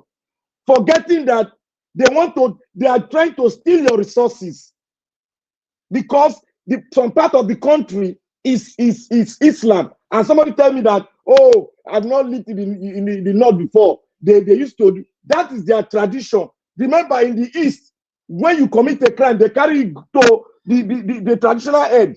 They judge you according to that. But we have phased it out. So let us not scatter ourselves and bring in all those Islamization. Nigeria, part of Nigeria, the West, the South, is more than 100 million. And Turkey is not up to 45 million. Why should you make that comparison? Turkey is not a multi-ethnic group. Why should you make that comparison? How can they change your way of life in the South? How? 100 and something million? That is why I say some of us, we don't look at the word we are using. It might lead to a big uprising that might lead to armed struggle in Nigeria, a tough one that we don't know. We are speaking to the world, and a world nation, America, has given you the pinpoint that this is what is happening. You people might lead to division. The country might be divided, and you are bringing an acid to pour on it, that somebody will come and Islamatize the whole South to force us to have their own way of life and their own way of living. Is it not about domination? Can they dominate the entire South? Did Jonathan rule? Did Obasanjo rule? If they brought Islam to rule, does that mean that it is Islamatization? The coat of arms, there is Islamatization code there. That was the reason why we said we need to have a new constitution to take that out, because that one was sneaked in by the founding, some of the founding members from the north. That one was sneaking, and some of our people from the south concur with it because they don't want war. They don't want division. They concur with it. It was a bargain. Go and ask your elders. They know what came up. Thank you, Mr. Najawat. And Abure is not our Labour Party chairman. So everybody mark that in your mind. Thank you, Mr. Najawat. Thank you. Mr. Najawat. Sir, you don't talk already. You don't talk already now. You know. I know now, but you see, I think sometimes maybe a very brief interjection. Go ahead. Well, the brother, you see, to be honest, all these things is not just about shouting, to be honest. Because if Black Panther did a very basic, small research, you will find out that the Turkey that is talking about is also a multi-ethnic society. You will find out that India is talking about is also a Hindu country. If you have over 80% of a country practicing Hindu, and most of their laws and policies or whatever cultural, socio-cultural policies are placed in Hindu fundamentalism, then that makes it a Hindu society. So can I object you? Turkey is not a multi-ethnic group society. Bring it out. Okay. Bring your fact out. Don't speak gently here. Bring it out. I can bring it out for you. Listen, don't bring it out. It's not a screaming match. You know, you can I'm not screaming at you. You can shout all you want, but the fact is the fact. The truth is the truth. You have Google on your That is not the truth. That is not the truth, because I don't believe in it. All right. Don't say it is the truth. Bring it out. Can you give me 10 seconds? And when people are talking about Islamization, wait now, just let me land. The problem, they can't let me land. You people always bring different trajectory every year. When people are talking about this, calm down, my brother Black Panther. You've been doing a lot of things right. I'm annoyed with all of you that say Islamization. Finish now. Let him talk. But you see, the thing about Islamization, like a lot of people have pointed out, and I also said, we are not talking about anybody coming to force their lifestyle on you. We are talking about the administrative and the governing policies of that space will be Islamized, or whatever you want to call it. And the examples you use are clearly false. Go and do your research. My research is right in front of me. Is that Islamatization? Okay. Is that the definition? So you don't know there are talks and there are codes and there are citations. Look at the private chat and see what I posted. Go open the books for us. We'll see. I beg. All right, both of you. I think I need to use the power that I have here. If I tell you to stop, you don't stop. I mute you. Then some of you on this platform go and join the satanic people that have left. That Nigeria watch mute me or you put me on the backstage. When I say stop, sometimes stop. I cannot repeat it more than 2 million times before people listen. It's not nice. Please. Give us a mandate, please. Give us your final submission. Thank you, sir. Mr. Elvis, just give them my 5 minutes to talk on what they want to talk. I'm kind of busy here. Okay. Thank you, my brother. 2 minutes for you. Can I take 10 seconds from it? 10 seconds from it. Go ahead, Mr. I. Mr. I, go ahead. Okay, so when Black Panther said it's not possible, what is the state of Kwara State that you know now? Kwara State is, as it is now, is the bigger population is Yoruba, but what they have is Emir. So when we say all of these things, we're not just talking like that. Thank you, sir. Kwara today, they cannot do any other thing. Okay. Thank you, sir. If you let me want to say something here, go and read what happened in Kwara State to understand it. Don't bring the final result to us. Go and read it and you understand it. one thing that we ought to know, when trajectory is being changed in the state of Nigeria, everybody will go along with it. When we are trying to oppose that trajectory, that Islamization, as you are saying, is that they want to Islamitize a section of governance. But if you go to your Oxford dictionary, Islamization will affect your way of life, changing your way of life, of living. Okay. So when people come here to say Islamization, we need to speak about it in holistic form, not singular form. Thank you. Thank you. Mr. Augustine, go ahead. 1 minute. Only 1 minute. Okay, yeah. Well, my 1 minute. See, I do not believe that Nigeria has been Islamized. And this is my reason. If you feel you Islamize a space, an area, so to you, but I believe my understanding of Islamization is in people. Are they behaving in an Islamic way? That is my own. I don't believe Nigeria has been Islamized. All they are trying to do is, it is in process, they want to achieve it. But for now, it hasn't. As per Kwara State, is because of the betrayal of Afonja, who betrayed their Alaafin to bring in Alimi. That's a history. It's not because of the fact that anybody is free to be a Muslim. That is what happened in Kwara State. And that is why they installed an emir. Since then, that is where they stopped. It can't happen again in Yoruba land. Thank you. Thank you. Thank you so But much. at least Anybody want to talk on it? Yeah, thank you. At least you believe. You know what will happen? Hold on. I give you all 30 minutes to talk about this thing within yourself. 30 minutes. Okay, you can go ahead now. 30 minutes within yourselves. Once it's 30 minutes, I end the show. God bless you all. Yeah, and if you say Yes, but let somebody moderate. Okay. Moderate. Tony is calling me. Okay. Let Oga2 make Oga2 moderate, I beg. Make Oga2 moderate. Okay. All right. Thank you for giving me this power. I will overthrow some people. All right. Okay. Okay, guys. Who wants to go next? No, I was saying this. If you believe for CM that is saying he doesn't believe Nigeria has been Islamized, at least you would believe that the northern part or a large section of the northern part is Islamized, right? Yeah, because of Sharia. That is where they are practicing Sharia. All this because of Sharia. Like I'm talking about the society, the region itself, like in terms of how people live and all that. The region has been traumatized for decades. Okay. That's why I said Sharia law. And Black Panther mentioned something that the Islam has been there from the beginning. Yeah, but it has been there for the beginning. Everybody knows that. But at the same time, the problem also has been there from the beginning. It's not like there was a time everything was smooth, and which is something that we've been talking about even before the Biafra, the civil war. Yeah, there were a lot of southern people, especially particularly Igbo people in the north, that were facing religious, riots that have been victims of that long ago. This whole problem didn't just start today, which is part of the reason why they had the civil war in the first place.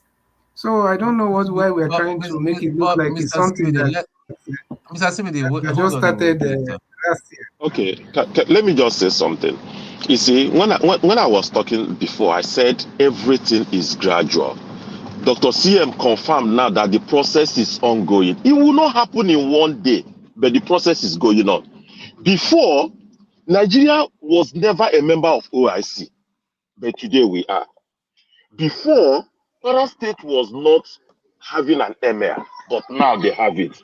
Before, Ebonyi State Can I interject you? Wait now. You can interject. Let me just even say something. Wait, let's hear him out. Before, the kind of thing we see in Ebonyi State today is not. It wasn't like that before. Before, we hadn't a Sharia in the north, but now we have it. Before, nobody had come out to say no Southerner has the right to be a minister in Abuja. Today we have it. Before, we have not seen that people will come out and say Muslim ticket. You heard what Erufai said. Say this is just the first stage. So these people are patient. They will do it gradually. You will be taken unawares. I am not saying that it has happened, but you can see it. You can see it happening. Don't forget that Mr. Rita in the house have not spoken. Can I say something? In my own case, why I say they are in the process. Black Panther will come back to you in a minute, please. Is because of the land they are forcing all states in the south in the country to bring, but which people have resisted.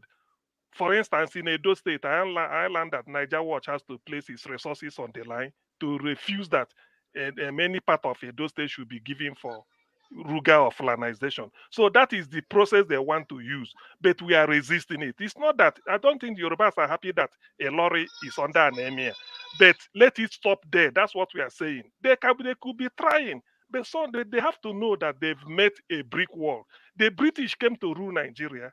They tried indirect rule in the north. It worked. They tried it in the west with some minimal success. In the east, it failed woefully. So what Black Panther is saying, because of our ethnic diversity, that thing they are thinking, it won't work. For instance, this Ruga is not in the whole south. People are resisting it because that is the only way they want to penetrate.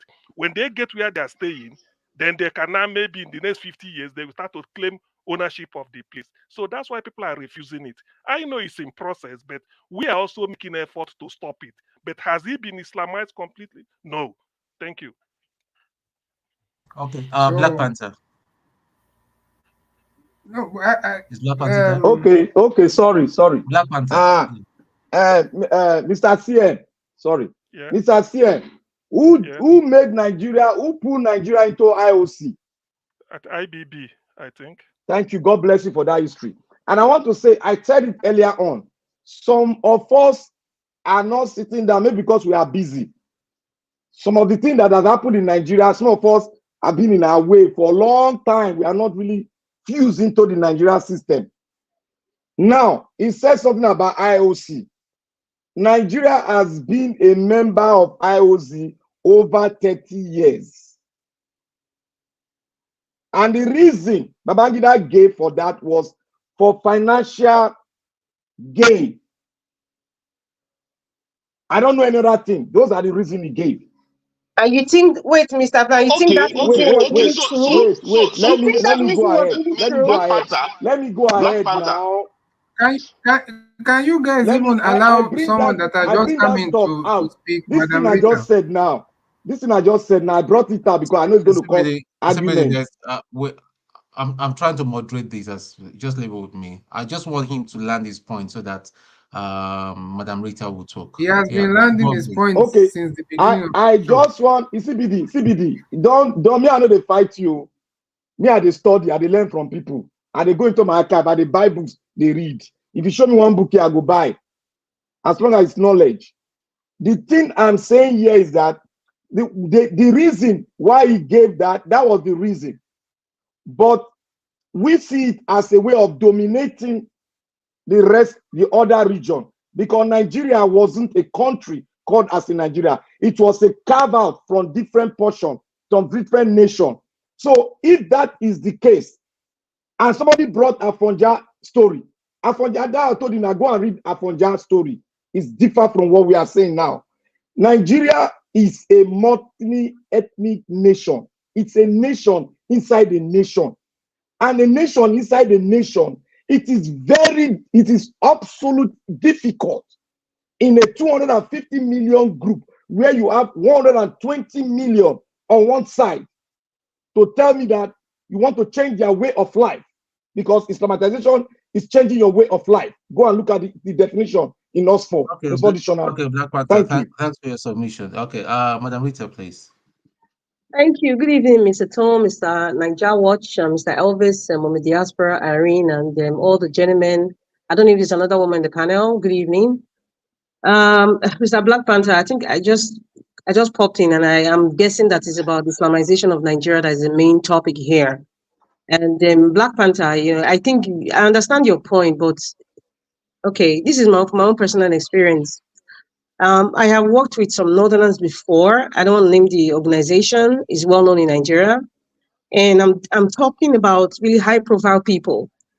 And I remember this is like years ago, more than 10 or 15, more than 15 years ago. One of these persons, the person who was a director, he clearly told me, first of all, he was supporting Abacha fully and said Abacha didn't steal nothing. And he told me, I will never forget it. He said, the person is a Fulani person, by the way. He said, there's one thing you guys need to understand, you people in the South. We believe in Usman Danfodio 100%. And we believe in his ideology. And he was saying it sarcastically and laughing. As at that time, I was ignorant, but looking back, I know why he was laughing very sheepishly to me. Like, you don't know nothing. You don't know what's going on, and this is what's going to happen. The Fulanis I don't want to add the Hausa people now. The Fulanis in Nigeria, they were raised. Listen, this person I'm talking about is an elite person. This is how they were raised when they came up from their mother's womb. They believed solely in the ideology of Usman Danfodio. And that is the driving force for them. Whether they are educated, they have money, there are influences inside Nigeria and outside Nigeria, and they will fulfill their ideology. Now, when you talk about Islamization, Mr. Black Panther, yes, Nigeria is a multi-ethnic country. Agreed. But this thought of Islamization is not really putting it in your face. They've been putting it mildly in the past, but presently, I think the internet, social media has kind of, broadened it more, is they would infiltrate a Muslim person, Usman Danfodio ideology, in every strata of the society, infrastructural wise. If you go to the army, if you go to the judiciary, if you go to the Nigerian police force, this is just security agency. This is security agencies, immigration, customs. And gradually, you have these people in the legislative arm. And gradually, because Nigeria is a federation, which is just for the word of saying federation, but we don't practice federalism anyway, my opinion. They go to each state now in the north. In fact, it started by dividing the states, giving the states have more.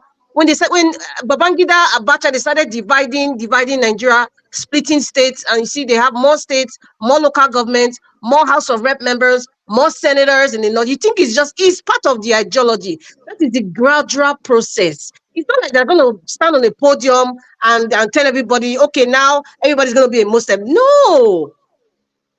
We underestimate these people. Mr. Black Panther, yes, Nigeria is multi-ethnic. Yes, I agree. But however, in that so-called multi-ethnicism, we have traitors, we have Judas. By the way, this is Judas week.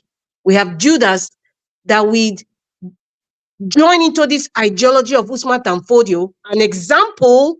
A typical example, what's that overfed orangutan? Sorry, that's not an insult. That's just what I see. The one from the South. And they will even have Senator, the one that married Regina Daniels. He said he's a Muslim. There are some Southerners who grew up Christians and they decided to be Muslims. It's not because they suddenly saw, the prophet. No, they didn't see that. They did that for economic reasons. So you have Southerners, multi-ethnic Southerners who have decided to flip the script just for their personal aggrandizement. And by doing so, the smart let me finish, sir. The smart Islamic scholars or Islam, let me use the word influencers, will see that, will use these same Southerners to perfect their ideology. That's what's going on in Nigeria. It might take years, but it's very possible. You say over 200 and something million people, you can't just convert them. Yes, you can't just convert them, in the space of 5 years. No, it will take decades. And if you look back, thank God Dr. CM of that history of Afonja, Kwara State, what's going on there? Look at Jos. Okay, there was a time that during the election last year, remember, this man from Adamawa State, I've forgotten, he was a former secretary to the Federation, I've forgotten his name now. I think it was Buhari's first term. He said, why is it that he's a Christian from Adamawa State, I will try and remember his name now. The one that calls the man at Bodilon Bola, he calls him Bola. That's how he describes him. He said, why is it that in every northern university, why do we have the chancellor, the vice chancellor? Why are they Fulanis and why are they Muslims? Why? He said, for example, in Sokoto now, University of Sokoto, he said over the years, they have seen that. They understand what's going on. The non-Muslims in the north, they understand what is going on. We may not even understand, we may understand it to a certain level. For me, I may not understand it fully, but if you're a northerner and you've lived in the north for all your life, you've mixed yourself with the elites, in the northern elites and the northern Fulani people, you understand where they are going to fall for. So that man, the former SGF of the Federation, saying that on national TV, he understands. He understands. So let us not water it down by saying it's impossible. It's they're very patient. Trust me. The Usman Danfodio ideology is what they are going to actualize, and they are working on it. Now, the awareness for us to speak it out and tell people is the good part. So that when these things come systematically through the system, through the courts, through the legislation, gradually, Sharia law. I mean, I was in Nigeria, but Sharia law now is something that's accepted. The Hisba police that you have in the north is accepted. Take it or leave it. What does that tell you? What exactly does that tell you? So it's trickling down to the south, by the way, in case you don't know. Yes, sir. Rita, Sharia law has been in Nigerian constitution for over more than 60 years.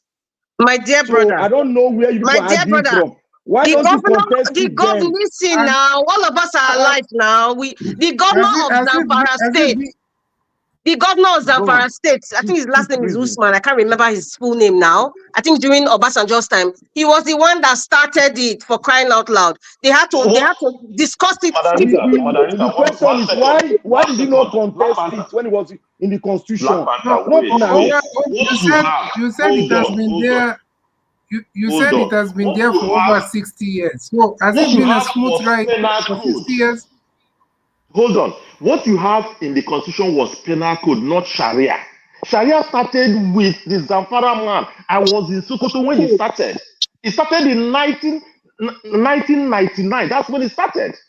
So don't be telling us this thing. Let me ask you a question. Was Sharia not mentioned in your constitution? See, Mr. Black Panther, I think maybe you should do your research. People are telling you something. You just listen. Just listen. I am listening. We are not arguing to win, as Elvis says. I want to ask a question. Was Sharia you just care about winning this argument, and you can't win. That's your opinion. I am not winning. I'm asking a question. Mr. NCBD just explained it to you. You are repeating the question again. He answered the question you are about to ask. He already answered it. See. Let me say one thing here. Why was it so? Ask yourself this question. Why was it so important that the Zamfara State Assembly had to pass this into law? Let me say something here. Go ahead. To detect what a criminal is doing, anybody on the street cannot detect it. And Sharia law has been there for long, but they just opened it because they don't want. No, Mr. Black Panther. The Sharia law is part of the Islamic rights. We all know that is there. I'm talking about not adding it into the Nigerian law. It's something that they had to agree in the Zamfara State House of Assembly. Come on now. I don't know if you're in Nigeria or whether you are abroad. It was something that we all saw. They had to agree it in the Zamfara State House of Assembly. The governor, when he was campaigning, he said he was going to bring back Sharia law, and that's one of the indices of why he was even voted into the seat. I was in Nigeria then. Now everybody was there, even if you live in diaspora. 1999, everybody saw everything. Come on, Sharia is part of the tenets of Islam. Madam Rita, I say taking communion is part of Catholicism. It's there already. Madam Rita. Yes, sir. Look, Madam Rita, somebody might have his own ideology. I stand on my ideology, and it has not failed me before. I don't want to argue blindly. The point of what you're saying. I'm not arguing blindly. I'm not saying you're arguing. I said I do not want to argue blindly, because the bane of this discussion is the bane that you are saying is impossible for them to, Islamize the entire Nigeria. I stand my ground. Yes. That's fine, but we are trying to tell you my ground because of the intel I got. Okay, can you just pause, please? Can you just pause? you are very, very apt in your sense of reasoning, or what you're saying about is impossible. Yes, it's good that we say that. But however, there is also a possibility. Because if you look at the history of what's been happening from the northern part of Nigeria to the middle belt, and it's trickling down even to the south, it's happening. Like I said, it's not just an automatic thing.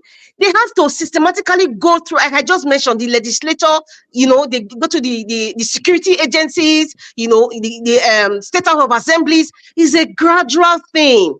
It's a gradual, and we are seeing it. Come on. Look up and smell the coffee. It is very possible, but the fact that we're discussing it, we're trying to educate people so that they understand these are the systematic ways in which they try to push in Islam there, and before you know it, it becomes a law. Before you know it, the person in charge is going on under the Usman Danfodio ideology, and there's nothing you can do. So it's either you stay or you leave the country. That's where Nigeria is going. That excuse IBB gave for adding Nigeria to the IOC about money, of course, he's not gonna tell you directly. It's not. As at that time, IBB did that. We didn't have social media. We didn't have the awareness we are having now. Because if there was social media during the IBB time, trust me, a lot of things will have leaked out, and there will have possibly been an uproar, and maybe it wouldn't have been added. So now we are in this time, we are alive this time. Thank God we are alive to see this. So that's why it's saying that it's not going to happen, or is it possible? It's like you're just downplaying it, and you're trying to make people not aware of what is really going on. That is the argument I'm having with you. Black Panther, is it possible? But please don't make it seem as if it's not happening or it's not possible. Yes, you're the only one talking since now. I'm not going to talk. Black Panther, you have been talking since. I want to address you, Madam Rita.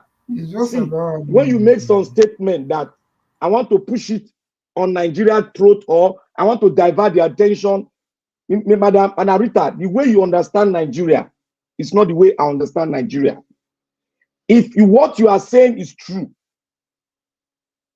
then Nigeria will part. What do you mean what I'm saying is true? What I'm saying is true because it's coming in our face. What are you saying, Mr. Black Panther? Because it's fine. I agree. I pray it doesn't happen. But don't say it's not happening because you are making people become empty barrels and they don't want to learn. Make yourself teachable, sir. Please. I'm not making any people to be teachable. Teach people their history too. Teach people their history. No, you have to allow yourself to be teachable, Mr. Black Panther. Can you just listen, please? And better yet, maybe when you're using the word "can never be Islamized," maybe you should be talking about your southern particular state or something. My brother, because you can't say that. Listen, calm down. I know you are trying to go that you area. Can't say you believe in about the people in Plateau State that I cannot even go to church. There are places in Plateau State where people cannot go to church anymore. There are places people are being killed on a daily basis, and you're here talking about there's nothing like Islamization agenda. There's nothing like that. Talking to I what believe in it. Speak to what you know. Because the more you're repeating that, the more you're disrespecting and disregarding the lives of people in Kaduna, all over the north. Let me say something. If you want to address, don't address me directly. I think the problem address the people. Please. Okay, Black Panther, let me tell you I think, my brother, you just care about winning an argument or whatever. I don't think you're speaking to the reality. Don't address me. I am saying it up here. Don't address me, please. Address okay. People. What you know, hold on. Hold on. Let me address you. Guys, hold on. Wait. Mr. Let me say something. Mr. Jude, wait. This guy is on something today. You're the only one that know what you're on. Wait, please. It's you that is on something. It's you are on drugs. If you want to say that to you. Black Panther, shut the hell up, man. Don't respect yourself. Please, don't talk to me like that. Come on. You're disregarding, you're disrespecting the lives of people that are being lost every day. And you're here screaming, and you think it's a screaming match. You think it's about winning an argument. You think it's a screaming match. I'm not winning an argument. Black Panther is okay now. Stop. The moderator is saying stop. Tell him not to stop. Moderator is saying stop. Listen to the moderator, please. Okay, please, guys, I beg, please, okay. Right. Let's just all calm down. I beg. We all have a common enemy. Let's just all remember that we're all brothers and sisters here. Okay. Mr. Ike, please. Thank you. Okay. Now, you see, there are things, what I was telling you is there are things that would never had happened before that is happening now. Go to that state, that attack that happened on the 24th, 23rd and 24th in Plateau. Go and check whether those people that were attacked, whether they have gone back to that land. All these people you are seeing in IDP camps everywhere, their village is being occupied by other people as I'm talking to you. Those people that attacked them have taken over their village. They are no more going back there. That's the gradual thing I'm telling you. So what happens here is when they attack those places, those people will run. Government will provide IDP camp for them. And they will stay in that IDP camp. And they will not be able to go back to that place. If they dare want to go, they will go and negotiate with the new occupants of that place to pay tax to allow them to come and farm. That's what I'm trying to explain to you. I told you about Sukuk funds. Sukuk. This Sukuk is a loan that Nigeria has been using to build roads. Even along Ore to Bini, they use Sukuk funds to build that thing. And you think somebody will give you his money? Mr. Ike, yes. Mr. Ike, are you familiar with Islamic banking? Yeah, okay, Jaiz Bank that is now, we never had the Jaiz Bank. Jaiz Bank now is now one of the banks in Nigeria. They say it's an interest-free bank. Is it something negative? No, let's look at the negativity and the positivity. Now, do you think it's something bad? Do you think it's something linked to Islam? Okay, what I'm trying to tell you is yes. nobody will give you money. Nobody will give you money and say there is no interest that doesn't have something that he's going to get out of it. Nobody. I'm into finance. I understand. There's nobody. Okay. Tell me, you are into finance. Is there anybody that will get money, even the biggest philanthropist that you can think of, that will give you loan and you say, I don't want interest from that loan, and the person doesn't have anything to achieve from that? Yeah, no, it's laughable. Even though technically they will tell you that Islamic banking, there's no interest and all that, but technically they built in those things into the very money they've loaned you. But again, that is another debate for another day. It's very, very technical. But all I'm trying to say here is we are all concerned, which is a very good concern, that these people are taking over Nigeria. Now, how about let me play the devil's advocate a bit. Yeah, how about us when we go and convert a Muslim to a Christian? Don't you think they will think that these people are trying to shift us away from the Islamic faith that I was born into? I mean, you think about it that way. Don't you think so? Mm-hmm. Are you done? Sorry, I interrupted. Are you done what you're saying? Yeah, and again, go ahead. I will speak after you. And again, my sister, we live in that's one thing. Maybe Black Panther was he was a bit he was a bit emotional. He was raising his voice, and that's the critical point. That's what I'm holding to. We live in a multi faceted society. Everybody has a right to either be a Christian or a traditional worshiper or a Muslim and all that. There's nowhere in our constitution that says that you have no right to be a Muslim, you have no right to be a traditional worshiper. So we just need to understand that, and that's the beauty of Europe, of America and all that. There's a freedom to worship, freedom to even sit at home, even if you say your dog now your God, nobody will arrest you. Let me give you an information. Let me give you an information. Do you know that the man that said they wanted to do their Isheshe festival in Kwara State was locked up? Isheshe is a traditional, traditional this thing, celebration of the people from that place. But the man was locked up for ever bringing Isheshe That was why Revolution you can't say he's going to go to court. So I'm telling you that this can I tell you why? gradual. Can I tell you why he was locked up? Can I comment on that? Yeah, I'm not a Muslim, obviously, as you worked out, and I'm not a traditionalist. It runs contra, because I believe that everybody should live with we should respect each other.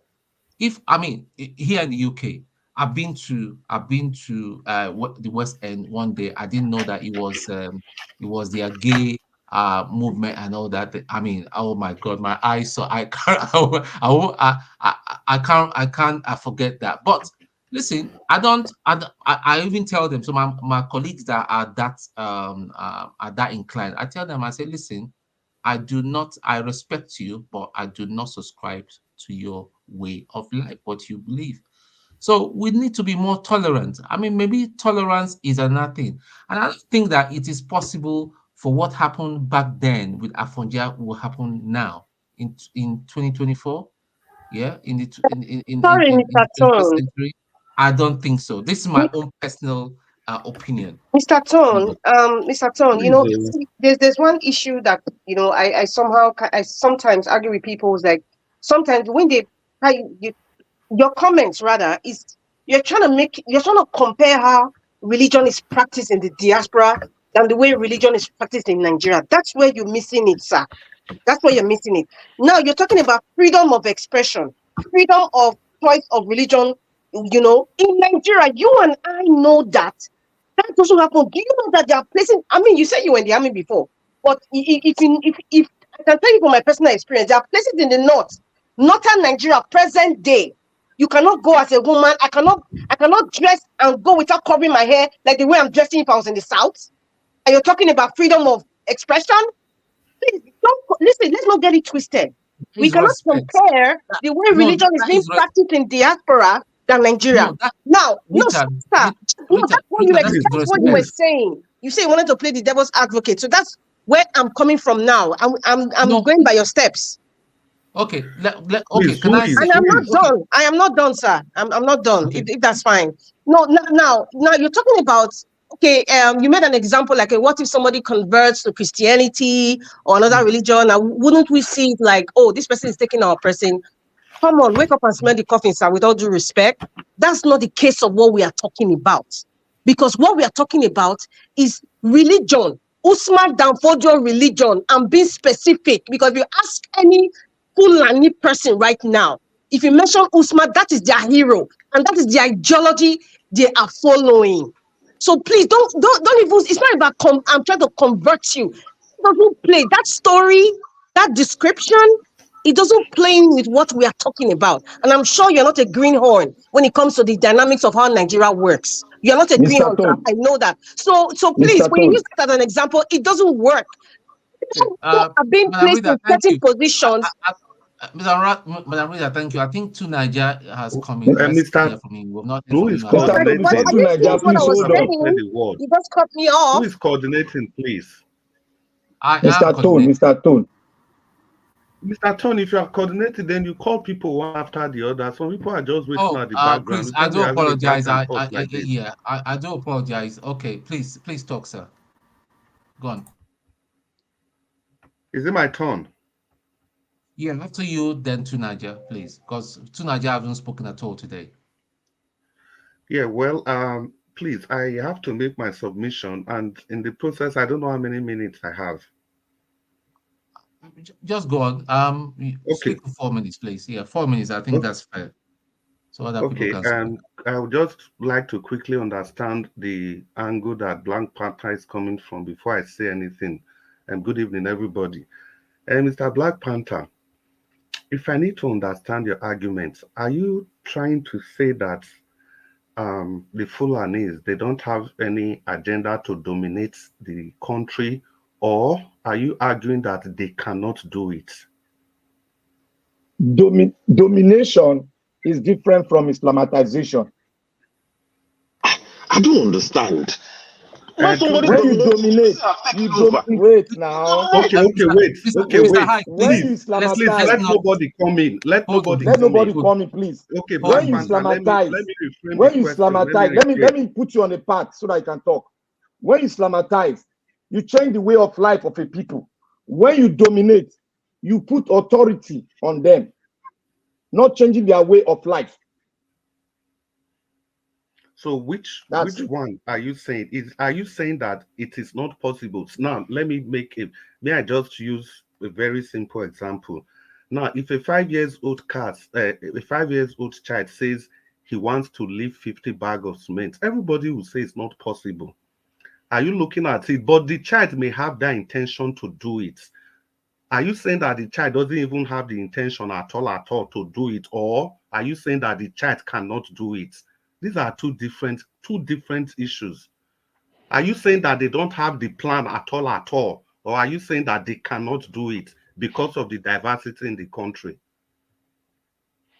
What I'm saying, I'm not saying they don't have the plan, but I'm saying Nigeria cannot be Islamatized. No, wait. Black Panther, I think that ends the argument. Once you already agree that they have the plan, then I think that should end the discussion.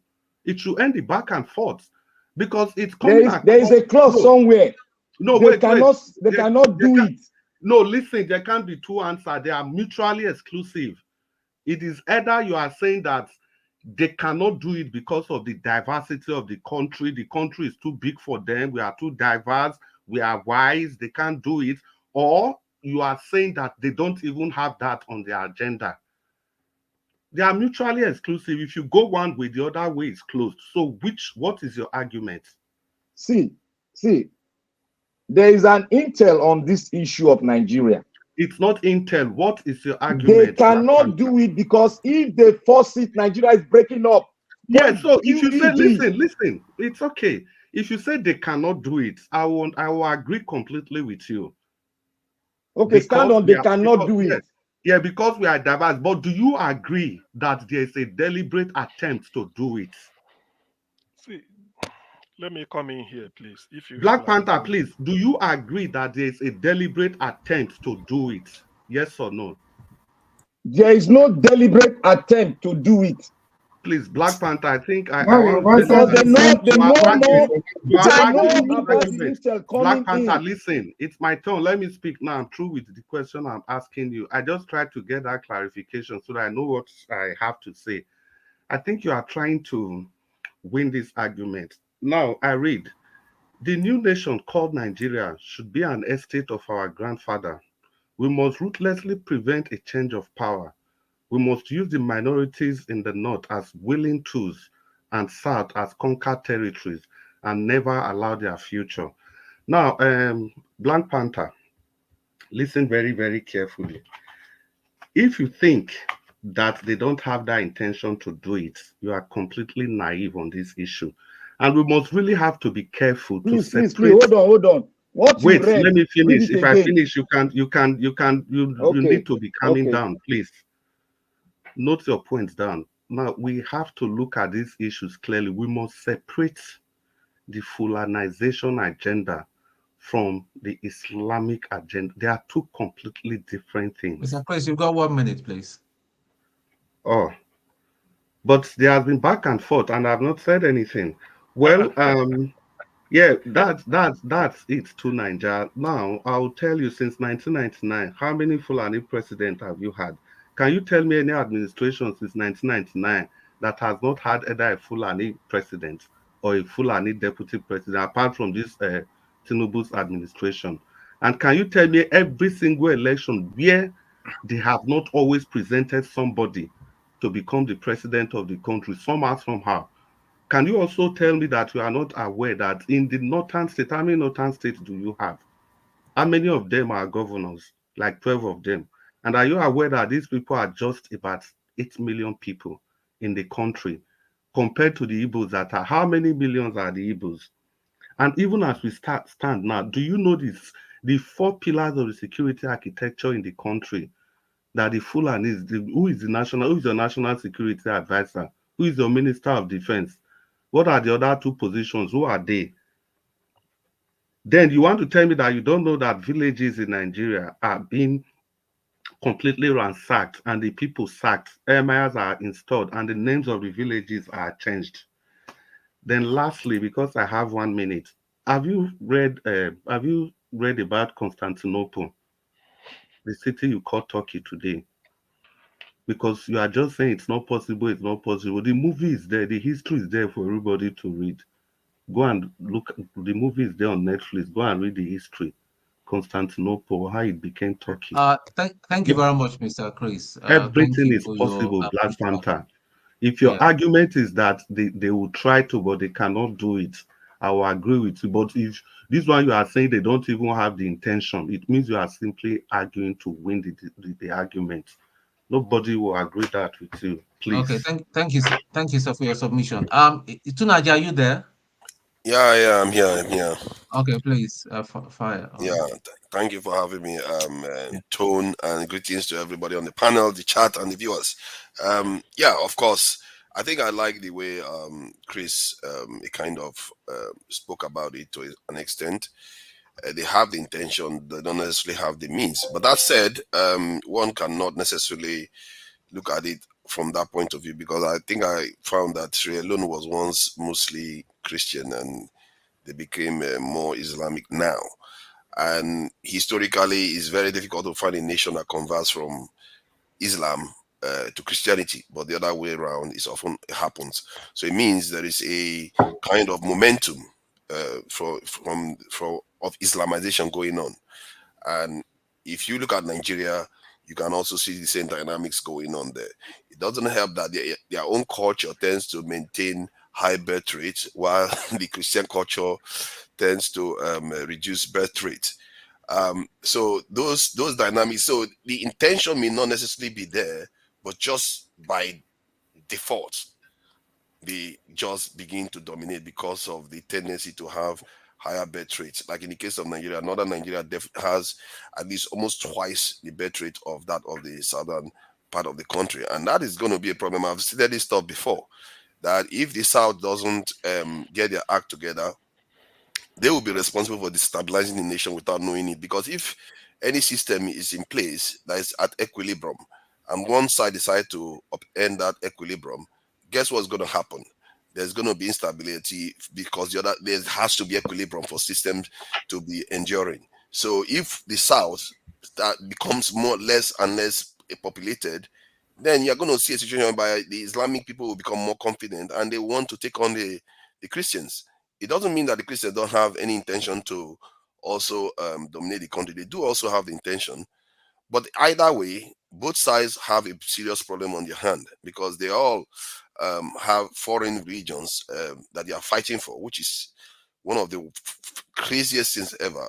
And more recently, I'm beginning to discover that these religions are very, very dangerous, and they are actually damaging us because they are giving us the impression that there's a reward in an afterlife that we don't know about. Nobody has been there and come back, and forsaking this world, making sacrifices of our own people for other people's religion. And that's why I consider, from the point of view, the Islamic religion highly, highly corrosive.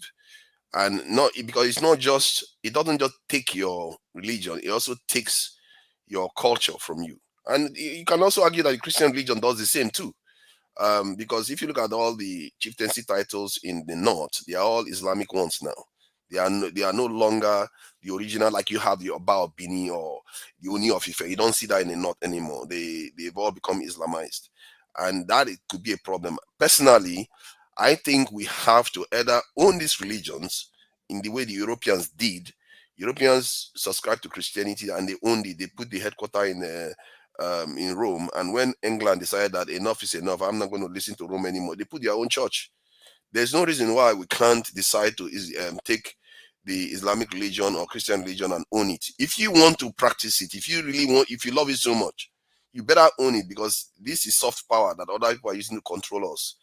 And from my point of view, we can do that, but I think the Islamic one is very difficult to do, because they coded it into their religion not to change the language, not to be worshipping facing Mecca. So you can see how strategic it is. It's very, very hard to peel yourself away from it and pull yourself, take control of that religion. And if you cannot do that, you better start thinking about how to divorce yourself from it, because it's a very dangerous stuff. Because if you look at what is going on in Sudan right now, they are killing black people that are Muslims because they are not Arabs. because there are two layers to these things. And when we talk about the momentum here, you become Muslim, it's not good enough. They also have to Islamize you, Arabize you. That's what's happened. They've already done that to the north. This is one of the reasons why Saudi Arabia doesn't agree with Turkey as much, because Turkey cannot be Arabized, because they know themselves. They were one superpowers of the world. Same thing goes for the Iranians. Iranians were one superpowers of the world, so they know their identity. Their identity is very, very strong. But Egypt couldn't resist that. Egypt became Arabized. Egypt, that was a kingdom that lasted 3,000 years, became Arabized. So it tells you what is going on in the world. And I feel like when we look at this thing, we have to think about the soft power that it has. We either have to be debating and opening our own people's eyes to the fact that this stuff you are practicing, if you don't want to take control of it, it's going to come for you in the end. They are going to come for you. Tomorrow, you might be killed because you are not Arab.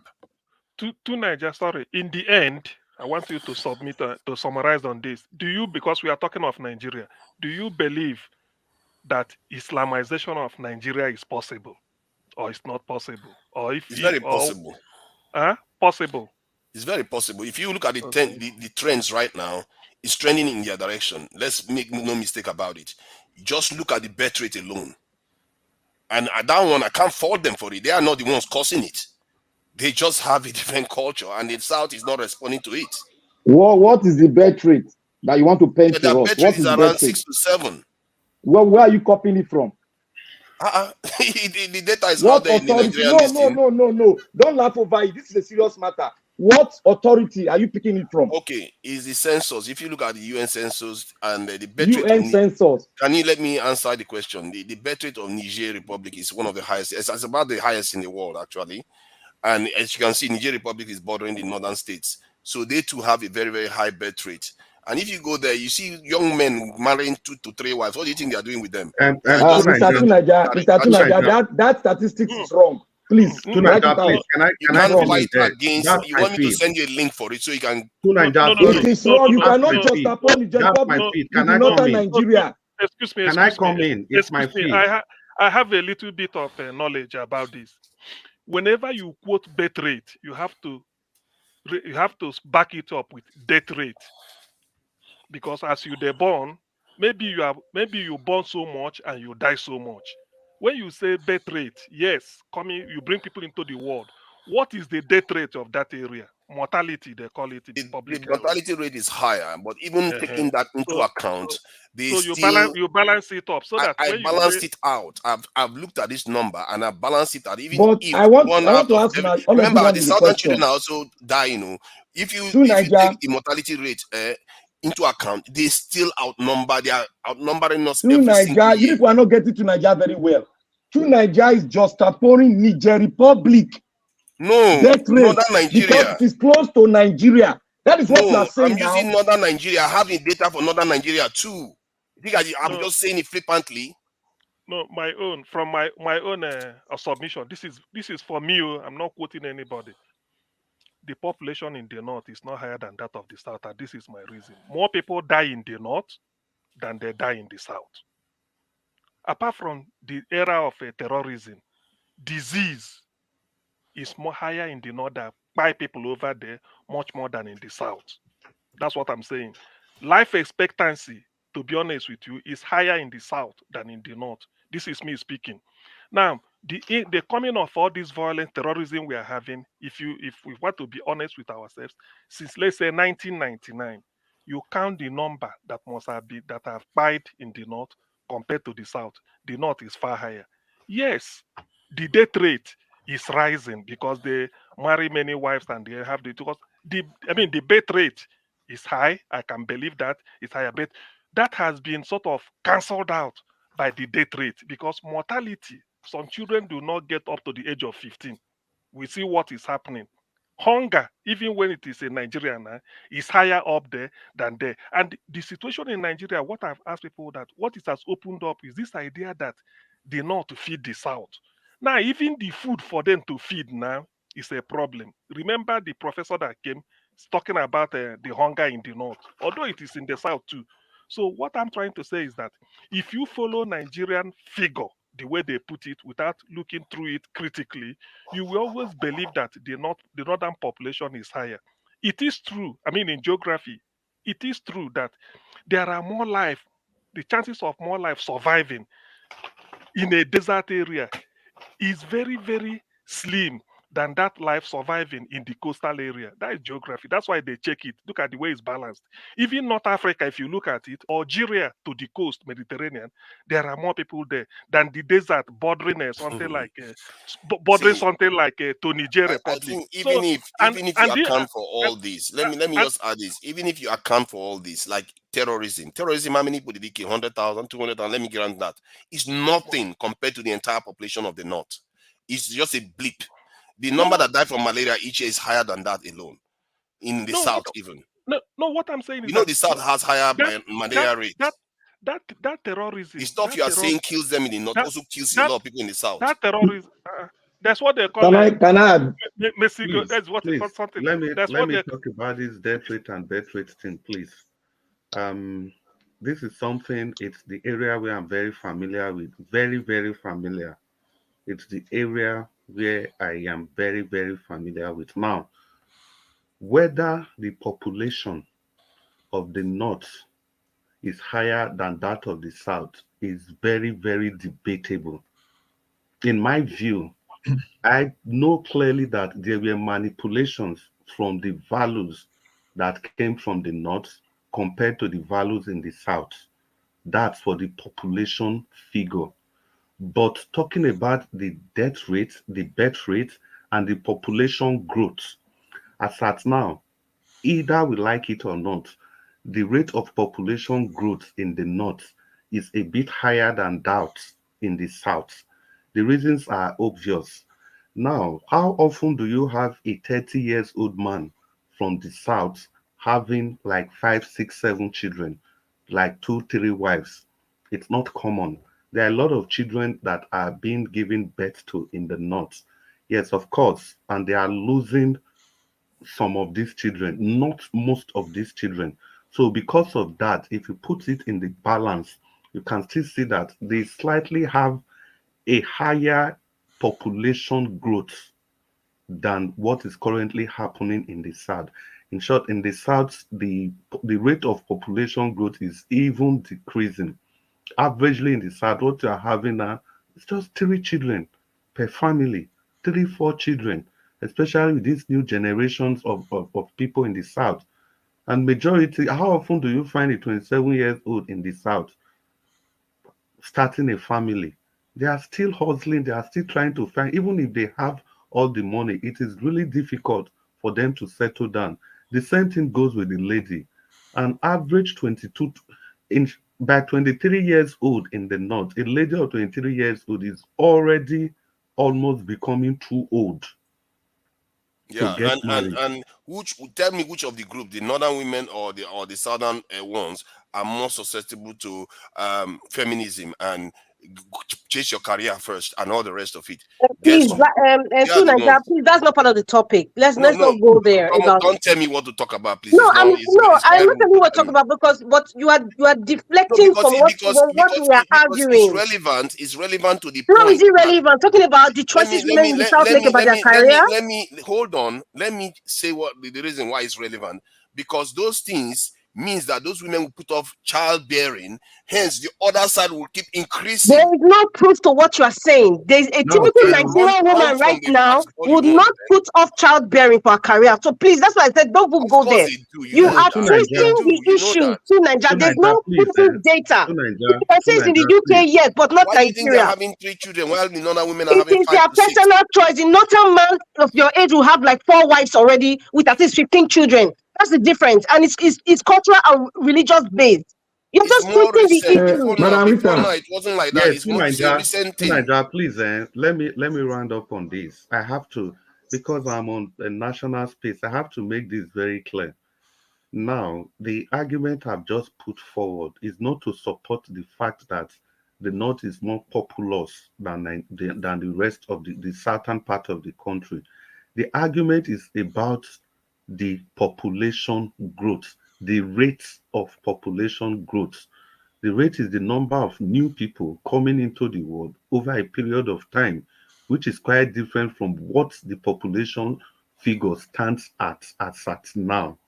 So, in my view, and statistically, it's a clear fact. It's not even up for debate. I don't know why we're arguing that point. They have a higher birth rate in the north. Chris, then balance it with the number of people buying or dying. That's what I mean by data. Yes, there is. Yes, we are missing people that die from malaria each year, which is the highest, which is the single highest cause of death in Nigeria. To Nigeria. And most of them are in the south. To Nigeria. No, to Nigeria, you are wrong. That statistic is wrong. It's wrong. To Nigeria, let me tell you. Let me tell you. Let me start. If you want to talk about malaria, what about the number of people dying in the north? The number of children dying in the north from malnutrition? Sorry, Mr. Chris. Sorry. Do you have a data for the highest birth rate in the south, by the way? Yes, I do. I do. I have data for. See, this is not just about figures. I'm talking about practicality. We are on ground. We are in the headset. We see these things happen live. So it's not what we just read from the papers or whatever. These are figures. These are statistics that we are actually churning out. We are the ones churning out the statistics. So to Nigeria, if you are talking about malaria, the number of children dying from malnutrition from the north is already taken care of by the number of children dying from malaria. Yeah, but so that's why I'm trying to let him know that the balance is there. To Nigeria, please. Let's not go there, please. Both sides too. To Nigeria, please. Why should I not go there? Why do people keep telling me not to go there? I'm just look at 194,000 deaths from malaria in Nigeria in 2021. You see something that one thing we always do here. When an authority, when we have somebody that is coming from that field talking, some of us always like this bullying attitude. That is one thing I don't even like. It pisses me off. When people present evidence, I can present evidence for what I'm saying. Nobody bullies anybody here. Be specific when you're making something. Wait, Manarita, wait. Somebody? Yes, I'm listening. Wait, Manarita, look. If a military man in the rank of a lieutenant, we talk about military formation, and one of us here, we now bully by subduing him that what he's saying is wrong. That is disrespectful. Okay, Black Panther, look at it from this point of view. That's what I'm saying. If you're referring to Nigeria and what Mr. Chris is saying, I am saying to Nigeria, it's a 15 seconds question. If that's a military man is giving, hold on now, let me just tell you so you can answer the question. If that military man teaches you about formation and you go and read about something another general did and came and quoted it from you, how is that wrong? Hold on. I am specific.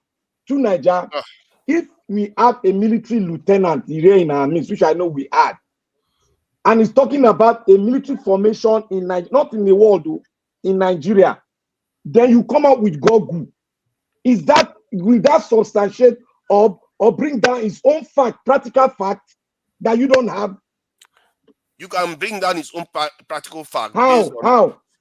Maybe from a senior officer that has far more experience more legendary than him. Don't quote.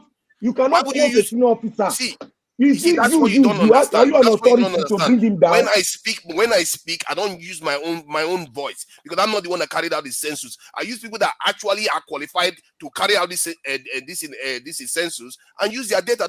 You can borrow that person you said are qualified. They are not on ground in Nigeria. That is what I'm saying. No, I'm talking about Nigeria. People in Nigeria that took this in the census themselves. Hold on. To Nigeria. You made you quoted that X number of people have died of malaria. Mr. Chris here says is something he knows that happens on the ground because he is into the medical field. So I'll be more inclined to listen to. I'm not saying you're lying or what you'll get, but I mean the man that is experiencing is practical. But it's not against what I said. He didn't say that people are not dying from malaria. He actually said that they are balancing out. But CM was saying that his conclusion is against your fact. No, how is his conclusion against my fact when he's saying people are dying? Okay, let him finish. Okay, let him finish. Let us hear him. What is there to finish? I was the one talking. You're telling him let him finish. When I was the one talking, you're saying let him finish. What to he said was that to Nadia, because you haven't spoken before, I gave you more than the time allocated. So if you can start concluding, so that Mr. Chris can take over and yes. address If us I'm more. not mistaken, what I just heard Chris say was that the people are also dying in the south, just as people are dying in the north. I think maybe he went on to say something about more people are dying in the north. Even if you account for all that, and the numbers are not significant enough when you're talking about millions upon millions of people to make a significant difference, when the birth rate is a lot higher than that. And when you look at this is in I've seen it myself. I've given this notification before. Who is that? Nigeria was retired, Jare. We need to round up in 10 minutes. Jesus Christ. Hey, jeez. Why do we have to now? Can't you start another stream? This is an interesting conversation that we need to get to the bottom of. Do we? Okay. I beg to Nigeria. Now 30 minutes. Now 30 minutes I give una say na 1 hour they can't, so they say I start another one. Make to Nigeria round up now. I'm gonna go 1 minute. Okay, fair point. So you see, I'll try to keep it very simple. My own experience is that I saw a young man, barely 19 years old, riding an Okada in Abuja, and I was with my fellow Igbo brother. I asked him, "Oh, please go and ask this Hausa guy, whether he's got a wife. Why is he not going to school?" He asked the guy. He said the guy said he's got a wife. I said, ask him how many wives has he got. He said he's just got one, but he's got 2 children already, and he's looking to marry another wife. This is around 19 years old boy. Then I say, go and ask him, why is he having a wife? He said, because they want to be able to have many people in case of war. They ask him, what kind of war is he talking about? He said jihad. Then I said, go and ask him, which jihad is he? Who is he looking to fight jihad? My Igbo friend said, no, I'm not going to go and ask that kind of question. No. That is my lived experience when I went to Nigeria. So it tells you what is going on, the dynamics. These are young people driving Okada, marrying multiple wives. It tells you the population. Do you see that kind of behavior in the South? So this is the dynamics we are experiencing here. When they tell you that they have a higher birth rate, they actually do, and the death rate doesn't account for it. And hence, Nigeria is facing the dynamics that Muslims are going to be facing. Thank you, Nadia. If Jonathan is there, if Mr. Jonathan is there, if you want to talk, 2 minutes, please, quickly. No, please, I need to quickly round up on 2 minutes. Everybody gets 2 minutes. Yeah. Yeah, this to Nigeria. I need to make a final submission on that just to clear the air, because I think he's already quoting me wrongly. Yeah. To Nigeria, what I try to say is that when you are looking at what's it called, the death rate, the birth rate and everything, the population, the rate of population growth, looking at malaria, malnutrition, you can see I refrain from speaking on those things because those are very technical things. And at the end of the day, we look at those micro factors that impact on what the population, the rate of population growth will actually become. But eventually, we talk about under 5 mortality.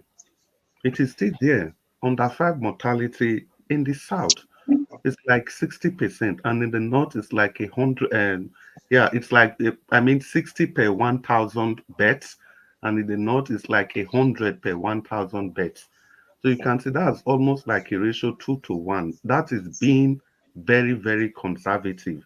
So we can't start looking at malaria, this, that. We use that to compound the final figure. And the final figure is what I just gave to you. So the impact of malaria, malnutrition, every other thing, environmental hazard, awareness, educational impact, all of them, they all have roles to play when it comes to under 5 mortality rates. And if you put all this together, the rates of population growth in the South is still not up to the rate of growth in the North. We all have to agree and understand that. But the point I'm still making is that the population of the North compared to that of the South, I doubt those figures. The census figures, they are very, very debatable because we knew how the census was conducted in the North compared to that in the South. And if I may just say this, the other thing we are saying about which women, because you actually directed that question to me, which part of the country will a woman most likely abandon her career for family, wherever. You see, that's just one of the tools that these guys in the north are using to hold down the women there. And let me tell you, career development, educational awareness, and stuff like that is being practiced in the south is one aspect that will determine infant mortality, neonatal mortality. Those are some of the things that will determine if a child will survive past his or her 5th birthday. And the more a lady is educated, the more likely that her children will survive past the 5th birthday. Because the 5th birthday is a very, very crucial factor in the life of the child and in the rate of population growth. So Okay, that's let me the conclusion. And I'm sure I'm Okay, very let me make my final submission, please. Let me just No, make no, my no, no, final no, no, no. Tonight, I beg. Let let this me man Dr. go. conclude CM, now. Now, 2 Let me minutes. now see CM Dr. never talk CM, since now. Dr. CM, I beg. Let me just make my final submission. I'm Oh, gonna get up now. Jonathan, sorry. I said now tonight I want to talk again. Okay. See, when we're considering the population in the north and the south, please also let us consider the porous border that we have in the north. Sincerely, if you have lived there, you will know that there is no border. People go in, people walk like you walk from Amu or Dofi into Agor Palace Way in the north. So when you are thinking about that, know that that porous nature of our border in the north is another factor. People can easily troop in from that place, not necessarily those that are born in the north. So we also have to look at that as a factor. Thank you. Okay, my own conclusion is this. I remember where we started from was this Islamization. Let me submit. Number one, there has been effort to Islamize Nigeria. I'm not doubting it. But have they succeeded? No. With each passing day, we are becoming aware, and then we are mounting a bulwark against it. For instance, their last straw was to look for land everywhere, telling all the governors, I mean, like Tinubu said, the governors should bring land. They are using Islamization to sort of terrorism to intimidate, but it won't work. I so much believe that Nigeria cannot be Islamized. In which case, my local government or my state or my area, we are now becoming as if we are now Kwara State, or maybe we are now something. We are now a lorry. We have an emir, and then the thing takes place, or we are now Sokoto, or maybe like Kano. It can't work in our lifetime. That's my submission. Thank you. Can I make my submission now? Or somebody want to Yes, speak? please. Yes, please. Go Okay. on. My submission is 2 like minutes, this. please. First, I want to start from here. Mr. CBD, please, if we are having an argument or having a discussion to educate the people, I must not be where you are. We are coming from different dimensions. It's my belief. The man that owns this TV station has always said it clear that he wants is a one Nigeria person, and everybody come from different dimension. We oppose it, but that does not mean that I am going to stamp my authority on any of the discussion we are having. That is clear. And please don't throw insult on me, because I will not tolerate it, because I don't like throwing insult on people. Even if I do that mistakenly, I apologize to it. Please don't ever throw insult on me. I will not tolerate it. Get me? I'm not one of those. I will never tolerate it. And on the issue of we saying things, I have been here and I've been always following the tradition, what I believe in, and my ideal that I stand on. That is what is propelling me not to believe. And I will stand there and I will stand on it. I will stand on my fact and I will stand there. Now, we discuss a lot of things. Yeah, even when Madarita say tribal bigot, let us not forget our tribe. The first time I opposed it, but I have to go back and think about it. And I came back and in submission, I said I adhere and I support a fact, because I've looked over everything, I've digested it, and I supported it. So don't take me as somebody that I want to win when I'm discussing. I never want to win. I stand on my ideal on that Islamization, and nothing can change me on it, because what we have been hearing from a reputable a nation, that is my yardstick, and I fall on that. anything that will cause anything contrary to one on the Nigerian trajectory, it will lead to the breakage of the country.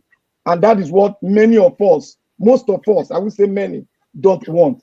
So that is why I say I don't like the way our elders are discussing more on Islamization instead of let us discuss on the Constitution and the electoral law, which we educate people positively, that we break anything anybody have or any intention that they have, that will break it and will have a formidable force.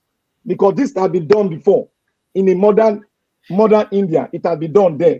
So thank everybody for listening. Thank you, Mr. Black Panther. Madam Rita, please. Your final submission. Yes, thank you very much. I just want to say that we need to continually inform ourselves of the reality of these days. We need to constantly remind and educate and expose the evil plans of the wicked ones that want to use religion to topple Nigeria. The assignment I will leave back for everyone is go and read the history of Lebanon. Of course, some of you know the history of Turkey, and you see how religion was brought into the system, and how it actually phased out the culture and way of life of the people. So I pray this so-called Islamization does not happen. I know it will not happen, but also there's nothing that's impossible. There's nothing that's impossible, but it's our duty to tell the nation, tell the gullible Nigerians, explain to them in simple language. When these people come, these are the ways in which they come gradually. They might not come directly, they might come indirectly, but you should be aware of it so you can protect your culture, protect your land, and protect your family. That's all I have to say. Have a good night. Thank you. Is Jonathan there? Before I yield the floor. Okay, I think he's not there. Is it my turn or Elvis, CM if you're there, you can take over now. I think we result. I don't go make my final submission. Oh, I thought you made. Okay, go on, Yeah, sir. Since it's really nothing different from what the others have said, but I just want to say something completely different. Look, ladies from the South, don't let any person make you feel guilty for prioritizing education, for prioritizing career. You can always have your family. The quality of the children that you have is more important than the number of children that you have. Face your career, face education, embrace these things, and you impact your knowledge in your children, and your children will become better for it. There are countries that there are so many, there are countries that you have just 5 or 2 million people there, and this country are doing very, very well. So don't let any person make you feel guilty for whatever you are doing. Ladies from the South, take education seriously, because if you educate the woman, you have educated the world. Thank you very much. Thank you, sir. Anybody wants to? Yeah, let me this thing. I Any think final thoughts? yeah, I think I've got 2 minutes now, like everyone else. I think to underestimate the issue of birth rate is a dangerous one, because there's no use building in this world when other people are going to come and inherit all your hard work. No matter how educated you are, you don't have enough people that are replacing you. Guess who is going to inherit everything? The others. And it's just the nature of the world. You can't help it. There's a reason why the nations that emerge as superpowers in the last 40 years or so are highly populated one. The only reason why Europeans were able to dominate the continent was a high differential in their technological awareness in terms of technology to fight wars. That's why they were able to dominate the world. They had a small population, but they expanded all over the world because of that high differential. But that high differential is gone. And now the ones that are dominating the world are the ones that tend to have higher population. And because some of them, their population is dwindling right now, they are even worried for their power. If they were not, if population didn't matter, why would King Jong-un be crying, begging their women to have children? If you think it didn't matter, are they not educated? They have rockets that go into space and all the rest, have nuclear submarine and all the rest. Yes, he's begging his women to have children. This is a serious matter. If we wait until our leaders start begging our women to have children, then it will be too late for us. Because India right now has a population so high that the continent, the Indian population is the same as the population of the entire Africa. Yet their land mass is 12 times smaller. That should tell you something. The same thing with China. And these people have a lot of people. But when we try to do that, some of us are falling for this Western way of life, telling us that, oh, don't worry, it's okay, don't have it anymore. When they themselves are beginning to see the dangers of what they've done to themselves. This is why they're allowing so many foreigners to come into their country. 141,000 Nigerians went into the UK last year. They projected that by 2030, the population of the country that is going to grow is going to be from foreigners. 90-something% of them is going to be from foreigners. Why do you think they are doing that? Because they understand that this is a dangerous thing for them, just for them to survive. Yes, they are going to maintain high education. They are going to maintain high this income. So they are going to be the upper class in their nation, obviously. Let's not make a mistake. They have not dwindled completely. They are still a large population, but they are going to be less and less. You're going to have more foreigners coming. The point I'm making is that it's important. Numbers matter, especially in democracies when votes happen. The more and more the other side keep getting more numbers. Imagine when they become 60% of the population of the country, then the momentum will be unassailable, except you want to move away from democratic system. You see what I mean? So let's keep an eye on this one, because in the world, it's very, very rare you see a nation turn from Christianity to from Muslim to Christianity, but the other way around happens all the time.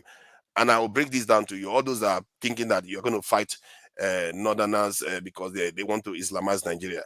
Breaking news. All our religions, all our major religions are foreign religions. What are you fighting for?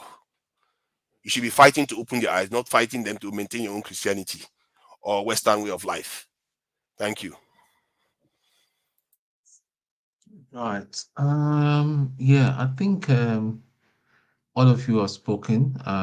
Think we've just covered every other place. I don't if there's anybody that wants to add any more. I would like to add something, sir. Yes, please. I just want to say that thank you, Mr. Chris, for the data you were giving us, because when you're talking about the number of births, you should also mirror it with the number of deaths as well. And there's one thing we need to also understand, like in the North, there's a whole lot of issues that they deal with. VVF, you can Google it. Google is your friend. VVF, infant mortality, disease, and also pedophilia. So there's a whole lot of things surrounding this so-called reproductive ideology that that's put out there as if they're having more children. Or listen, if you don't have a healthy child, if you don't have a child that cannot survive up to 5 years old, then we shouldn't even count that as they're having more population. I understand where Nigeria is going, but somehow it kind of deflected from the topic, and that's why I was arguing with you, like, don't bring the career issue, because in the South, I don't know about any other woman that has said in the South she's gonna drop having kids because of her career. It doesn't happen. I don't know anybody. I don't know where that statistics or ideology came from, because I know it happens in the West, but in Nigeria, every woman from the South can also work and also have children. So career is not even part of the issue where people are having, lesser children than those in the North, because sometimes it's not really about quality, it's about quantity. I'm talking about election period. When you say, because you mentioned something to Nigeria regarding, numbers. Yes, numbers is important. But however, we know very well, this is Nigerian project, that in the North, they count animals, they count foreigners, they count underage children having PVCs to vote. So you cannot just put that as they're having more children, so they have more population. I have lived at some point in the North, and I've seen Adamawa State, for example, they're not really populated, but what does the statistics say? Thank you, Mr. Chris, for telling us that these statistics, we all know how this, what they call it, population count went on in Nigeria. Thank God for the internet of today. Thank God for the internet. If the internet was introduced 20 or 40 years ago in Nigeria, we would not read data. Thank you. Did you know that Chris concluded that the northern population is growing faster than that of the south? Listen, it's like you're not still getting it. It's not about the growth of the people. You're talking about numbers in relating to politics. That's where I'm coming from. No, is that not your conclusion? And Nigerians, to Nigeria, wait, you've already made your... saying? No, you can say yes or no. There's no need to agree the sermon about what? Conclusion about what? Please complete your sentence, sir. is the northern population not growing faster than that of the south? Definitely, it can can I grow ask you a faster, question? but that doesn't mean that in the end, like I said, what's the mortality rate of the northern child By typically? growing Is it, faster, is by taking into growing account the faster doesn't mortality mean that they rate. might grow up to be the adult age that they can vote. No, That's my point. see, by growing So at the faster, end of it the day, means the numbers are false. The numbers of adults that are of votable age is false. That's my point. please hear me out. Tunaja, When somebody please, says they are growing Tunaja, faster, they are taking all I that want into to believe account. that you are very scientific. Tunaja, please. Yes. I want to believe you are very scientific because in your very beginning, the submission you made, we are talking about a system being in equilibrium. And if anything comes to disrupt that equilibrium, the system will adjust itself to counter the effect of that external factor. That's the Chatterless principle. That's what we were talking about. Now listen to Nigeria. Listen, Nigerians. The figures in the north, the population as it stands, nobody can trust those populations. Now, I'll give all of us a simple assignment. Take Niger State, for example. Go and look at the number, the voting population in Niger State. Compare that to the voting population in Imo State. Then look at the number of beavers that were deployed to Niger State. Compare that to the number of beavers that were deployed to Imo State. Where are you supposed to deploy more beavers to? Is it not where you have more population? I think you are right when you say that, but I think there's another dimension people tend to miss when they talk about Nigeria. First, what is the north? If you want to say Abuja from Abuja, I believe that the north starts from Abuja to the north. But most people, when they talk about Abuja, it starts from Benue. And if you do that, no, then you are giving it. No, let me finish the point I'm making. Let me finish that extra dimension I'm talking about. If you do that the political north, it starts from Benue to the north. Now you're talking about 2/3 of the landmass of Nigeria. Because now you are comparing 2/3 of the landmass of Nigeria, the population in 2/3 of the landmass, which if the population density was the same, would have by far more population than the south. But because they are almost equal, that tells you there's higher density in the south, which means what you are saying is correct. It still doesn't account for the fact that it still doesn't dispute the point that there is more population in that 2/3 part of the country. No, Tunaja, the thing is that I hope, like I always tell you, I like the quality you bring to the discussion, but I hope people can always see through the small screen that you paint. I said north, I said south, then later I zeroed down to Niger State and Imo State. I was taking two practical examples. Look at the number it didn't of indicate where the beavers. borderline of the Listen, north Tunaja, is. there's no way you can deploy more beavers to a state that is less populated. Okay, what north are you referring to when you say north? Did I not just give an example with Niger State? And Niger is not just north. What is your bordering? Where is your border? Okay, take another. Why are you asking about? Wait, sir. No. Why are you asking about border? Why are you asking about border? For me, there are two norths. That is two north. There's only one north. No, there are two norths. There's only one north, and there's geographical north and there's political north. Listen, I only use Niger State. Any person, pick any state from the core north, northeast, Yobe. Look at the population of that state. And pick any state again from the south. Look at the population of the state from the south. Then look at the number of materials that were deployed to these states. See, if you are talking about population, we have to have a common ground. Where is your north starting from? Listen. If you are talking about a population of election, let me tell you something. We are not all in Nigeria. We are going to talk around in cycles, Chris. We are going to talk around in cycles. You don't know where we are talking from. Where is your north starting from? Thank you. Thank you. Mr. Chris, just round that statement up in 30 seconds. Okay. The statement I want to round up is this. We were all in the country when I'm just talking about the politics of population. We were in the country when we saw that people, where you have wars, instability, people were collecting PVCs in their millions. And the places where you have stability, they couldn't get their PVC. That's the politics we are talking about. We are not blind to this fact. It's just like today. Now they've rigged the election for Tinubu, and you want me to discuss that election based on the statistics that INEC turned out. You're just supporting conspiracy theory. There's no evidence to what you are saying. What no evidence? What we all saw happening? All the stuff you accuse the north of, they do it in the south too. Okay. You just believe in conspiracy theory. You don't even want to tell us where your knot is already starting from. Conspiracy. Tell us where your knot is starting from. That way, I can understand what you're talking about and know whether to agree with you or disagree. Please. And they tell us, say, two Nigerians from the Sahel. Now, they believe me. I thought you were a scientific kind of person. You should know where the knot you are talking about, because Abuja is as a geographical center of Nigeria. You said to us that you don't know. I'm just hearing. I'm just Nigeria. perplexed. You said you don't know Nigeria. You're only 2 years. Now you are telling us about two knots. You see your Abuja was picked in Nigeria for a specific reason. Because it's dead in the center of Nigeria geographically. Gentlemen and ladies, gentlemen and ladies, Mr. Chris, That is why Mr. Chris, I think we've had more than enough time from. I don't know why you are still Elvis. arguing. Elvis has to go, please. Yeah. Let's just conclude.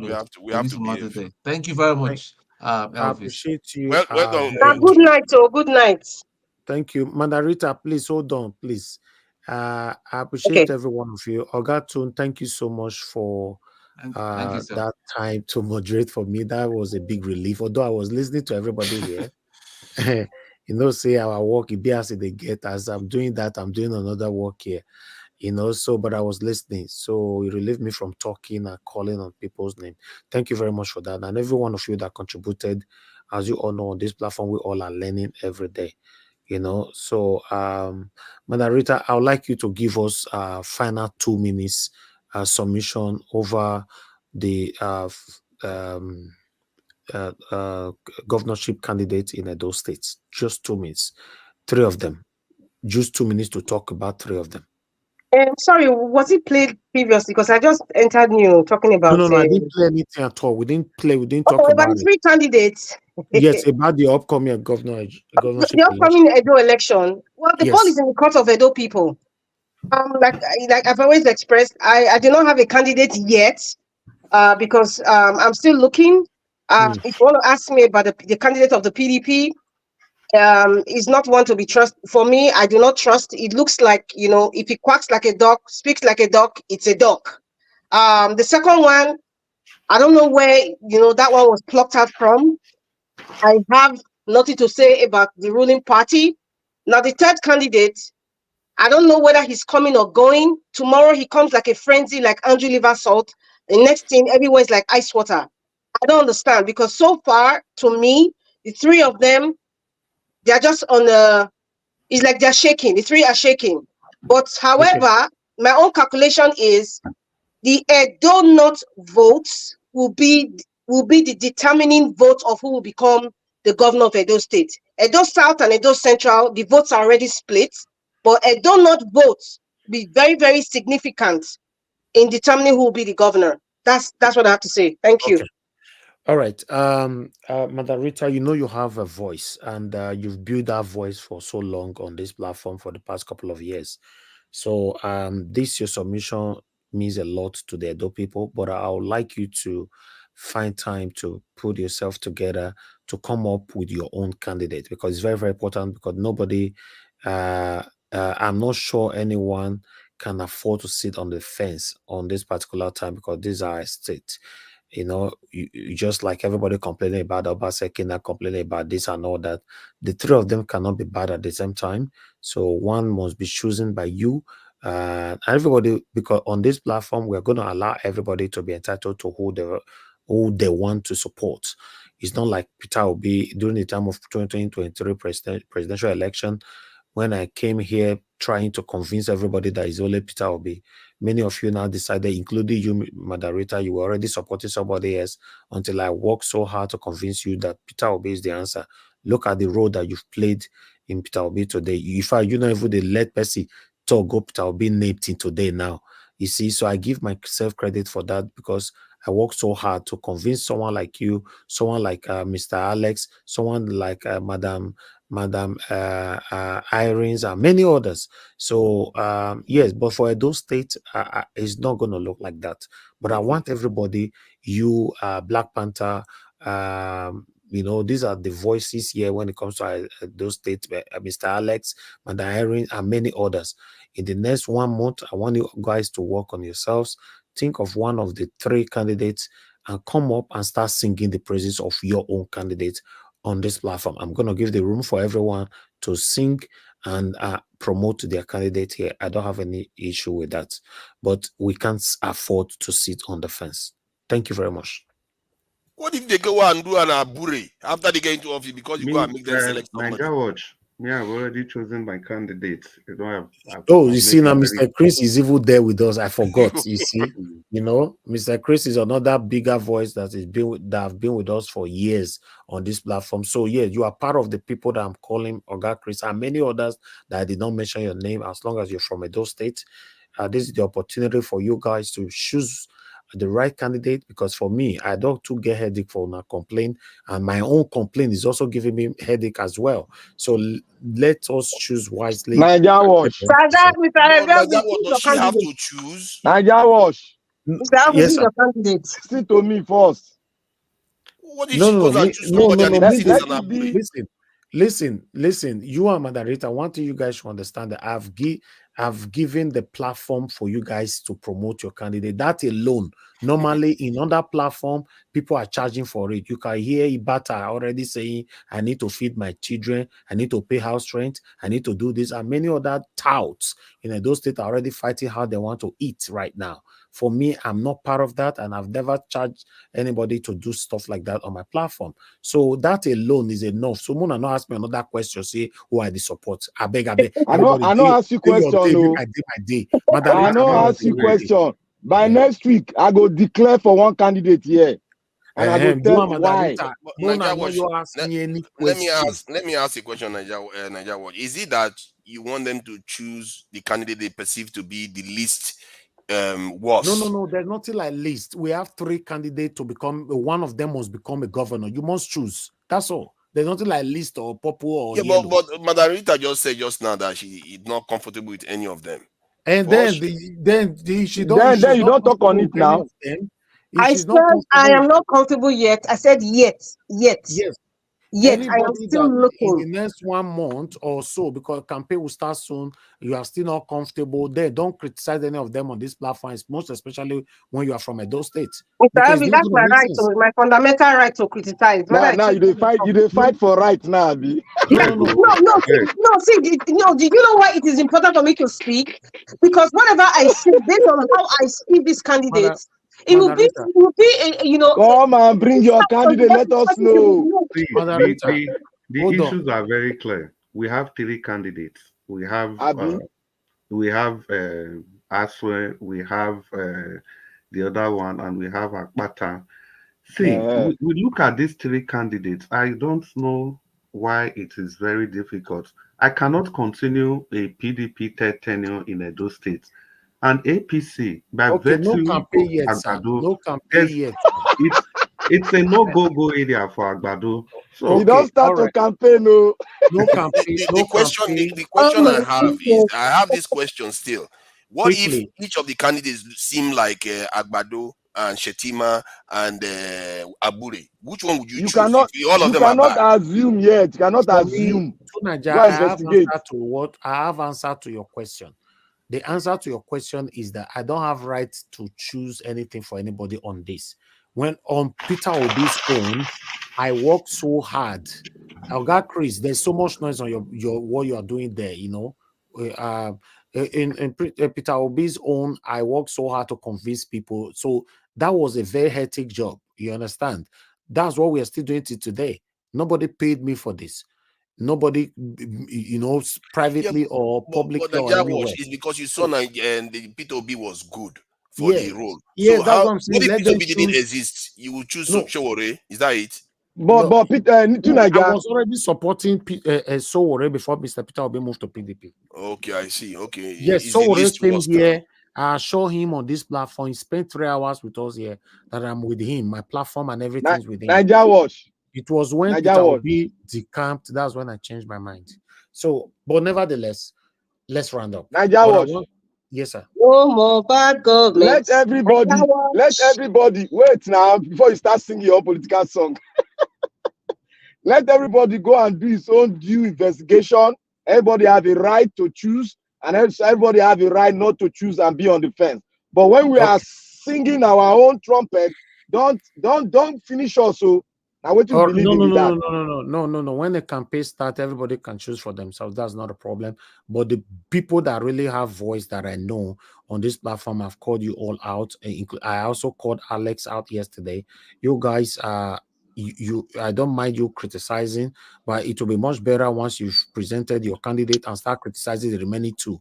That would be better rather than criticizing three of them and you want to stay on the fence. Then whatever that happened in those states, once one of them have emerged as a governor, if you come to this platform and complain, say this person demolish your house, or the other one carry your, or the other one carry your money go dance for strip club, or the other one carry, then I will not remind you. Blow.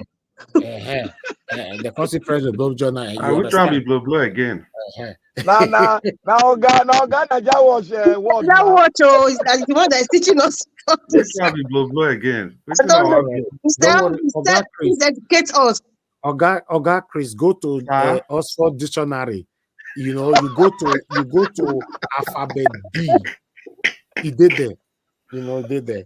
Thank you very much, my people. I appreciate you all. Let's round up right now. We'll continue from where we stop again tomorrow by 6 p.m. I really do appreciate every one of you, your effort that you all are putting in for us to have a better Nigeria in our time. It's something that one person can certainly not do. So let's continue to collectively put ourselves together to speak to our government to do the right thing. They are listening to us every blessed day. They are listening to us. So let's continue to put our efforts into it and do this together. May God bless every one of you. Those of you that called into this show today, thank you very much. God bless you all. Those of you that came to the panel, I appreciate you. In fact, the people that are still right here with us, Ogatun, thank you. I appreciate you. Mr. Jonathan, thank you very much. Tunaja, thank you very much. Madam Rita, thank you very much. Oga Chris, thank you. Black Panther, thank you. Give us a Monday, thank you. Oga CBD, Oga CM, and many others that came in that I cannot remember right now. Yeah, those of you that supported the channel, I'd like to quickly appreciate you as well. Adelaja Ogobiyi, thank you very much. Jeko Obedient, Jaja, Amazing Grace USA, thank you very much. And then J. Iken, thank you very much. May God bless you all. May pocket never run dry. Then on the comment section, Mother of Mommy Diaspora, thank you very much, Mommy, for all you do. Appreciate you always, always, always. Madam Irene's Finance, thank you very much for all you do. Thank you so much. I really do appreciate you. Abu Azi, thank you very much, sir. I appreciate you always. Martina Obasi TV, thank you very much, Madam. I appreciate you. Thank you very much, Oga Chris. You're right there as well. Madam Origin, we can see you right there on the comment section. God bless you. Peggy Modi, thank you very much. Appreciate you, my people. Thank you, Madam My Bright. I can see you right there. Talk about I can see you as well. Thank you, Tony. Africa is right there with us. Peg Modi is with us.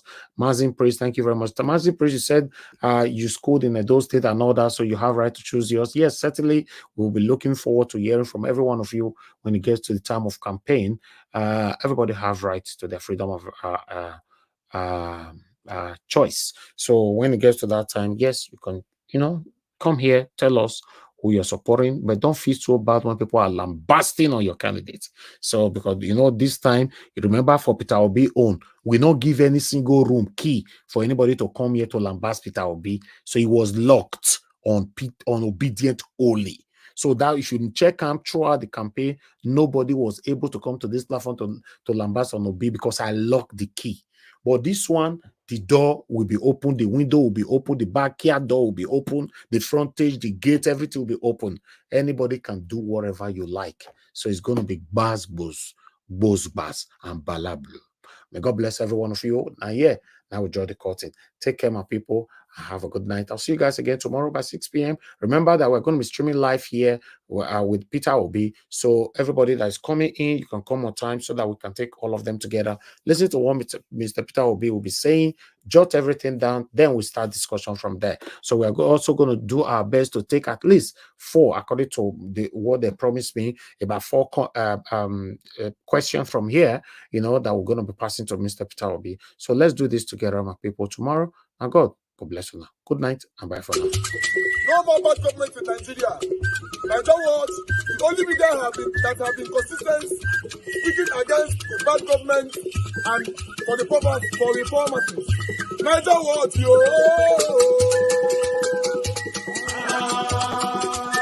No more bad government. No more bad government. government. Niger watch. No more bad government. Niger watch. No more bad government. The only media that have been speaking. No more bad government. The voice of the voiceless. No more bad government. No more bad government.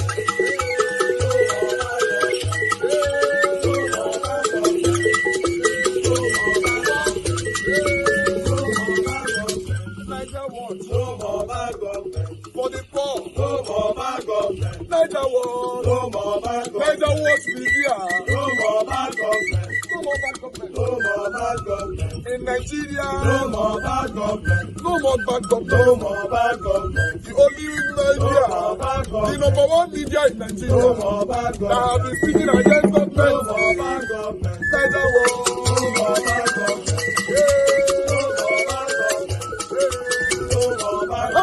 Niger watch you.